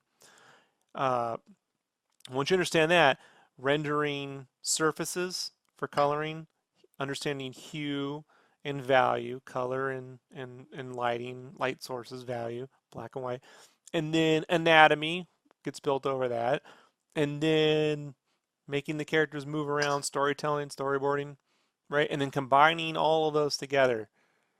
And like I've had this question, Hector, people brought it up for years. Like, how do I combine these things together? You know, in a way, how do I take it from the construction and take it from the basics and then put them all together to get a final piece that's awesome? And I don't know. Like, I don't know. I don't know, Brandon. I don't know how I do it. You know, I know when I fail at it. I know when I've gone too far. I know when Right. I haven't done enough. Um, I mean, it gets less and less at this point in life because I put so much into it for 20 years that, you know, I kind of know now how to. If I only wanted to make art to get by and be like, haha, that's awesome, I know how to do that. If I want to make art that continually impresses people, that just, it's constantly pushing, pushing, Right. pushing. At this point in my life, I'm moving less away from, when I think about art that impresses people, when I was a kid, it was, you know, like the Image comic stuff when that came out, like Wildstorm, Extreme, McFarlane, those guys. They were like, those comics were like what going to the movies and seeing the MCU and the Disney, you know, Aquaman, these kind of comic movies. It was like it's a cinematic approach to comics. If you don't believe me, folks, I keep this by my desk. This is the Jim Lee's Absolute Wildcats. It's right here. It's always here. If I ever want to remember why I started drawing in the first place, it's this stuff. Now, I never drew like these guys. I didn't sit around redrawing Jim Lee's art and going, wow, I'm going to draw just like Jim Lee one day. Even though I lived in San Diego and they were local, that wasn't my goal. I was always impressed by that level of effort. And I knew how much effort that took because I would go to Comic Con in San Diego and see that art in real life and go, fuck, that took forever to draw. But these days, like that kind of like, ooh, wow, look how much effort I put into one drawing. I don't see the value of that in storytelling. Does that make any sense? Mhm. Like the way I look at it now is I look at my storytelling art, which I'm just starting to get back to, is going to be more like storyboards, something looser, because people read it so quickly. Right. And like this piece that I did with the knuckles, that's where I would put a level of effort into that I know will sit on someone's wall and they will appreciate the one drawing. They'll keep looking at it, you know, and looking at the Hmm. textures and looking at the little extra things I hid. But for some reason, Brandon, I just feel with the way comics are now, I don't think people get that out of comics. And sometimes they do, like when you see Capullo or Brett Booth or just name an artist that does that, folks. I'm leaving out, you know. Megan Hetrick throws down some pretty awesome stuff too. Uh, and so those people are great at doing that. Um, I don't know if I like doing that anymore. I mean, I like doing it sometimes, like that Spyro piece I did, you know. But I won't lie, Right. that fucking thing was hard. It's hard, man. Just spending. I mean, that took over 100 hours, Brandon. You know, like I got this Darksiders stuff I gotta finish, and I gotta be honest. As soon as my checks clear from my last gig I just invoiced for, I'm half tempted to buy my way out of the remaining part of that power print, so I don't have to do it. I'm dead serious. I haven't decided on that yet. That's why I'm burying this in the podcast. But um, I have my wife going over the financials. Like, can I just buy my way out of that, and then I'll get around to it Right. whenever I get it? Because I just don't know at this point. You know, like if it's worth it to me. I did something a while back. I'll show you guys, and I've talked about this before, that I really enjoyed doing in terms of the effort to final result. And here, coincidentally, it was an image thing, of all fucking things. It was this Youngblood piece, the scribbly thing. And so, like, this I enjoyed coloring and drawing because it was done, this whole piece was done in like 4 hours, 5 hours, you know? So that I enjoy. Uh, this Game Informer cover style stuff is I'm getting real tired of it, you know? I'm just, I don't know. This is just a thing that I constantly go back and forth on, you know? And Yeah. the only thing that prevents me from just outright buying my way out of that power print stuff, man, is people are gonna be like, "But I really wanted the art." And I'm like, "Oh, I waited." And yeah, I know. I took too many stretch goals. I shouldn't be working on it right now. Like that's the thing, dude. I had 25 stretch goals and 25 pieces to finish of artwork that was already started when I did that power prints. So that's 40 pieces of art to complete the whole thing, you know? Yeah. Not like 6 pieces or 7 pieces, 40. It was it was watercolor paintings, you know, there were saucies to do. There was multiple character pieces like the Chrono Trigger and I mean, man, oh man, you know? Like what was I thinking? I wanted to change my career and I did that. And now I'm like it's a lot of effort. Like, I want to change my career now and go back to storytelling. And these color pencils, like the color penciling I enjoy doing. I just think that so many people have asked me to do one since I did the Sonic stuff that like I need to find an easier way to do that so that way I can do more. Because not that I want to do more for money, just so more people could get one. Does that make sense? Yeah. Like it bums me. Like remember when you see Brandon, you did something once where you would buy something and then you'd buy another one, and now I'm only making art for Brandon. You know, like we were down that path once, and it happened with a few Yeah. people where I'm only making art for them because they can only produce so much, and then I'm like, well, that's unfair to everyone else. You know, like one Right. guy's got me on lock for God knows how long, and then I feel bad for you because I'm like, how much money are you spending on my shitty art? Like, don't you have some fucking other thing to do or whatever?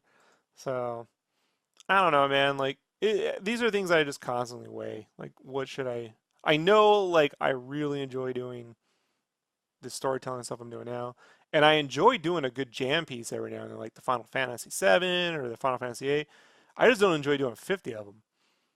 You know, like this color Yeah. pencil piece I enjoy doing. If I just found a simpler way to render, you know, like if it was just the characters, that would have been one thing. That I and look, poor Kevin, man. That guy, the guy who bought this, he would hear me complaining on the 60-second podcast that I do on the Instagram, right? Hmm. So I make these little 60-second podcasts on the Instagram, and I'll be like, it'll be 60 seconds of me going, why did I agree to do this background? Why? Why did I do this? Why did I do this myself? And then he watches those, and then he goes, I'm so sorry. You know, like I never would have Yeah. asked, you know? And I'm like, it's not your fault, man. I'm not mad at you. You know, Right. it's just, I'm glad with the way it came out, but Christ Almighty, why did I ever agree to do that? Like, it's such a, Yeah. fucking nightmare. So yeah, I don't know, man. I'm this is me thinking out loud, like with the like if they wait. Cause the thing, I'm working on this secret project I can't talk about, and I'm like, this could push PowerPrints out to like the end of the year, you know? And I'm like, Yeah. no one seems to care, but I'm tired of thinking about it. Like, I'm tired of looking over my. I feel like Han Solo sometimes, like looking over my shoulder. Like I look behind my shoulder, and there's that fucking PowerPrint that's sitting there.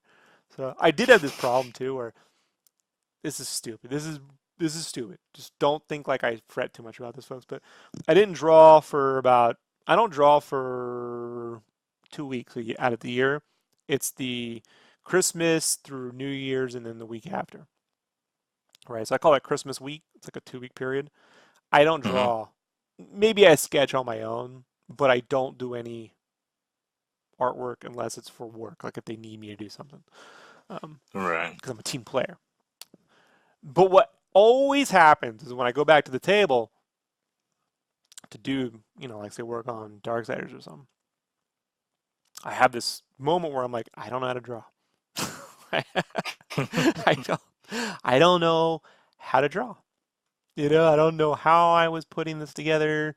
What's the point of life? I'm horrible. Like all the imposter syndrome stuff comes out. Right. And it never changes. I think the only people who don't have imposter syndrome are those. We're not going to name artists, but you know who I'm talking about. The people who should have it don't. Right. You can think of a few that are getting by on, Right. If you're listening to this, just you already thought of one as we said it. yeah. I don't need to. I'm not going to perpetuate shade on artists. You know what I mean? We gotta stick together. But there's some people out there that even I'm like, you should probably be a little skeptical of your skills. just for karma, just for good karma. So, Right. how I'm gonna get through it though, this is a little tip. What I do, folks, is I record all my videos and put them on this YouTube channel. And then what I do is when I think I don't know how to draw anymore, I just go back to the times I did feel I knew how to draw, and I watch those videos, and I see what I did, and after about 30, 40 minutes, it snaps back. Right. I don't know how to describe it. I haven't looked yet. For the Darksiders, but I know when I do, I'm going to want to start drawing, and it will snap back together. It always does. That's really the only reason I have ever made this YouTube channel, was to remind myself how to draw, because I forget all the time. Forget all the time, man. It sounds weird, but I think it's because this is something I want to do, not something I had an innate ability to do. Does that make sense? Mm-hmm. Like I didn't just plop out. I wasn't like, oh, you're the greatest artist in school. Like, no. No, I didn't start getting recognition from my art from anybody in school till maybe the 7th grade, kind of the end of the 6th grade. 7th grade, I got some props, and then in high school, but there was always 2 or 3 people better than me. I was that guy. They were always like, I had a. This is funny. I'll end on this story. So when I was in high school, there was this girl. I'll call her Jen for whatever. And Jen was like, she was the popular artist, right? And she drew all the Disney stuff because Disney was having their second renaissance in the early 90s. So we had like, Little Mermaid, Beauty and the Beast, and Aladdin had just come out. And so she was drawing the genie everywhere, bro. And I was just focusing on like construction, because I'm like, I don't know how you draw the genie everywhere. I figured it out. She was just looking at pictures of the genie and redrawing it, which was the thing I wouldn't do, because I would go to Comic-Con and watch guys get the shit kicked out of them in portfolio reviews.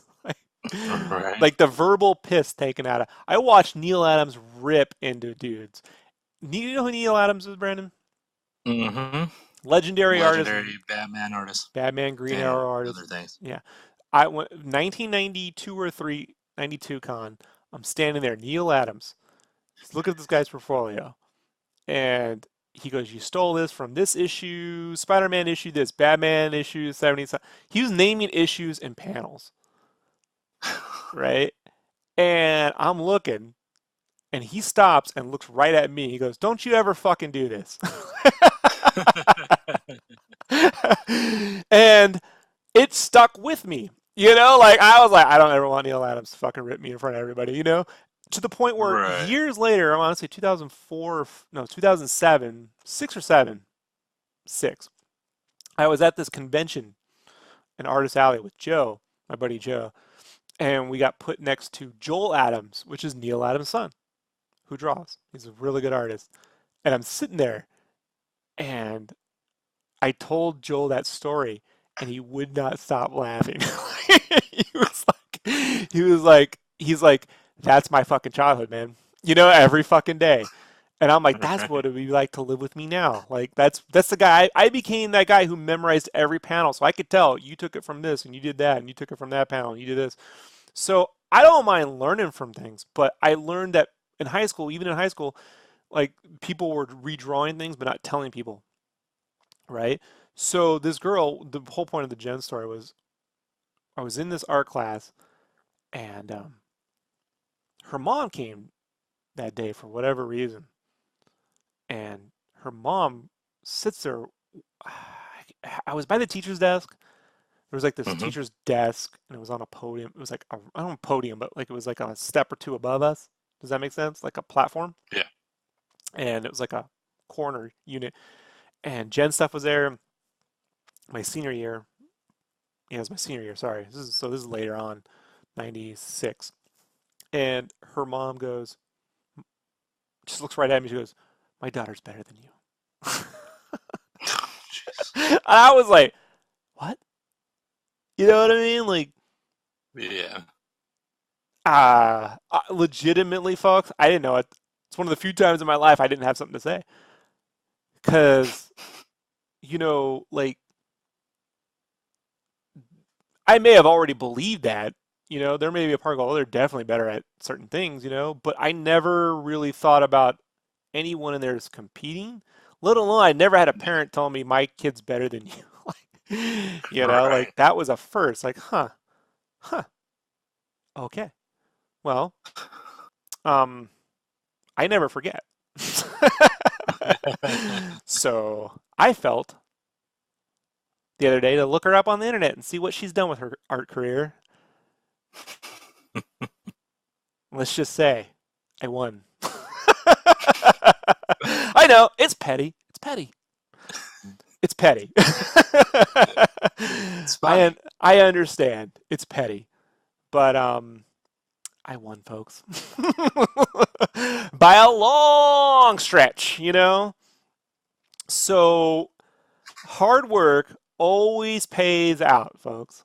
It always pays out. And at this point, I'm just trying to figure out, like, am I putting too much fucking effort in sometimes, Because you can put too much effort in. Right. You ever do that, Brandon? You ever put too much effort into a meal or something, and you're like, if I had stopped and like an hour ago, this would Oh, be yeah. better. I've done it to art too. When's the last It was time you did it? good. I can't say because then what if they're listening and I ruin their commission?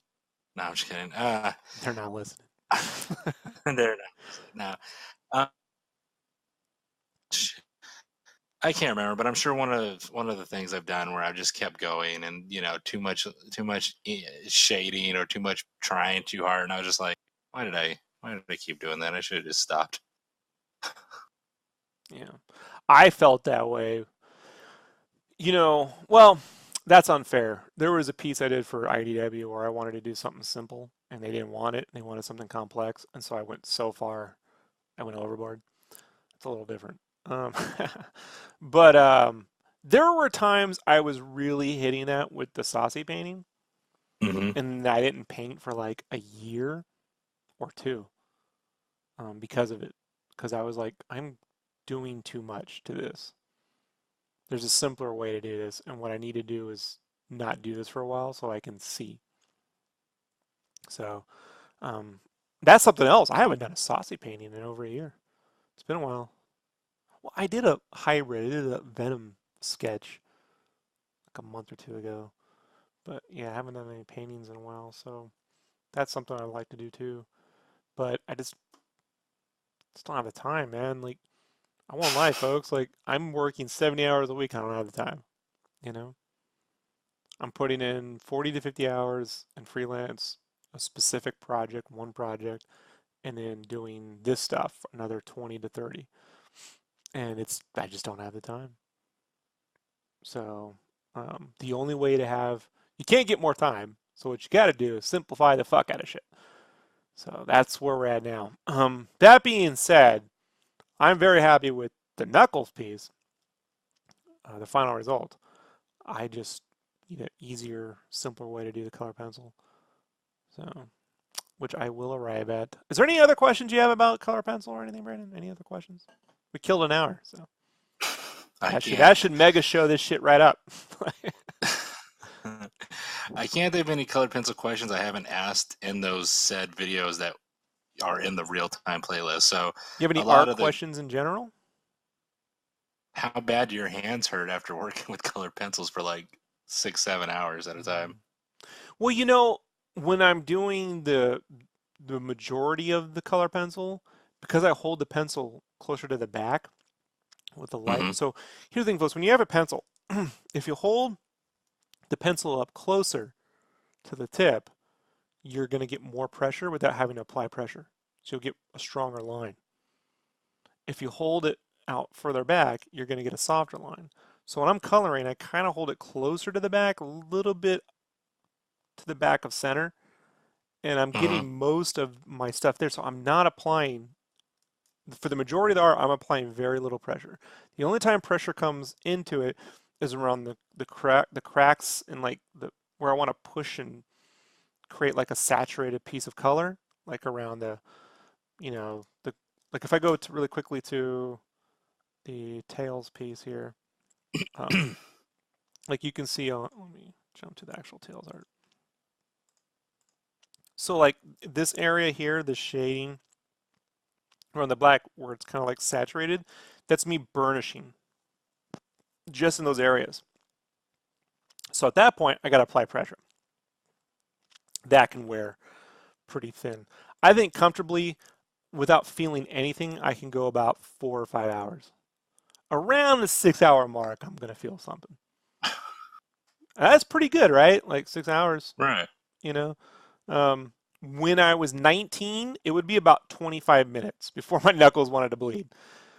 So this was something that caught up to me around 2008, about 10 years ago. With pressing too hard when I draw. And I got, my knuckles swole on my hand. Oh, wow. Yeah, they swole, and I couldn't move my wrist without pain. So what I had to do was I bought this Cintiq, this big monitor you see here, right? And I was able to then, with this digital pen, control the amount of pressure. I could set the pressure. If I press very lightly, I'd get a ton of pressure. If I, so because I did that, and I started to create more digital art that way. First, I started with drawing just outlines of sketches, scanning them in, and then drawing over to create the thick and thin, digitally. Eventually, I was able to turn that into full digital art. And what that did was it taught me after, I didn't draw anything traditionally for almost 2 years, just digital. I just completely went digital after about a month. And then what it did is it retrained me to not press hard. And so now when I draw, you see me, I'll draw like red pencil and then use like inks, and it's a rougher line. If I want a cleaner line, I just do it digitally. I do not do clean rendered lines anymore with traditional pencil, ever. Because of that carpal tunnel. I mean, when you look at Capullo's line arts, man, it's super rough. He's not out there fucking drawing every little tick mark perfectly. He's blocking in textures and, filling in grit and putting in shade and then doing a little bit of noodling, but it's not like the ticks and the hash marks that come from the final inks by McFarlane or Danny Meeke or John is it Glapian? Sounds about right. Galpian, Glapian. It's not like those lines they're not just inking over perfectly, They're completing a drawing that he started and then they're finishing it. And so that's how I've come to think about my art, is that I set something up at a certain point and then I finish it somewhere else, but never with pressure. And look, that pressure sometimes is how do I say this? Sometimes if you're pressing too hard, it's because you're not confident in what you're doing. So you're stressing, and when you stress, you're kind of gripping. You ever grip the pencil too hard? Like you're gripping. Oh yeah. You're really gripping, and then you're kind of like pressing, and you're got all this. You're trying to, oh, I can't. I don't want to. You really have to learn to let that go. And so I was just in a position that if I didn't do that, I wasn't going to be able to draw ever again. And I'm safe to say now, I don't have one problem with carpal tunnel. 0 problems with carpal tunnel. But 10 years ago, it was scary. The only thing I got now is, see my arm here, right here? I got to be careful. I use a keyboard when I draw. I got to be careful I don't like lean on my arm like this when I'm drawing, because I did that and I actually tore something in there for a year. Couldn't do a push-up for 1 year because I had to rebuild that that little thing in there I tore. I was leaning for 12 hours on my arm. But color pencil super easy, painting super easy. Drawing now with the red and the Copic ink super easy. Digital ink super easy. The only thing that would kill me is if I could not imagine, man, printing out roughies and then drawing them in pencil super clean like I did with, say, Mosaic. You guys look up those pages. Like that, those rendered pencils took forever. To what end? No one cares. I'm not Alex Ross. I'm not able to render at a point where it's going to impress anybody. So not like that, not like it's worth breaking myself over, That's also too, like with the rendering, that's why I came up with different styles for like contractions, like contracting lines and softening, feathering selections to airbrush super easy. So I'm not there. Man, I don't know, Brad. I don't know. I don't know how artists sit there with painter brushes in Photoshop and manually mix every fucking color together. Right. Like me, I don't get that shit at all. So I've just tried to find easier ways around it. Anything else, Brandon? I got nothing. I think we've eaten up enough time. What do we have coming up? What do we have coming up? Well, I'm going to disappear this week. I got to go to San Diego for my aunt-in-law is having her 80th birthday. And coincidentally, they're having it in San Diego. So I got to pay money to go back. Home. This is my home. I don't miss San Diego. Well, I mean, I don't miss it, guys. So what I did find out, though, is there's going to be an open house at the Art Institute of San Diego on the 26th, I think. I might go and protest. That I might do. That's funny. Yeah. I'm SketchCraft. Fuck your skull. But then again, I'm afraid that if I do that, it'll be like artists on Spyro, and then that'll cause me trouble. Every time I come up with one of those ideas, it backfires in my face spectacularly, and I lose work. So I think I might. That's how you get blacklisted again. I've been blacklisted. Like to this day, I still can't work in T-shirts. Yeah, for my clever little protests, and I just don't want to do it. I'm like, I'm not Kevin Smith. I am not Kevin Smith. Kevin Smith can protest his own movies and get away with it. I can't do that. So we got that going on, and then I gotta. If I can't work out a responsible way to get Darksiders going, then I gotta find a way to pay out the people. So that's the next thing too. I got some hard decisions to make. The one thing I won't do is refund Game Cave because I love it. I'm finishing it. So I'm just a little less impressed with these prints. So we'll see how that goes. I might feel differently later, folks. Don't stress over that. I gotta edit the fuck out of this video. This shit's gonna take 4 hours. No. 2 hours. No, probably closer to 4. What happens is I get to the 2 hour mark and I start drinking wine and I slow down. So there's that. Oh, and then Brandon, any chance you're gonna sit through Glass? I want to go see it. I just don't know how the time I'll have. But I mean, I want to see it. I mean, I've been hyped about it, regardless of good or bad reviews that are out there that I have stayed away from reading. Yeah, I've been So I hearing want to see horrible it. things. Yeah, I want to see it though. I want to see it. I'm not against a superhero movie where they're stuck in Arkham Asylum for the majority of the film. I'm not against that idea. I'm just afraid, from what I've heard at the end, he just flips everything around, and I don't know, man. I don't know if I have. You shut your mouth. Quit spoiling it for me. And, did I spoil that Shyamalan throws tricks at the end of his movies? Is that a big No, spoiler? no, Did you ever sit through The no. Village? No. I mean, yeah, I wouldn't be. I mean, no, not a spoiler, but I wouldn't be surprised if the fucking thing is just in that girl's head and it's a comic book or some bullshit and it's whatever. Or it's just Shyamalan playing with action figures? No, God, shut up. Shut He's up. just sitting If there and he's that's like, it, "Hey, everybody," if if that was it, I would punch him in the face. Like he's like it cuts to like little Shyamalan as a kid. He's just playing. The whole thing has Yeah. just been his action Oh, figures. oh, I that'd don't be a know, good man. story. I don't even know why I said that. You said it. It's out there now. It's a possibility. I don't know. We'll see. Oh, and then also one last thing. I was thinking about this the other day. So I'm trying to guess the name for. I've never been able to accurately guess a Star Wars title. Okay, so I'm not out of all the predictions I make where I'm pretty good at this, Mm-hmm. along with lottery and elections, I can't figure out. So, like I am 0 and 162, on this. So I'm going for 0 and 163 here, but I'm gonna think about it right now. I've thought about it. My guess for the title for Episode 9, Star Wars Episode 9, is, you ready for it? Drum roll. Yep. Thanks, Griswold. A New Order. That's what I'm thinking. That's what I'm thinking. Why do I say A New Order? I think Why, everyone Rob? expects him to parody Return of the Jedi, right? But I believe he already did that with The Force Awakens in terms of the structure of that film. And the Okay. last film that came was called The Last Jedi, so he's not going to do the final Jedi, right? He's not going to do anything Mhm. that says the final or the last, because they already did that. So I think he will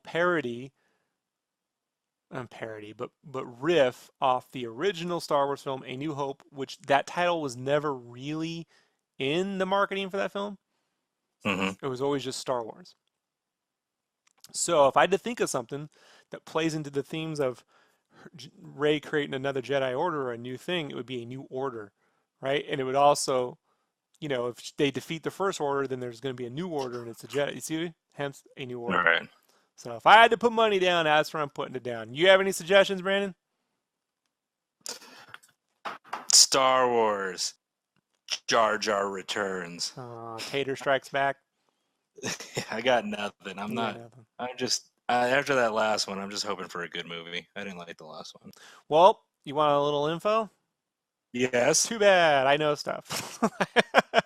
I actually really, really do. And I'm like, I can't say nothing. You know,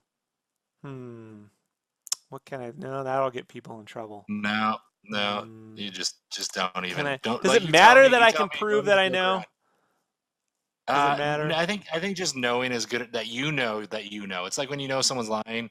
It's just good enough that you know that they're lying, and you know the truth. Well, I You mean, know. I've always known the Marvel stuff because I worked on those shirts, so I know a year out. This time I'm not working on any of that stuff, so I don't know.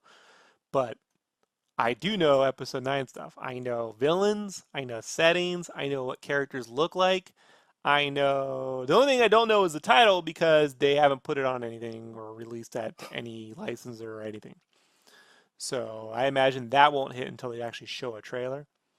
But that's what put me in that. I wonder what the name will be. But I do know a lot, and I like what I've seen so far, Brandon. And I was not a fan. I saw The Last Jedi, and that's it. I'm like, fine, not the worst, not the best.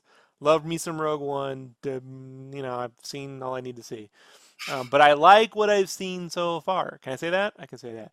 And you don't have to believe me because I don't give a flying fuck. If you really want info, let me tell you, based on what I've learned and have seen, the people who have the most accurate info on the internet is making StarWars.net, which if you follow Star Wars, you know, anything, you already know that. But Jason Ward over at the Making Star Wars.net is the only person that has any fucking real clue as to what's going on.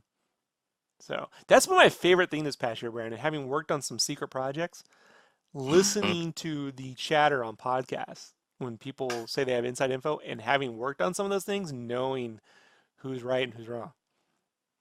You know, so that's been a fun little game I've played. So, but I do like what I've seen. Hopefully, we'll get a trailer before. I don't know. I figure we won't get shit until fucking Endgame comes out. But sadly. So, all right, Brandon.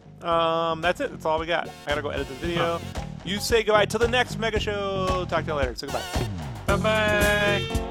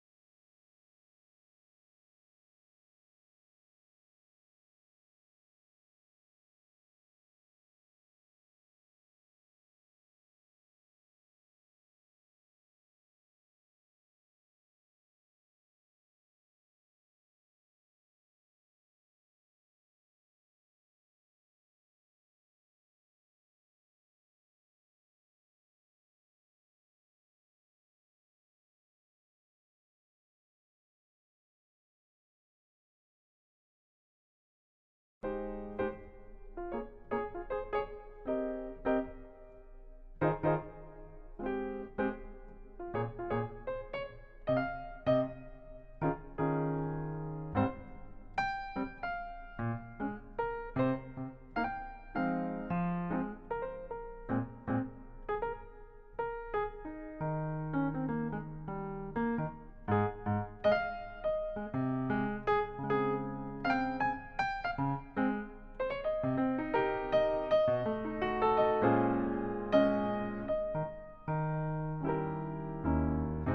right. Hey. Hey. Check this out, Brandon. Do you know where we are right now? We are in everyone's eardrums, right? Oh, well, oh, he always nightmare fuel. You always know how to put Ah, that right in my head before I sleep. You know that? hmm Yeah. I can't. God damn it. I'm trying to. I can't You even tee drink it my up. You milky tee it up. coffee here. You Oh tee it up. no, I did it again. All right. This we gotta start this over. Hey, Oh, Brandon. We got this. Okay, hold on. Hey, Brandon. Guess where we are right now? we are at the end of the Oh, universe. oh, very close. We're at the back of the show. Check it Oh, out. Check out back. Hey everybody, this is the back of the show. Show. You like that, Brandon? The back of the I, show. I like it. And if you've made it this far, gold star to you. Thank you. Tip of the hat. I made it this far. I made it through editing 5 hours of fucking podcast. To be fair, I didn't really edit much out. Just a couple of things that might look bad. Should we ever direct a Guardians of the Galaxy movie someday? Correct. Right. Should we ever run on the liberal ticket and Cernovich and the comic skaters want to take us out? Exactly. Yeah, well, they're gonna have to work for it, Brandon. This shit's buried here in the back of the show. You hear that? Oh, Brandon can hear Ooh. that. Those are people on Facebook sending me, "Where's your art? when, when are you Where gonna is draw it? stuff?" So I actually made an announcement last night. They are anxious people. I updated the power prints, Brandon, Oh, nice. and I said, "Power prints are done. I give up." So you get refunds for those who haven't received their stuff. I just I just couldn't do it anymore. I've been weighing this, for a while Right. now, and I really intended to get everything wrapped up this year. But 2018 was a very productive year offline. Right. Nothing you can Yeah. broadcast, but it was Mm. I've never seen I'll say it this way, I've never seen you be pushed so much artistically without being able to show it. Yeah, no one's seen it, right? It's amazing. I feel like a loser, you know, like Hmm yeah, well, you you're you're always way too eager to just agree with that. I also feel that, but a Oh. different spectrum of that. Mm. You for other reasons, me for not pumping out as much art or any. I sense things are rougher here in the back of the show. Like, I feel in the back of the show we're a little less kinder to Rob. Yeah, Can I start talking about myself in the third person in the back of the you can, show? you Okay. can. All right. Well, so I just no. So interesting thing, folks. Working on things that look. When I say I'm working on things I can't share, I just mean literally I can't share them. I'm not saying they're cool. I'm not saying I'm working on life-changing games that you are going to be very impressed with when I do finally announce what I'm working on. I'm just saying Right. that they're paying me to not talk about it. Like, I'm hmm amazed at how many people, and by many I mean 3. So out of 160 people, I'm amazed at 3 constantly ask me like Armando. He's great. He chimed in on the because I made a video announcing the whole hmm refund thing on the power prints and quitting. And he goes, "Man, are you working on Ultimate Alliance 3?" And what part of NDA do you not understand? right. Let's just say I was, right? hmm Right? I mean, what am I supposed to be? Oh, you guessed. What can I say? Right. I couldn't say whatever I'm working. I could be working on Elf Bowling 3000, and you know what I mean? Elf Bowling VR, and I just can't talk about it. I mean, See, I wish you were. I mean, I would like an inside track to that game. Don't you miss Elf Bowling? Remember that? You used to get in the Uh-huh. email. You'd be like, "They sent me a free game. This sucks." So, man, they really stopped those flash games. You get in the emails now. Yeah. Now you just get links to Viagra. You know, the early Yep. 2000s were more fun for spam. Where am I? The back of the show derails quickly, Brandon. Have you noticed that? Oh yeah. Oh yeah. There's no topics to keep us. Why even bother doing the back of the show, Brandon? Like, what was my reasoning for this? We want to give the people more of what they don't want. Well, that explains everything I've Yes. drawn in the last Yes. 4 years. Okay, Brandon, these are just spur of the moment topics. I thought maybe what I would do initially with the back of the show is we would talk about some of the things we talked about during the cast that have since updated. Because I was Uh-huh. actually supposed to post this thing right before Christmas, on Christmas Eve. But Yep. here we are, beginning of February. Mega show's mega late.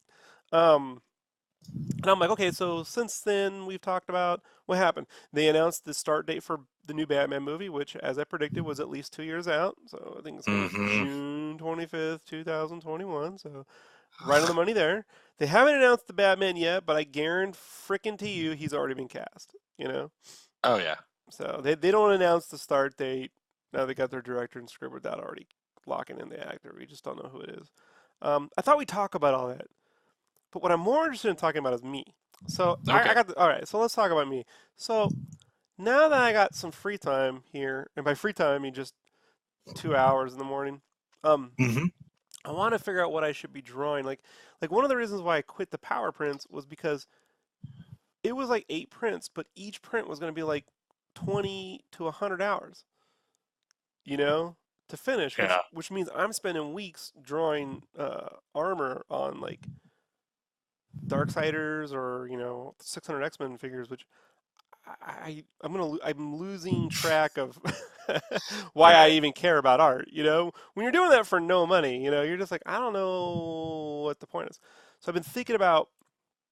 I want to do 3 things: scribblies, which are digital commish; color pencils, which I'm calling the Suave; and then the Saucies.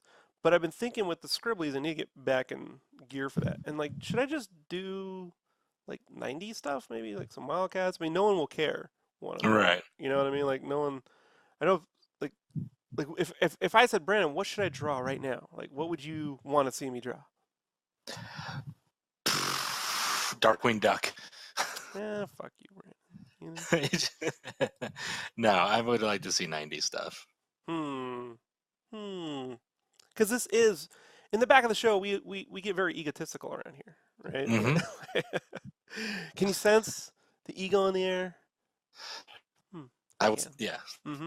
Just I could casually sense it floating in into the your ear air hole. tonight. Don't sing nothing that'll get me kicked off YouTube. I didn't. I changed up the words. Oh, Rob. Oh, See? that, yeah. Ever since I stopped streaming all the time because I'm working, they cut my Uh-huh. ad revenue down from $20 a month to $5 a month. That means now you can't even afford your coffee. Oh, I can because I quit Starbucks ever since that asshole decided he's going to run for president. So, you like how I got standards? Yes. What little they are, I Right, try. yes. It's the least I could do is not buy $6 coffee. But back to me. So with the '90s stuff, you think I should just stick with the image things? I mean, I like the Youngblood stuff you posted a while back. That loose. I won't say loose, but that more clean. scribbly. Yes, the scribbly look. I like that a lot. 'Cause Like, so I would what I did totally be today? cool with that. In my sketchbook, you know what I did today? I sketched What? some wildcats. Oh shit! I'm not showing nobody. I'm not showing anybody anything. Some But, Ripclaw, some Drifter. a little Spartan, little Maul, Nice. little Zealot. Hey, I had the mall toy.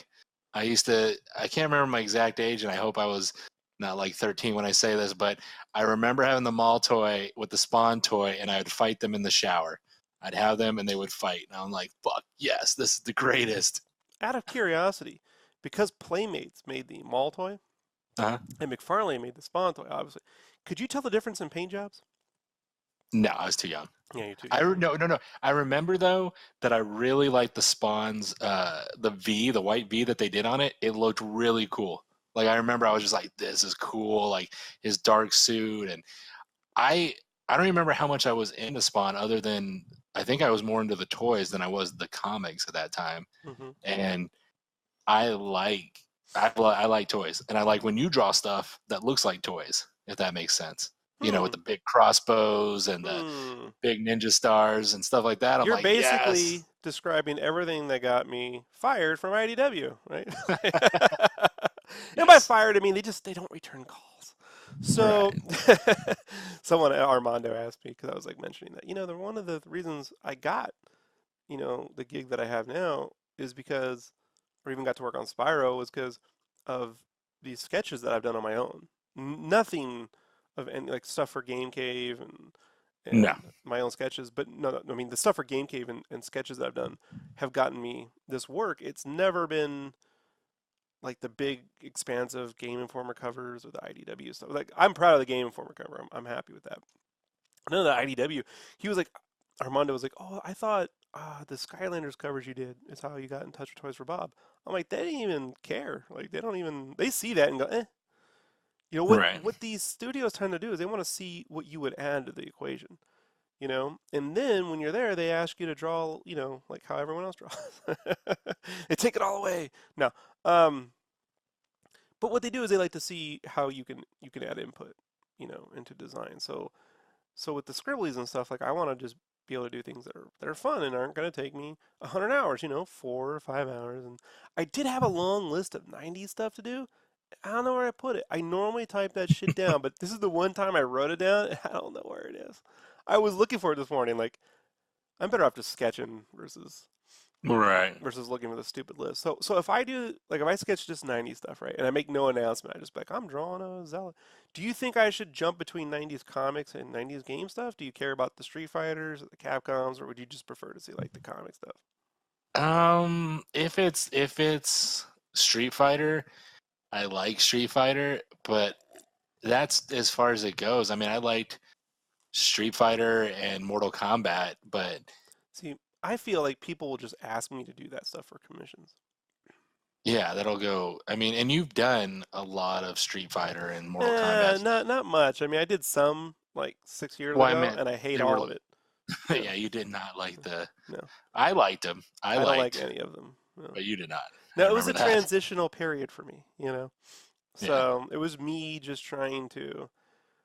It was weird. So I started out doing this animated Disney kind of like comic style, and then as I worked with Ape, working on Monstroids and working over on the Death Jr. stuff. Well, Death Jr. was definitely me, but for some reason my stuff at Ape, I had it in my head I would try to mix like Stephen Platt with animated stuff. It didn't work out. And I just look at all that art like this is just such a fucking nightmare. Like I don't know what the hell I was thinking. And then I just really wanted to make more Stephen Platt kind of art because I couldn't buy any because I just kept buying the same fucking things on eBay. And then for some reason that became like Rob draws like that. And I assure you I don't. So, so then I'm like, So when I did the Street Fighter stuff, I added a little bit of that, but I don't know, man. It was so long ago, dude. Like I just feel like it looks pretty bad now. But I do think that people will just ask me to do that stuff. So I don't know. What more? I mean, I can add. I mean, look, when Creon and those guys do it, it looks amazing. I don't know if they're adding anything new. They're just drawing really amazing art, So I always think like I remember when Galloway did some Street Fighter shit back in the day. Like that was definitely his own thing, and that's what I would want to do. I'd want to now figure out like how I would do it, Right. Come up with my own deal. But at the same time, I'm kind of on a little bit of a nostalgia kick. Like I haven't talked about this anywhere. I don't even think to you. So my wife told me when we moved into this place, she wants me to decorate my room. Like she wants me to like. She wants to know I'm not gonna leave because, like, I have this what do you call it? Vagabond like nature, Brandon. You know me. I could just walk out of somewhere and never come back. Like I. You ever get the sense that I might just leave you somewhere and that'll be it? Sometimes. Yeah, yeah. I know. I don't have an attachment to too many things. So she wants me to, and I started thinking, like, what would I put in this fucking room? And so it started with the Turtles toys I got, right, last year. I don't know how to display them.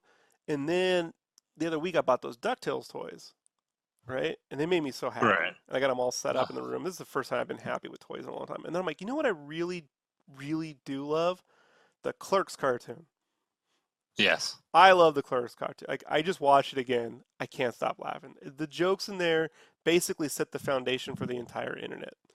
Like, there's so many. There's tons of Golden Girls jokes. I mean, Kevin Smith set the tone on the geek culture on the internet so early. I don't think he gets enough credit for that. He's the Stan Lee of the internet.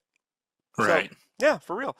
So I bought every one of those fucking things that I didn't already have, including the Kevin Smith figure from the Jay and Silent Bob stash in Red Bank, New Jersey. He did one of himself in that jersey.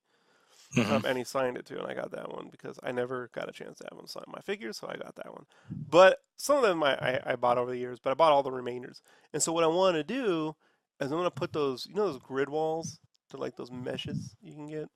Yeah, I'm going to put them up on the wall, and I'm going to little, I'm going to get little toy hooks and then put them and display them like toy racks, like you would in the store. Because I thought about getting a displayer's case, the glass case, and I never want to move those. I'll break it. And then I'd have to take the toys out the box, but I like the boxes. Yeah. Like the Spawn. You ever seen those Ashley Wood figures from Spawn? Oh, yeah. Yeah, the packaging's amazing, right? Yeah. And the minute you take them out, they fall over because they're so proportionally weird. Right. You just rather leave them in the packaging. So I'm going to get those mesh walls, put them up in here, put the toys up there, and then I'll also be able to, flip things around. If I get a new shirt, I can hang it up, or if I get a new toy, they're customizable. So I'm gonna get that up in here, and then later this year, after a few more paychecks, my wife says I have to put away a Roth IRA first. Apparently, I have to prepare for retirement, whatever. But after that, I'm going to build a little mini. It's not a game room per se. But when I was in San Diego, I went to my friend's house, and he had one of those arcade one-up cabinets. You seen those? So like little mini arcades. I got Street Fighter. He had the Street Fighter one, and I was playing that, and it kicked his ass. And he didn't even stand a chance. But he had already like the controls on there. I couldn't even jump diagonally, because they're kind of poorly made, and they're $400. So I was like, fuck that. I'd rather just buy an X arcade stick, which they have this thing called the tank stick that has a trackball put in the center, and it's made from super arcade parts, so you can slam these motherfucking things and they're not gonna break. And with the trackball, that means I can play Rampart. And so I got all my games put into a little NES case.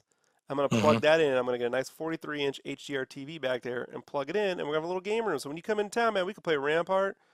And that'd be cool. Yeah, we could play 2-player Metal Slug. I'll be there tomorrow. Yeah, it's gonna be fucking awesome. I'll have the whole thing set up, dude. We'll be able to chill and relax, and so I'm gonna set a little thing up in that bunker right where my giant printmaking station used to be. Like I'm gonna move that. I'm gonna cut that down in half since I don't do very many prints anymore. I'm just gonna be shipping books, so I'm chucking the remainder of my prints. So if you want any prints, Brandon, you let me know. But I don't have any of the good ones. All the good ones melted. So if you want any of the stuff from Big Dog Inc. or those roughies, and that one I did of the T-shirt, you can get that. Brandon, I don't think people believe me that those prints melted. Right. I don't, like, some people were like, really? And I was like, I assure you, they melted. All stuck together. They did. How did I sound when I called you to tell you about that?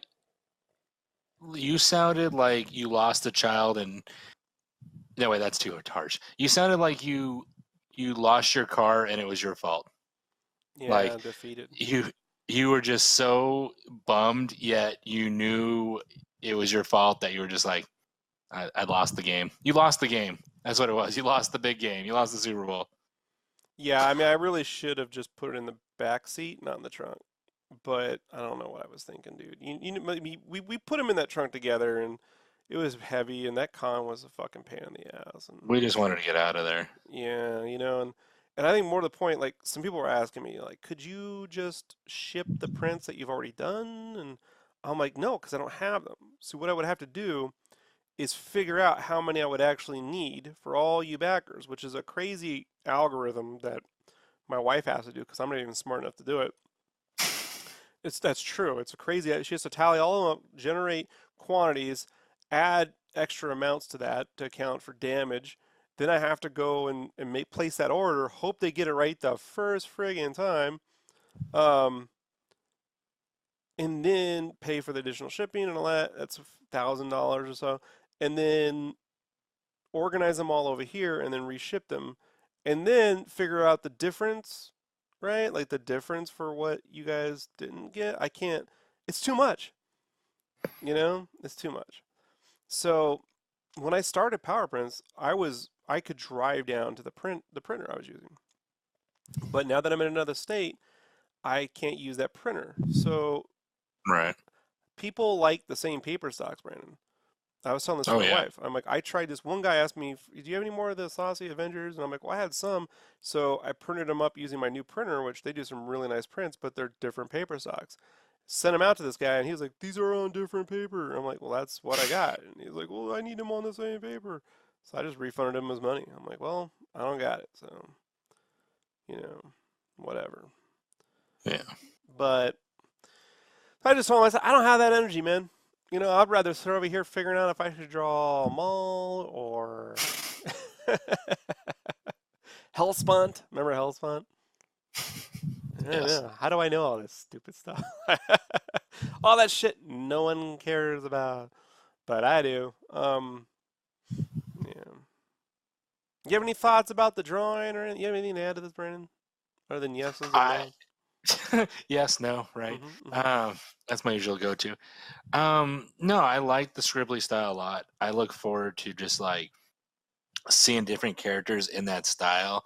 Um, I think you give people way more art than most artists do, and it's become like a thing where it's like, yeah, Rob, we need you to draw this 90 character piece, and you're just like, man, I wish I could. Sometimes I'd imagine you'd probably want to be the guy who can do like a headshot and a full body kind of thing, instead of like the 90 characters coming out of everywhere with the hidden details and the plushies and the everything. It's a lot. And Yeah, I need to change that narrative. Like I'm totally willing to do it for work if there's real money on the table. But for my own stuff, I can't. right, Like the way I think now, so I'm in the middle of, I call this crunch month. I'm working on Megavisions issue 8. So it's crunch month, which means I'm making a video game magazine on top of everything else. And so when I'm doing this, I can't work on Game Cave because I can't make 2 game magazines at the same time, or it's ridiculous. So I need to use that time to do like, 2 to 6 hours a week to work on, you know, more just fun art, like random things. And commissions are the best way to go. But I don't want to just jump into the commission pool right away. So right. I want to do some scribblies first, and then, I need to do a color pen. I need to put together some reference shots. Like, so here's a headshot, here's a torso. Yeah, I need to do that. So what do you think? What do you think? Do you think headshot? You think torso, headshot? What do you think? Like, Yeah, what do I you mean, normally prefer to buy? Like, do people really buy headshots, Brandon? what I like is if I pay for a headshot, I want there to be neck, shoulders, and maybe just a little chest. So it's not quite a bust because it doesn't have to have like full arms or part of the armor thing. It's just if I want a Batman, right? I want the head, the pointy ears, and the start of the cape. Like the cape coming down. And you don't have to put the bat emblem on there if you don't want to, but some guys do, and then leave the negative space. But it just it adds a little 3D to it without you don't have to go all out. Recently I seen John Boy. He's got a Kickstarter going, and he put out an example of one of the sketches, and it was just the Flash. It was the head, part of his shoulder trap area, and just the logo on his chest, and that was it. And I thought it was dope. If I received that, I'd be happy. Yeah, that was very similar to what I did with the Kickstarter back, right? Right. The headshots with a little bit of the chest. Yeah. Yeah, I would agree with that. Well, we'll see. That's the thing. The minute I start doing things, people go, "Oh, now you got time to do that?" But I thought you didn't have time to do the power prints. It's like, you son of a bitch. Like, but and now I gotta make plans for the art book toward the end of the year. So after I get done with the what do you call that? With the Megavisions, I gotta do some game caves. Somewhere around June, I'll start putting together an art book. The first one, Brandon, and then people could stop asking me if I have an art book. Right. Then they'll start asking you, when's the next one coming out? As soon as that one's done, when's the next one? What do you think? You think in 2 years you need an art book every year from an artist? I think 2 years is. It depends on who the artist is. If they're doing a lot of work and the art book is the like behind the scenes stuff that I like, then yes. But if it's an art book where they're just pumping out the covers or I mean, like mostly pre-packaged art, commissions. yeah, then yeah. I mean, probably year and a half to 2 years is a good amount of time so that it fills up and 18 it's not months. just yeah. I don't want to keep going to the well. You know what I mean? That's the thing. Like I don't want to be like, buy my shit again and again. I mean, Brandon, I am preparing to do the comic, so Right. I will be expecting people to support me on that. Like read it. You better read it. So I don't know, man. It's a weight off my shoulder. I feel bad that I couldn't finish it. I mean, I could, but I won't lie, man. When I did that Spyro piece last summer, something broke. Yeah. I was like, I don't want to do this. Like right when I'm done with the Spyro, then I have to come back and work on another 35 characters. It's madness. Once I get the scribbly style worked out, I really feel like when I did those X-Men roughies for the power prints, that if I had just taken it one extra step into scribbly zone, like those are roughies, but if I took it one extra step into scribblies, it would have been done. Like I probably could Yeah. have achieved the exact same thing in, fully colored, drawn and colored in 30 hours as opposed to 100 something hours with flats. And so I don't know, man. Plus, when Gallivan and those guys, like a lot of them do their big pieces that have multiple characters, they're drawing each character individually and then resizing them. You've seen that, right? Yeah. Like they'll draw like 6 different characters and then they'll comp all of them together and like change their sizes and stuff like that. Right. They're not like drawing them like here's all this shit on one piece. And, going drawing them nuts. Do you have a request? You probably just want me to draw Spider Clan, huh? Yeah. Yeah. Spider Clan, I don't Spider-Man. even know why I ask. It's always Marvel with you. That's a go-to. Yeah, I just 90s and Marvel goes hand in hand for me, 90s and 2000s. Spider Clan is Like 2000s, all right? It's right, no, 2013. I'm saying 90s and into the 2000s was like my jam. Like it wasn't until about when I got out of high school that, in 2003 that it was just kind of and Were that's you when in high school when the Ultimates came out? yes. I was in college. So, were you excited about that? Did you run to the store? I liked it. I bought all the issues, and then later I traded them in for the hardcovers. When did you quit the Ultimate? Like you were buying them all, right? Like the whole universe. Right? I bought Ultimates 2, and then it just started getting kind of crazy after that. And then I bought the Joe Mad stuff just to see the Joe Mad's art of it, but it was just a lot of it just got crazy. And I picked up a couple trades later on where it was like Ultimates 4 and like the Punisher versus Ghost Rider, just because Lionel Yu Francis. There we go. Francis Yu. Lionel Francis Yu. There we go. Yeah, I love all his stuff. I loved all his X-Men things and his run of Wolverine when it was the Prime Sentinel Bishop and everything. And so I bought the Ultimates. I don't know if I can see it from here, but the Ultimates 4, I think it was, where it was like Punisher was fighting kind of like a Luke Cage, but he was like a pimp and like Ghost Rider. There was 2 Ghost Riders, and the story wasn't great, but I just bought it because of the art, and that's what happens a lot with these trades. I go back and I'm like, oh yeah, I used to buy these single issues for the art. It was never the story, and that's why now that I'm an adult, I just buy either trades for cheap or I buy artists' art books because I want to see the sketches, the loose But the stuff. writing in the original Ultimates was pretty good. It was Mark Millar. Oh yeah, Mark Millar did it. Yeah, I thought it was good. He pushed the limits of a lot of stuff that like Pym Hulk wanting to murder and like rape Freddie Prinze Jr. Like I finally remember that. Like guys, I'm not joking. Yeah. Like he was on a date with Betty Page and he lost his shit. Yeah. Yeah, there was that. I gave up around Ultimate War. Like Bachala was drawing it, and I was like, "Oh, Bachala's gonna draw the Ultimates. I can't wait." But I couldn't fucking tell what was going on. Like, I was really struggling with that one, and there wasn't much to read too. Like it was like 16, 18 pages of art. And so, and they were doing these glossy stock covers to make up the diff. I'm like, I don't care. Came back to Ultimates 3 because of Geomad, but the original printing was so dark you couldn't see any of it. Right. I don't know what that was. They fixed it with the reprinting. When it went to trade, yeah, it was printed properly. But that first, the floppies, as they call them now, man, it was impossible to see the art. I was like, what do they do? I don't know. Whoever printed that, that was horrific. Yeah.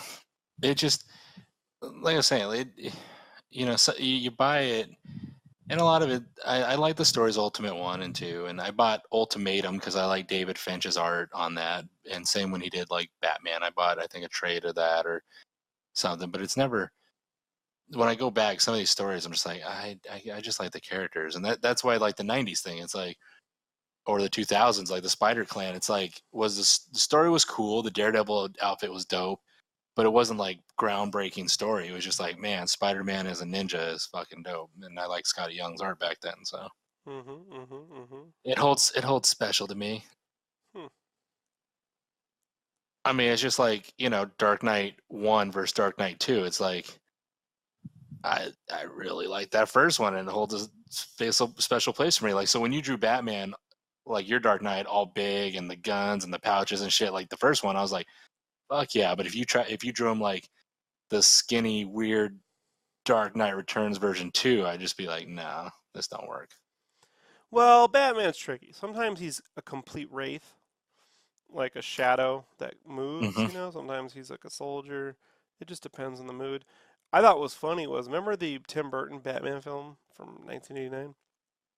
Yeah. So he's clearly a guy walking around in a costume. But there's this one sequence in the beginning where it's Batman looking down at this family getting mugged, and he's completely animated. 2D animation. It's looking down at him, and he turns around, and the cape moves, and it's completely animated in 2D. And I just think people forget, like, Batman was in a movie and he was animated. Like, this one shot. But there was no way for them to get that movement in real life. Now you could do it with CG or whatever else, but it was the 80s. Yeah. It's the best they could do. So, yeah. Yeah, I got to get this scribbly thing going. I got to basically change people's expectations for me, Like, you need to stop expecting this crazy line ink work stuff, because you don't have 70 hours apiece to do that. Beyond that, once it gets colored, I just don't think most people can tell anymore. Like, I just don't really feel like people can tell that, some people can. There's the people who like the inks, and they go, oh, I like the blacks. But who cares? Like, because it's driving me nuts, man. Like, I don't know. I'll work it out. It's just, I haven't gotten too into this, folks, but at the end of the year, I take 2 weeks off, and there's always this chance I may never come back. It's true. You've warned me before. You're like, hey, man, I might just walk away. And it's not that I don't enjoy drawing and everything else. It's just, like, how do I say this? I've yet to find that thing that I think, I enjoy drawing and sketching the game cave stuff, and Mhm. figuring out how to tell these stories the way I want to, and so we'll give that a shot. But I mean, I never want to feel like, oh, I have to keep doing this because that's my identity. Like my identity is really between my wife and I guess the dog and sometimes you and the cat knows I feed him. But there is this, how do I say this? Like I'm never gonna fucking be that guy that works at Marvel and DC. So I don't have that. It's not like this body of work that's gonna transcend and be all important. Like it's just not. I'm just a kitschy little artist that will come and go. You know. And in the meantime, here we are talking about it. So I get introspective at the end of the year, and then right around this time, the deadlines start booming, and I gotta get moving. But I'm totally motivated about drawing the comic stuff. It's just what's frustrating, Brandon, is it's the thing that I know will get the least amount of credit. You know what I mean? Like no one's going to care. Some people Right. say, "I wish you could draw comics," but what they really want you to do is they want you to draw their favorite comics. Like, I wish you would draw Spider-Man. And I'm like, man, let Joey Vasquez draw Spider-Man. He enjoys that shit. I don't, Yeah.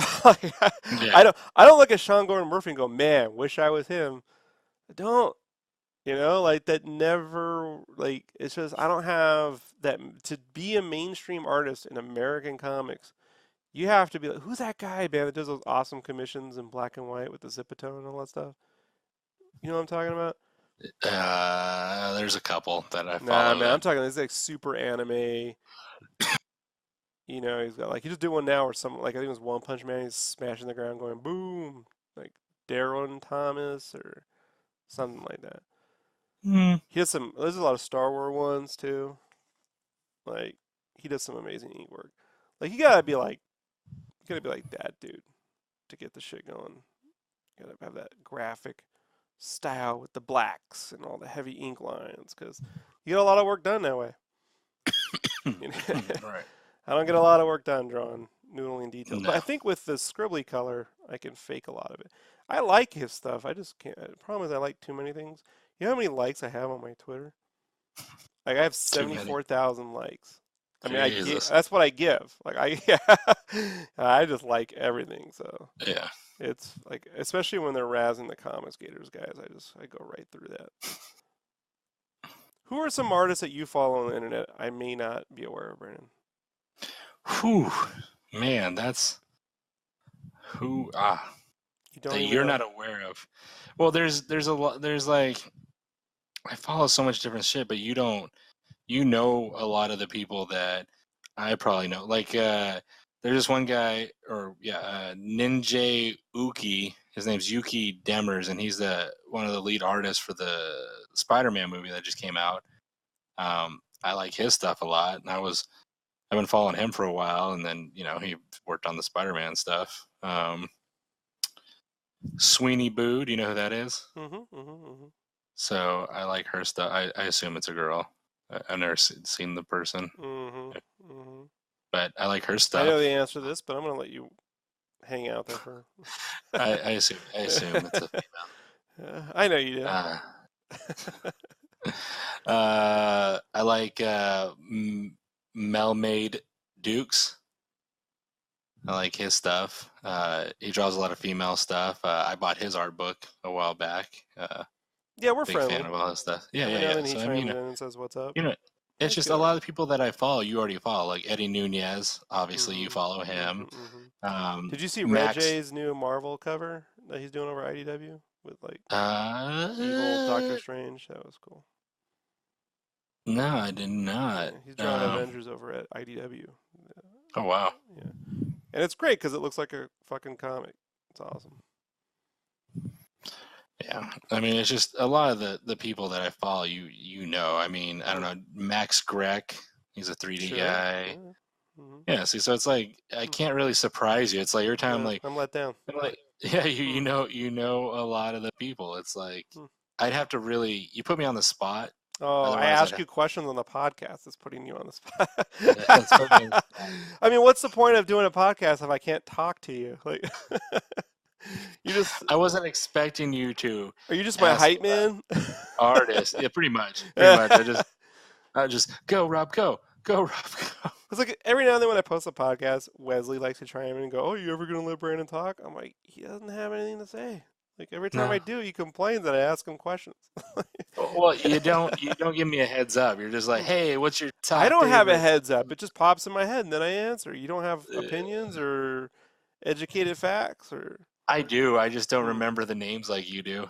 Where it's like you go in this database of just the randomness, and you're just like, yep, that's the one from 1982. That's the guy. Have you ever done those trivia things like at the wings places? You know, you go get some Yeah, chicken wings. yeah. Do you ever like freak out and just like brain fart all the time whenever they ask you questions? No, I usually do pretty good. Yeah. And yet when we talk, you can't. Huh. Were you a fan of but Samurai Pizza Cats? we also chat. Yes, I remember that. Were you a fan of it though? I don't remember enough of it. I remember the white suited one, and they'd shoot the pizzas, or they'd go after the pizza. That's all I remember. And they were ninjas, and they had the cool Ronin outfits. You know, Udon put out a new art book for Samurai Pizza Cats. I mean, I'll go look at it. See, I know you're just shocked. You don't know what to do with that information. Right. Well, see, here's the thing. If I go to trivia, it's like 7 to 9 p.m. normal time, right? But when me and you talk, I've been at work all day. It's 12:30 a.m. My brain is in shutdown mode, and you're just like, "Hey, man, did you see the blah blah blah anime news?" And I'm like, "No, I didn't." And then I just go, "Go, Rob, go, Rob, go." Yeah, Daniel Warren Johnson. That guy's like a good comic artist. What's his Instagram handle, sir? Daniel Warren Art. That's his Twitter. I don't know what his Instagram is. I got it right here. Oh yeah. I've seen this guy. He's got some dope stuff. I remember because of that eagle with the headband. I've seen that before. Right. Yeah. I can't ink like that. So that's not how I can. I have no way, no how, bro. You gotta do that with a brush. Murder Falcon. That's the book that he put out. Murder Falcon. You gotta do all that stuff with an ink brush, man. That is something Rob cannot do.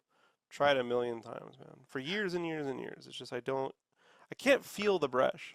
I don't know how to describe it. So limits. It's too soft. No, it's just not connecting. That's the thing, man. So you got to find what's working for your brain more than a technique issue, you know. So. I'm gonna draw with tacos.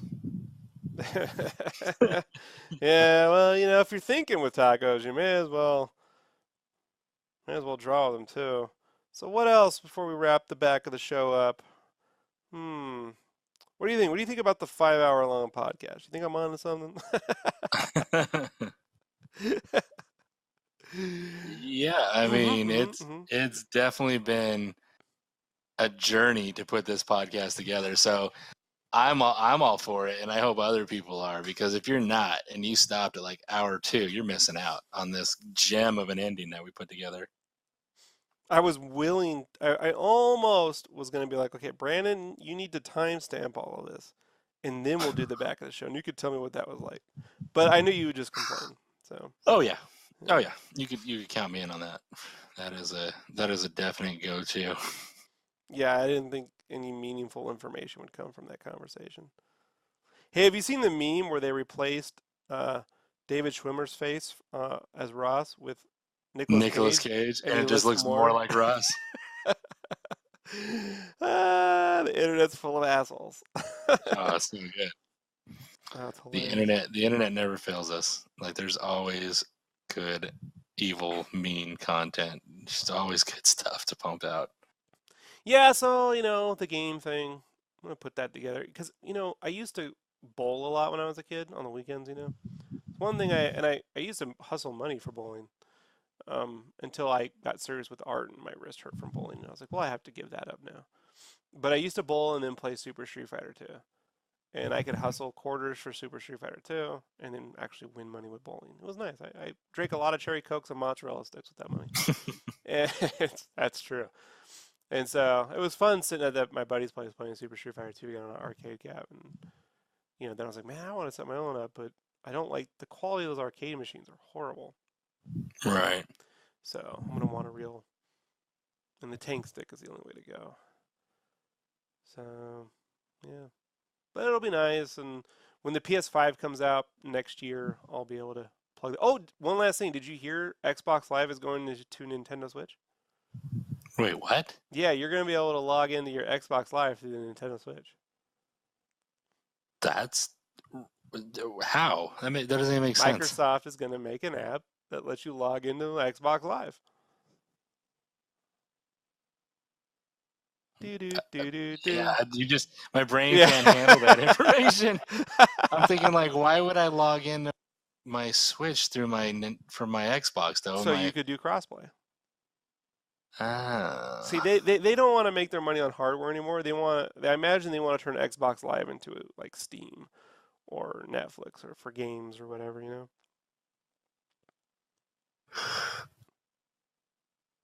Yeah, I'll have to check that out. Yeah. Yeah, it's true. So then I'll be able to sit up here and play games and not work now.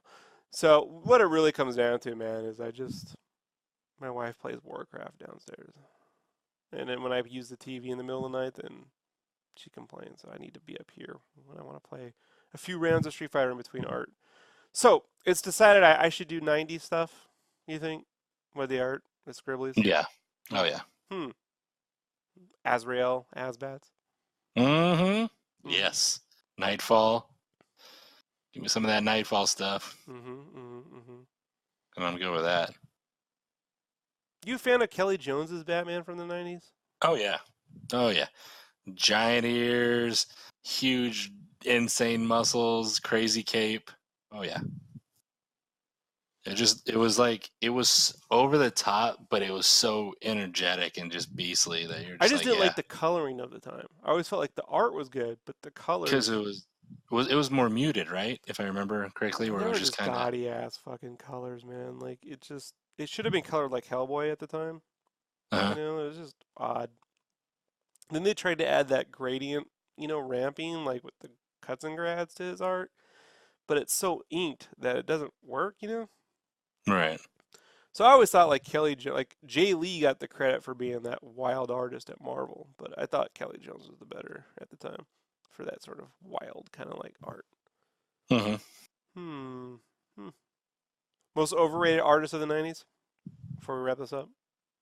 Oh, shit. Gotta go back to the 90s now. You gotta think. Not now like how we remember it, but actually the 90s. Like, when I was only like 5 to 10 years old. Can I want me to give my opinion? Like yeah, go ahead. As yes, a please. fan, not as a working professional, folks. I gotta comment on the dudes I grew up with, all right? I think that's fair, right? Okay. Yeah, okay. Jim Balin, Catwoman artist. Was a mega Underrated? star. Overrated.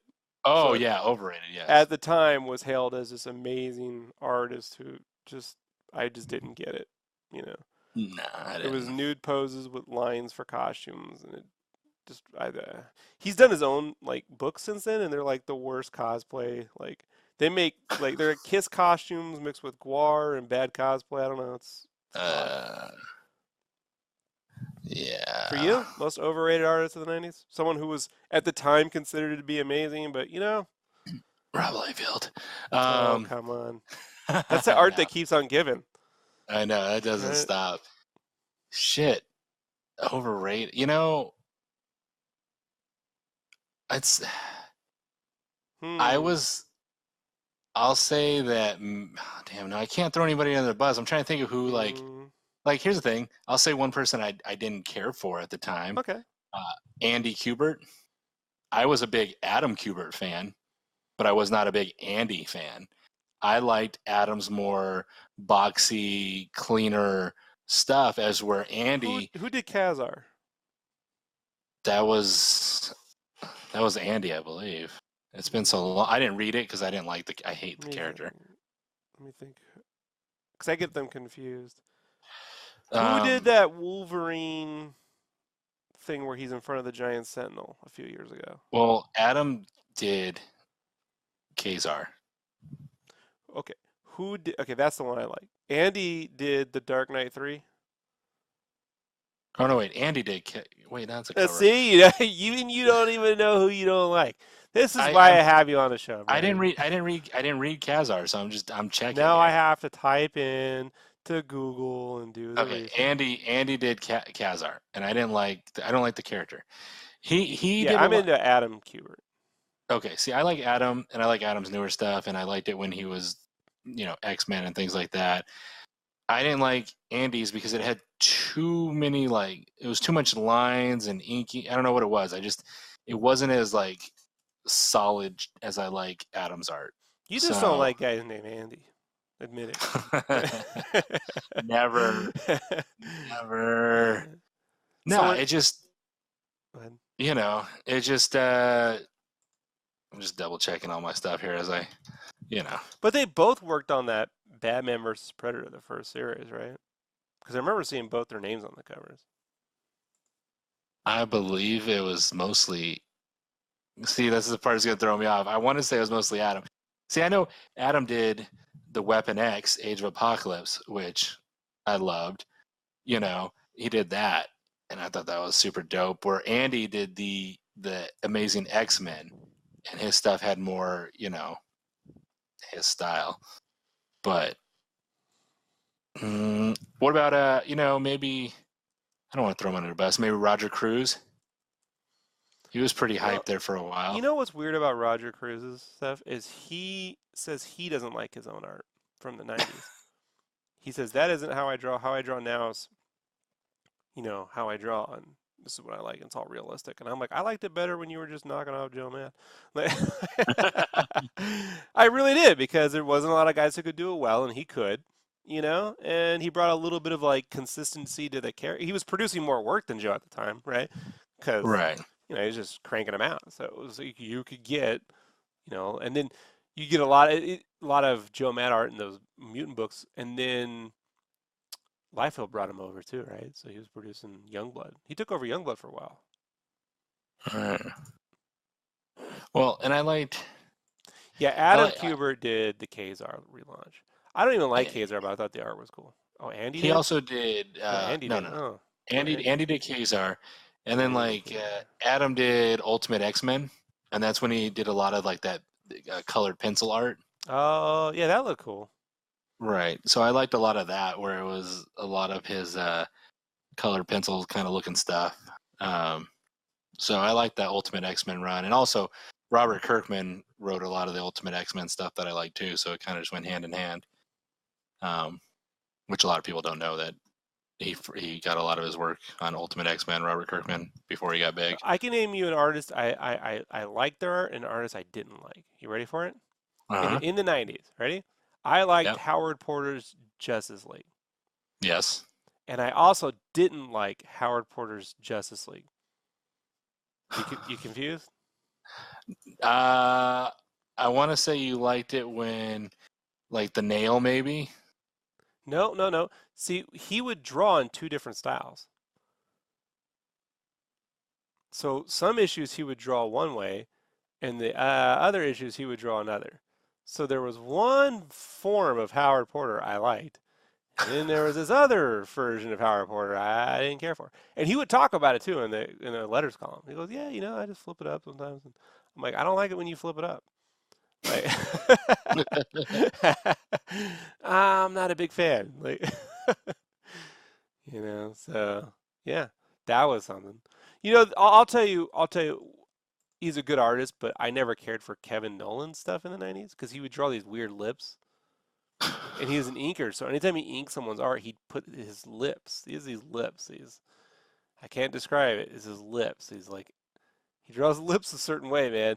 And every time I look at it, I'm like, Kevin Nolan lips. I don't like it. I know. I mean, I can name a lot. I can name artists I don't like that. Oh no. Personally, because they hit on your girlfriend at con.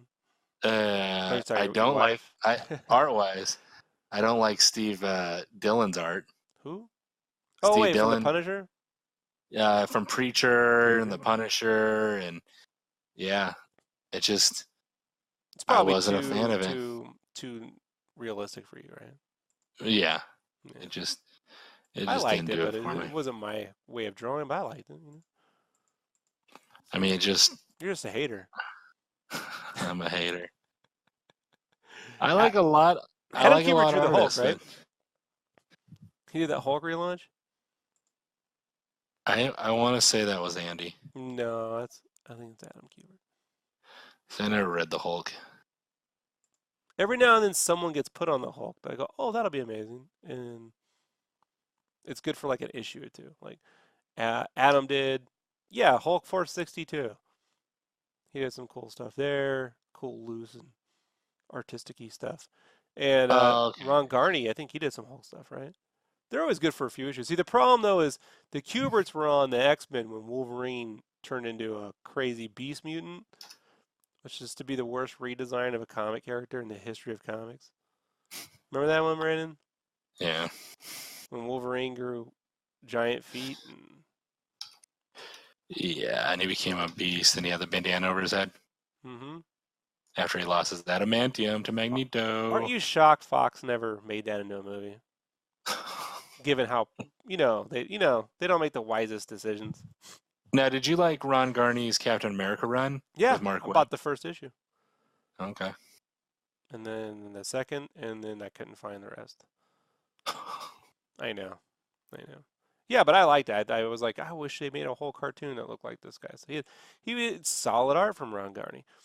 You know, good solid art, and the writing was pretty good too. You know, and I wasn't a big Marvel guy at the time, but once I mean, I stuck around Marvel for the Joe Mad and the Bachalo art basically, and then every now and then something would come along that Wizard would hype, and I go, let me see if this is actually good, like the Ron Garney stuff, and it turned out it was good. I mean, I used to buy so much based off an artist. Like Lionel Francis Yu, I bought everything he drew on. Do you remember when he drew the X-Men and he had these like bad guys that look like Power Rangers? They had like giant beetle outfits. You talking about when they went into space? Yeah, when they went into space. And he gave like the X-Men some weird bondage stuff to wear. Yeah, they were all wearing like weird exoskeleton armors. And... Oh yeah. Yep. They that was that was probably right after the whole Sentinel Bastion run, or where right after Joe Mad exited. But yeah, they went into space, and he put Kitty Pryde in like a super bondage. I don't know the name for it, but where they tie him up behind their arms and they put him in the leather. BDSM. Yeah, all that. Like he put Kitty Pryde in one of those so she couldn't escape, and I was like, oh man, this is dark. But I bought it. I bought his stuff, Ed McGuinness's art, anything Humberto Ramos touched. You ever buy a particular artist on something and then you just lose track of them? Yep. That happened to me with Sean Chen and Wolverine. Remember that one?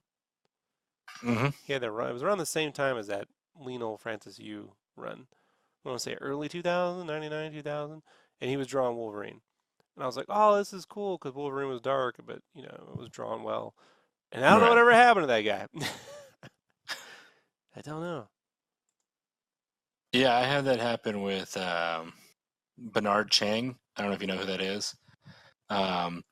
He currently works on for DC. He was doing a Batman Beyond run and the newer Teen Titans. He's on the Teen Titans right now. But I bought a book, some X-Men books, and random stuff he did back in like the 90s. And I found it the other day, and I looked him up on Instagram, and I DM'd him. I said, hey man, are you the same Bernard Chang that drew this issue? I'm going through my books from like the 90s and 2000. And he goes, yes. He goes, that's crazy you still have that. That's from X-Men issue. It's from an X-Men issue from 96. And I got this when I was like 11. You know what I mean? Mm-hmm. And I'm like, yep. I'm looking at that right now. I never followed up on that after I said yep, but at the time he had a little bit of a Winnebago look to his stuff. Yeah, Yeah. exactly. I could see why And you it were was, into it. yeah, it had the smooth, wavy hair, Smooth, and wavy. you know, and the big fingers that are real, really cool, detailed. But it was just, I was into it, and I liked it, and it was just funny that I lost track of him up until I'm 33, and I find the issue in one of my boxes, and I'm just like, man, I wonder what this guy's up to. And I just go, hey, did you draw this? Most He's like, guys your yeah, age do that with girlfriends. I wonder what she's doing, and then they track them down right. Facebook. Not me. Uh-huh. Not a nerd. Uh-huh. Check to see their status and with the Right. profile pics.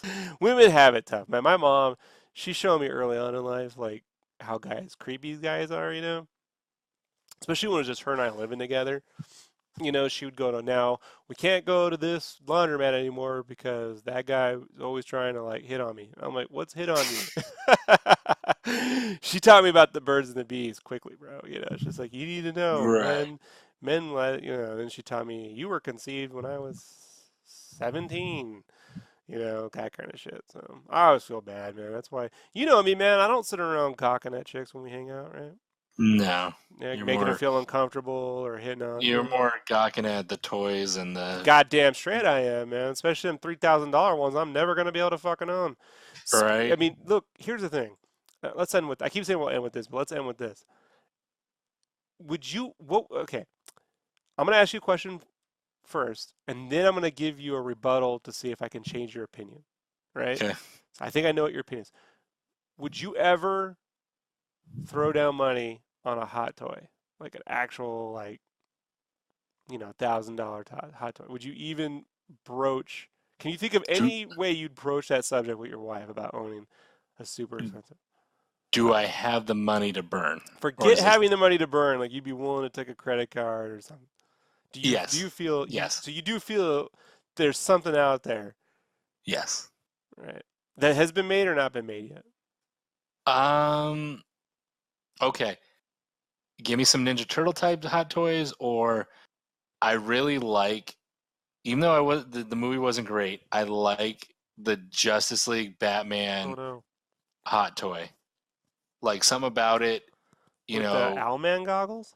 yeah, You like those? because I listen, I didn't like it in the movie, but as a figurine Mm. with those edges and the shapes, it's dope. I have I have an Owlman from the Watchmen movie figurine. It's not a hot toy. It's like, but it was like a higher up toy, probably like not a higher up, but like like the $20 ones instead of like the $10 Walmart ones. It was like the $25, and it's the the nice box, whatever. And I own my wife bought me the Crow hot toy, which I'm pretty sure it was on sale when she bought it. Probably because it's been out for so long, and How much I do you think love that it. set her back? Probably 200, 300. I'm not sure, but I know like you can get them for like 200 or 300. Maybe she got a good deal. I don't know. You know that German company that made that badass cable toy? Like those things run like $3,000. Oh, they're insane. Are you talking about Prime? First Prime or Yeah. They made that cable yeah. figure that Oh, impresses it was me to this day. insane. Because I figured I know what I think could do it for you. Okay.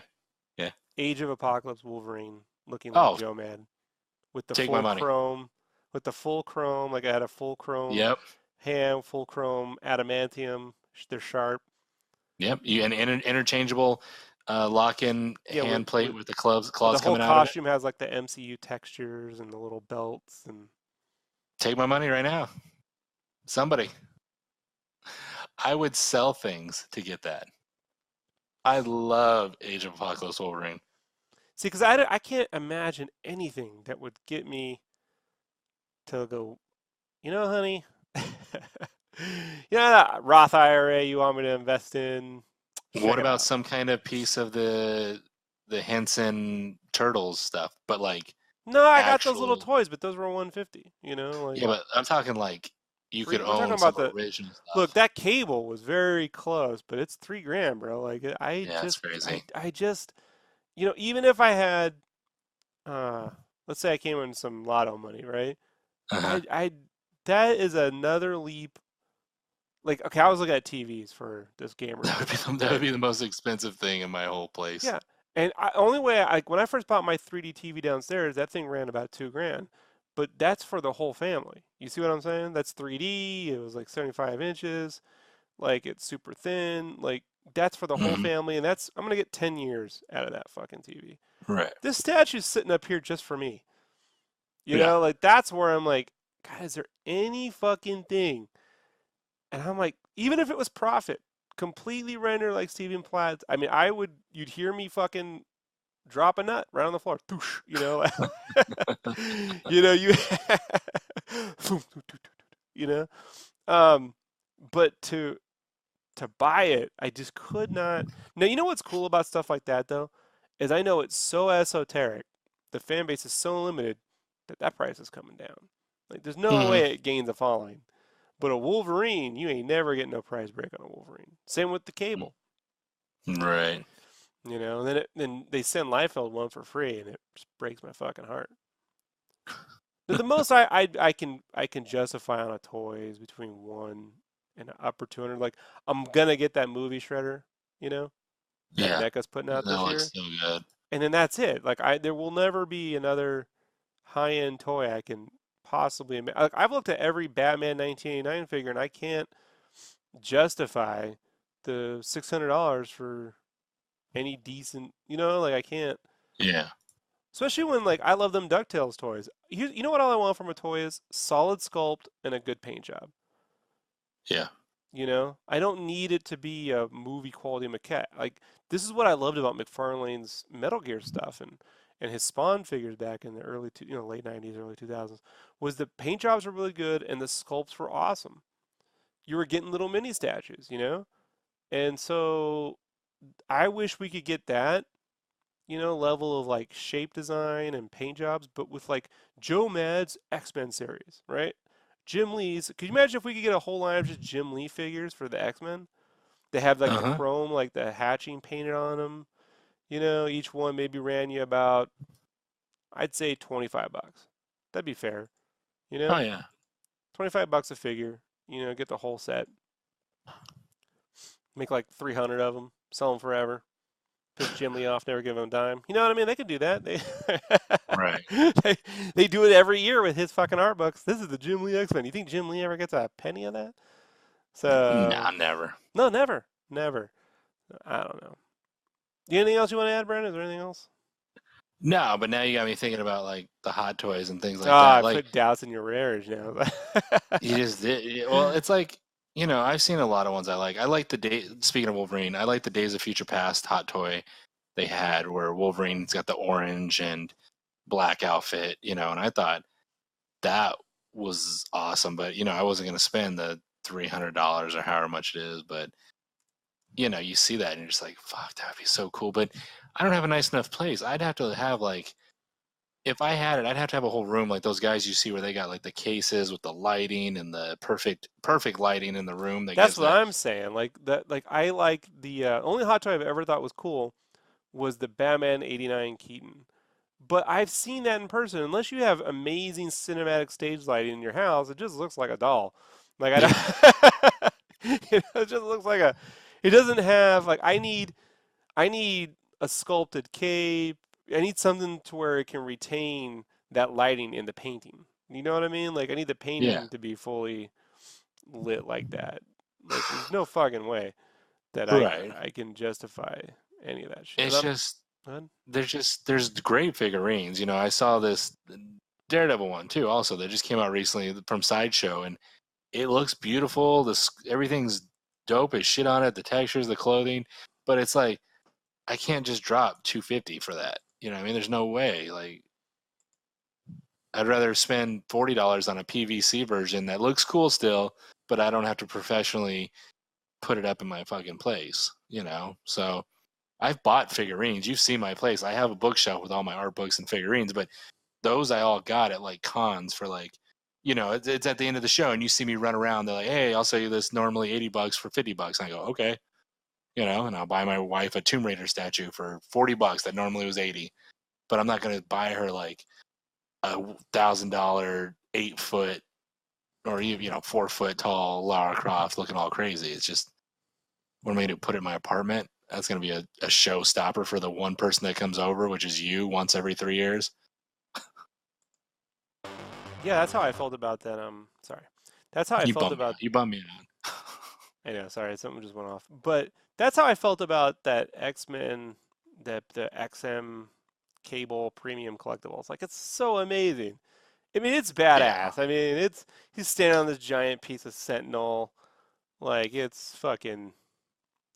Oh, it's insane. Yeah, from XM Studios. I'm looking at it right now. He's got the Sentinel turbine or whatever he's standing on, and it's insane detailed. You know, he's got his giant guns, his muscles, he's ripped, he's looking like he's 6'4". For the people online, I'll just cut. I wasn't planning on recording a video, but I'll cut to the Cintiq really quick so you can see. This is the statue we're talking. This is the one that ever made me question. Look at this. Look at the arm. Look how cool that is. Like, when Marvel makes their version of Cable, he'll look like this. I guarantee it, dude. Their version. You mean so when you're saying they won't continue? No, I don't think they're gonna Cable. continue. No, I think they're gonna reboot all their own shit. They're not gonna have Josh Brolin be Thanos and Cable. Are you fucking kidding me? So Yeah. look at that. This shit is fucking awesome. The fucking rucksacks and shit. Gosh, looks like a little dude. This is amazing, man. Like, it's very few of these that I get all fucking uppity about, but Cable one. Most of the Wolverines look awfully weird. So This one though, every corner, everything looks so beautifully painted and crafted, and every rivet in his arm, the way it moves, and yeah, I mean, I'd buy this if I had the money. I'd be like, yeah. You know, I think it was XM that also did this Magneto one that I liked, where he was sitting basically on a throne. Yeah, let me see here. Yeah, it was XM. Yeah, same one. He's sitting there on a Sentinel hand. So if you still have it open and you type in XM's Studios Magneto, they had one where he's on a Sentinel hand, just chilling, holding his helmet, and someone even did a custom one where they put the Age of Apocalypse hair on him, where he's got the long hair and he's holding the Age of Apocalypse head. And I'm just like, I would kill for that with the long ponytail. And yeah, so. How Marvel doesn't have their own fucking lines of the different ages of X-Men. You know what I mean? Just. Oh, yeah. With some DC Direct style toys that. I don't know. Like, that's the thing where it's like, you know, they're just leaving so much money on the table. Yes. You know, so much for me. Like, yeah. Oh, well. Alrighty, well, we just added another. That means now the podcast is officially 5.5 hours long. I'll never get that time back. Isn't that great? Someone's going to have to download this on their fucking phone. I wonder if there'll be a limit when I go to upload it. Right. They'll be like, it's too big. The podcast is too damn big. Remember that Rent is Too High guy? Yeah. Yeah, whatever happened to him? All right, well, that's it, folks. That's the back of the show. Time to get drawing, I guess. There you go. You know, I got to draw nothing but boobs. Boobs and butts. That'll get the numbers back. There we go. That's what the internet responds to. That or hardcore violence. Just violent things. All right, man. We'll get out of here. This is it for the Mega Show. We will be doing another Mega Show in about a month or two. That's how long these things take to make. That's it. All right. Say goodbye, Randon. Bye-bye.